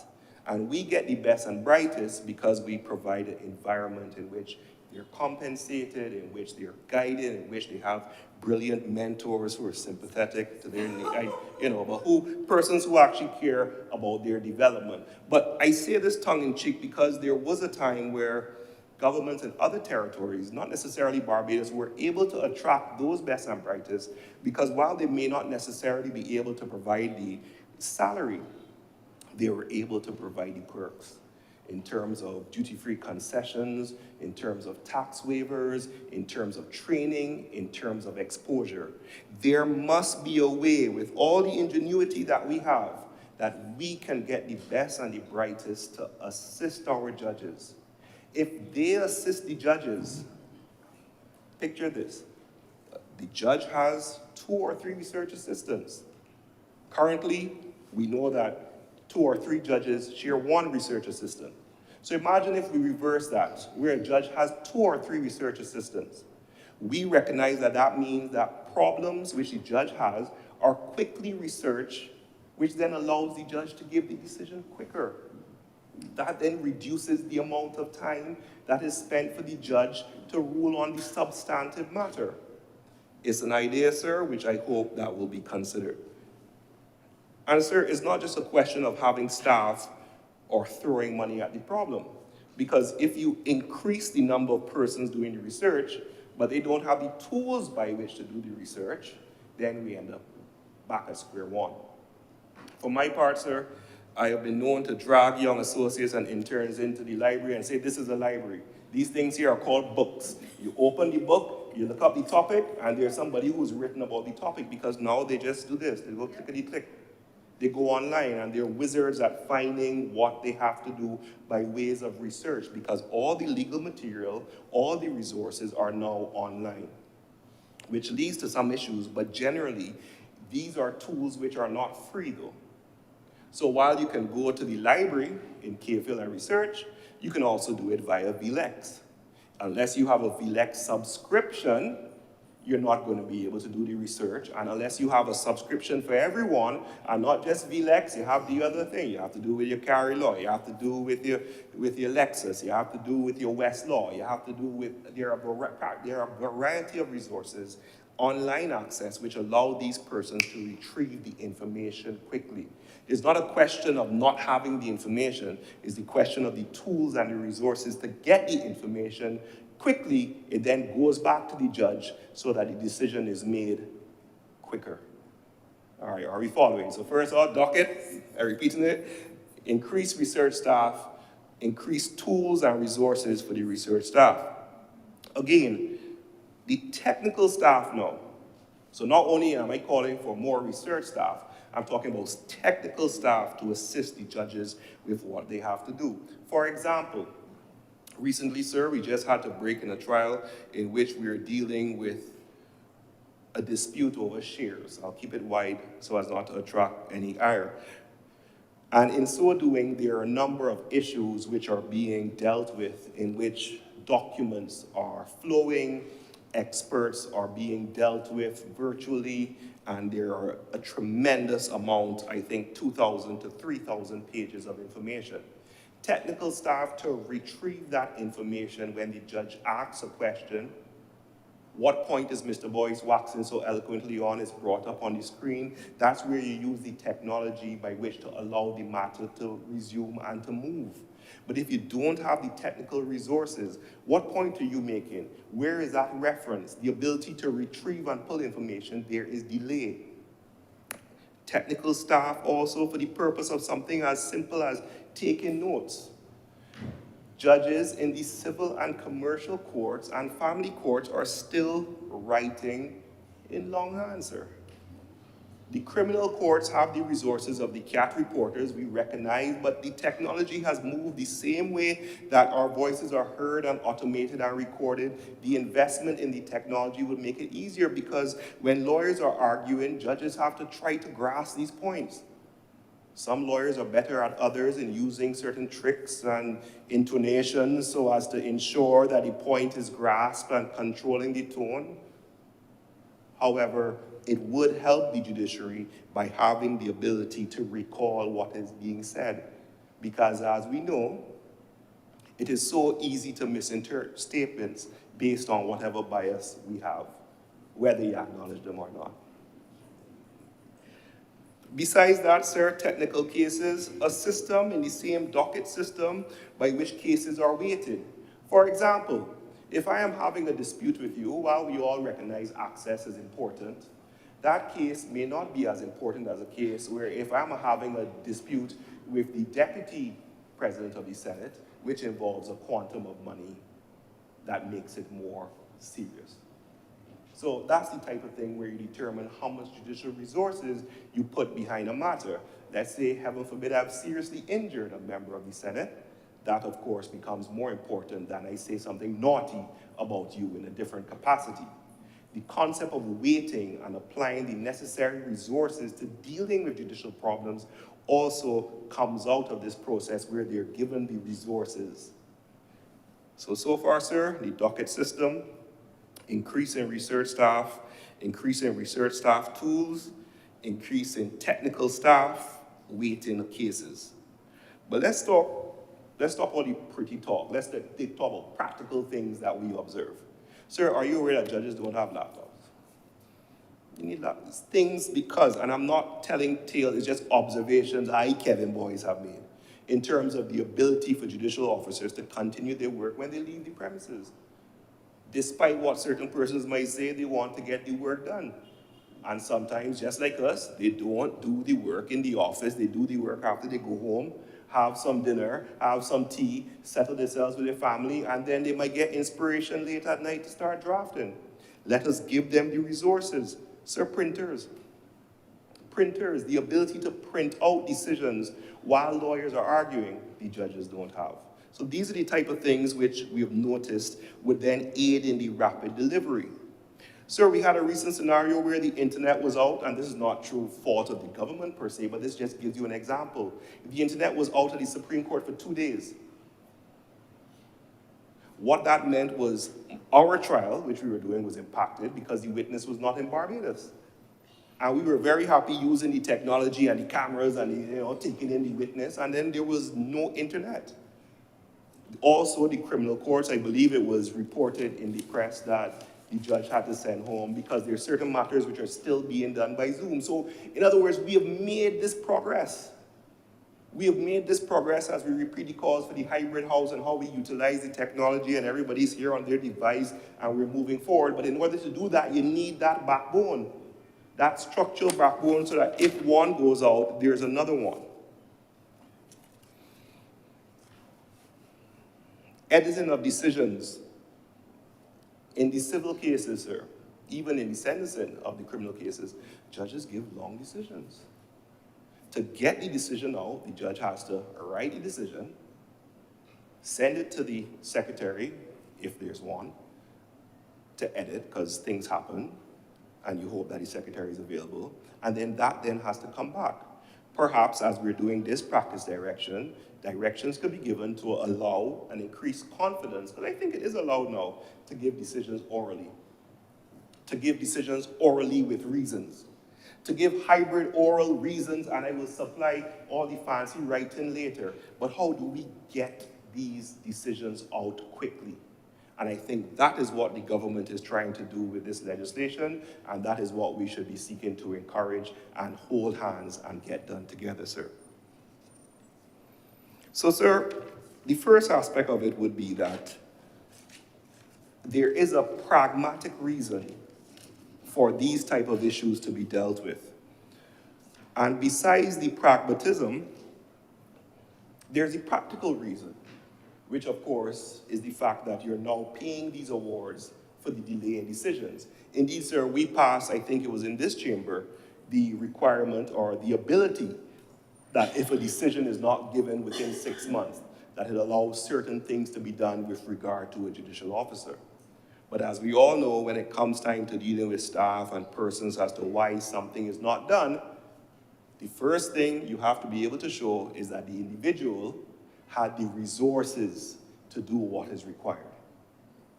Because if someone doesn't have the resources, how can we condemn them for not doing what they were supposed to do?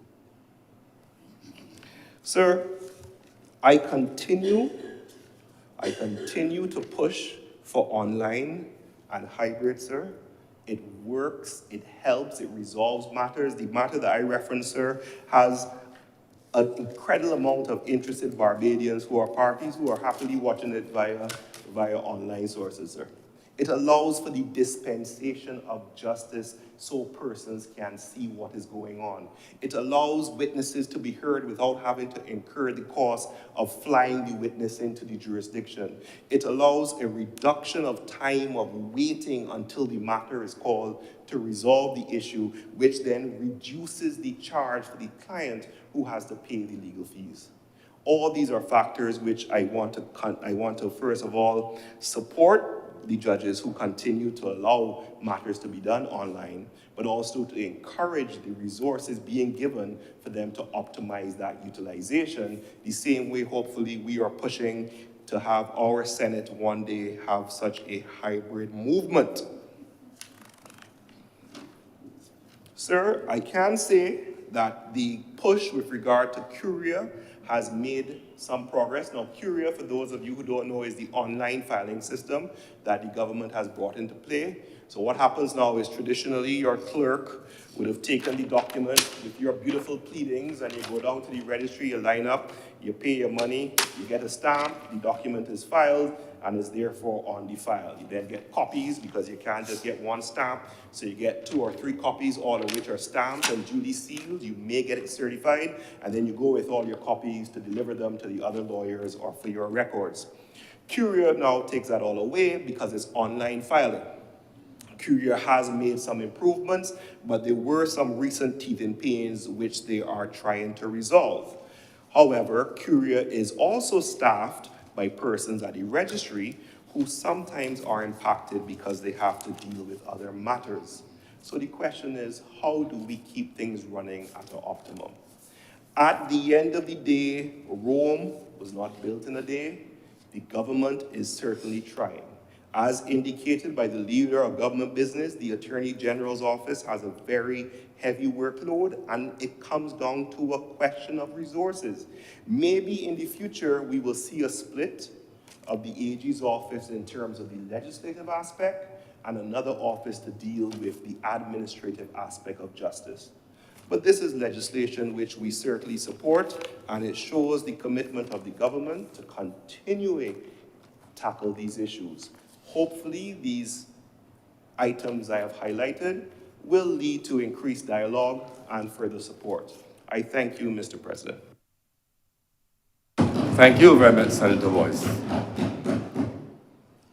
For the speakers, if not, Senator Cummins, please wrap up. Mr. President, thank you very much. I want to express appreciation for the very detailed presentation and submission by the Honorable Senator, who is in his own right, although not a practicing criminal attorney, he is not unfamiliar with the workings of the judicial system. And so I give the commitment that his comments will be dutifully conveyed to those in higher office in the specific area to which he is referring.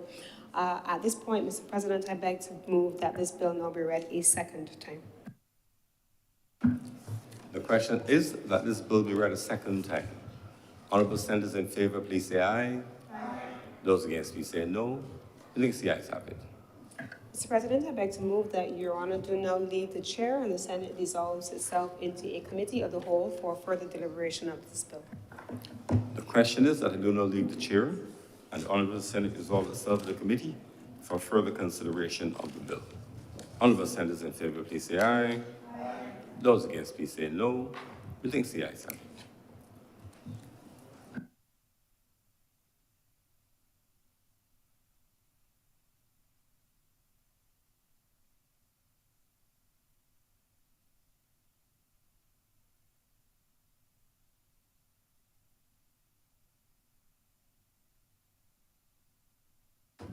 This House is now in committee.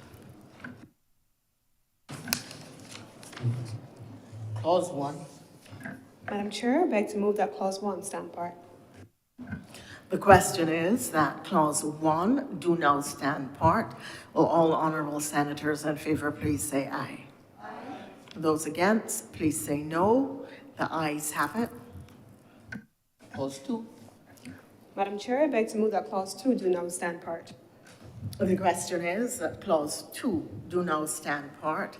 Will all honourable senators in favour please say aye? Those against, would you please say no? The ayes have it. Madam Chair, I beg to move that Clause 3 do now stand part. The question is that Clause 3 do now stand part. Will all honourable senators in favour please say aye? And those against, would you please say no? The ayes have it.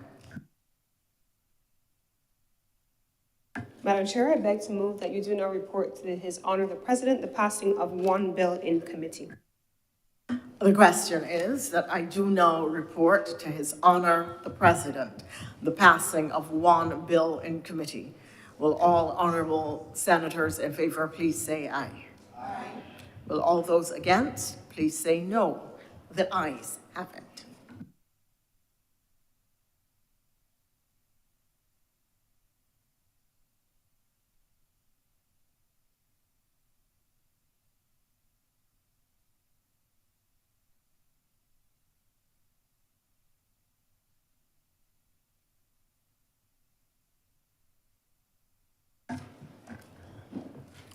The chairman has reported to me the passing of one bill in committee. Mr. President, I beg to move that this bill do now be read a third time. The question is that this bill be read a third time. Honourable senators in favour, please say aye. Aye. Those against, please say no. I think the ayes have it. Mr. President, I beg to move that this bill do now pass and be cited as the Supreme Court of Judicature Amendment Act of 2023. The question is that this bill do now pass and be cited as the Supreme Court of Judicature Amendment Act 2023. Honourable senators in favour, please say aye. Aye. Those against, please say no. I think the ayes have it. This bill is now passed and so cited. Senator Cummings. Mr. President, it's been a full day, and I want to begin by expressing my appreciation to all honourable senators for their contributions, and I beg to move that. Oh, you want to come to that?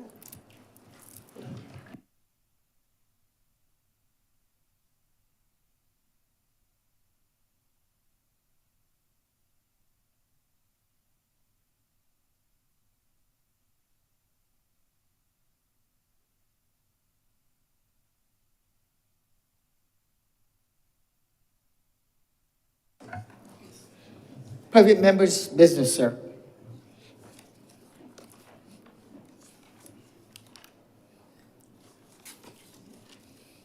Order number 1, in the name of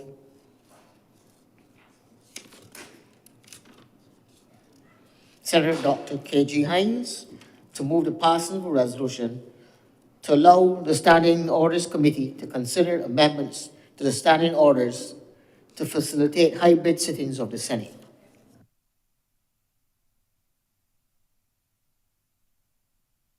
Senator Dr. Hines.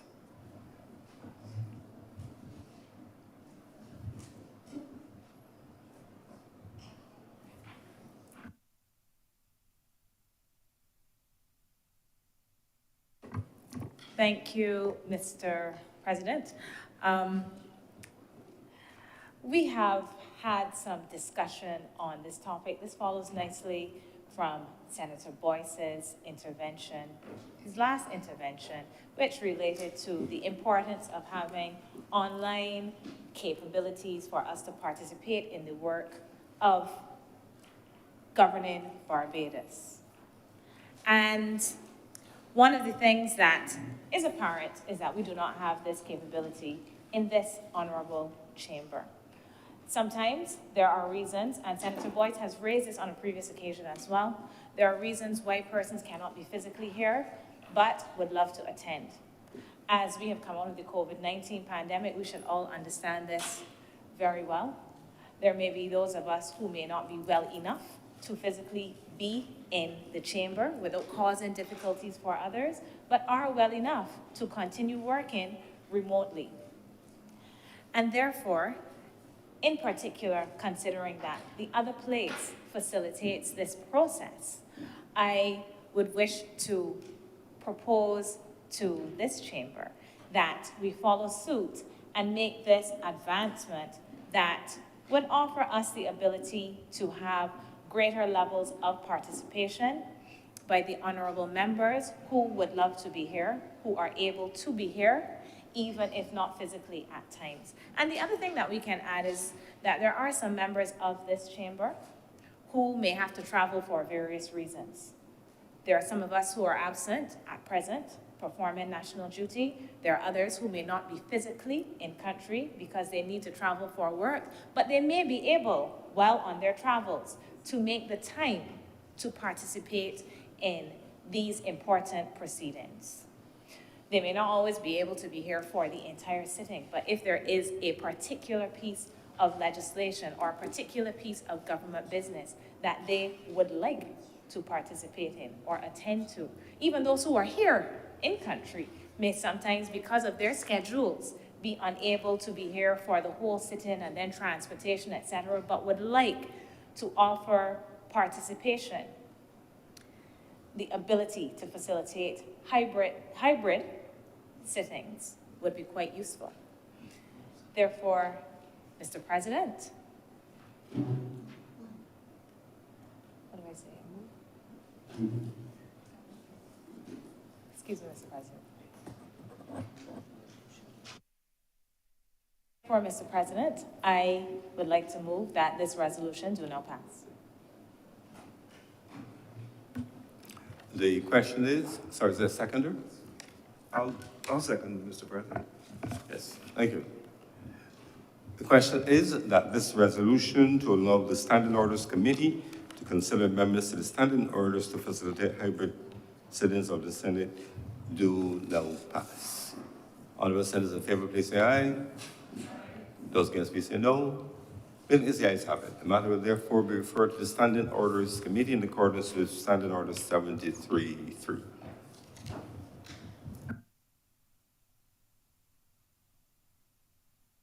Senator Cummings. Thank you, Mr. President. This brings us to the end of government's business for today. And to that extent, I beg to move the adjournment of today's sitting of the Senate until August 2nd at 11 a.m. August 2nd, 02, at 11 a.m.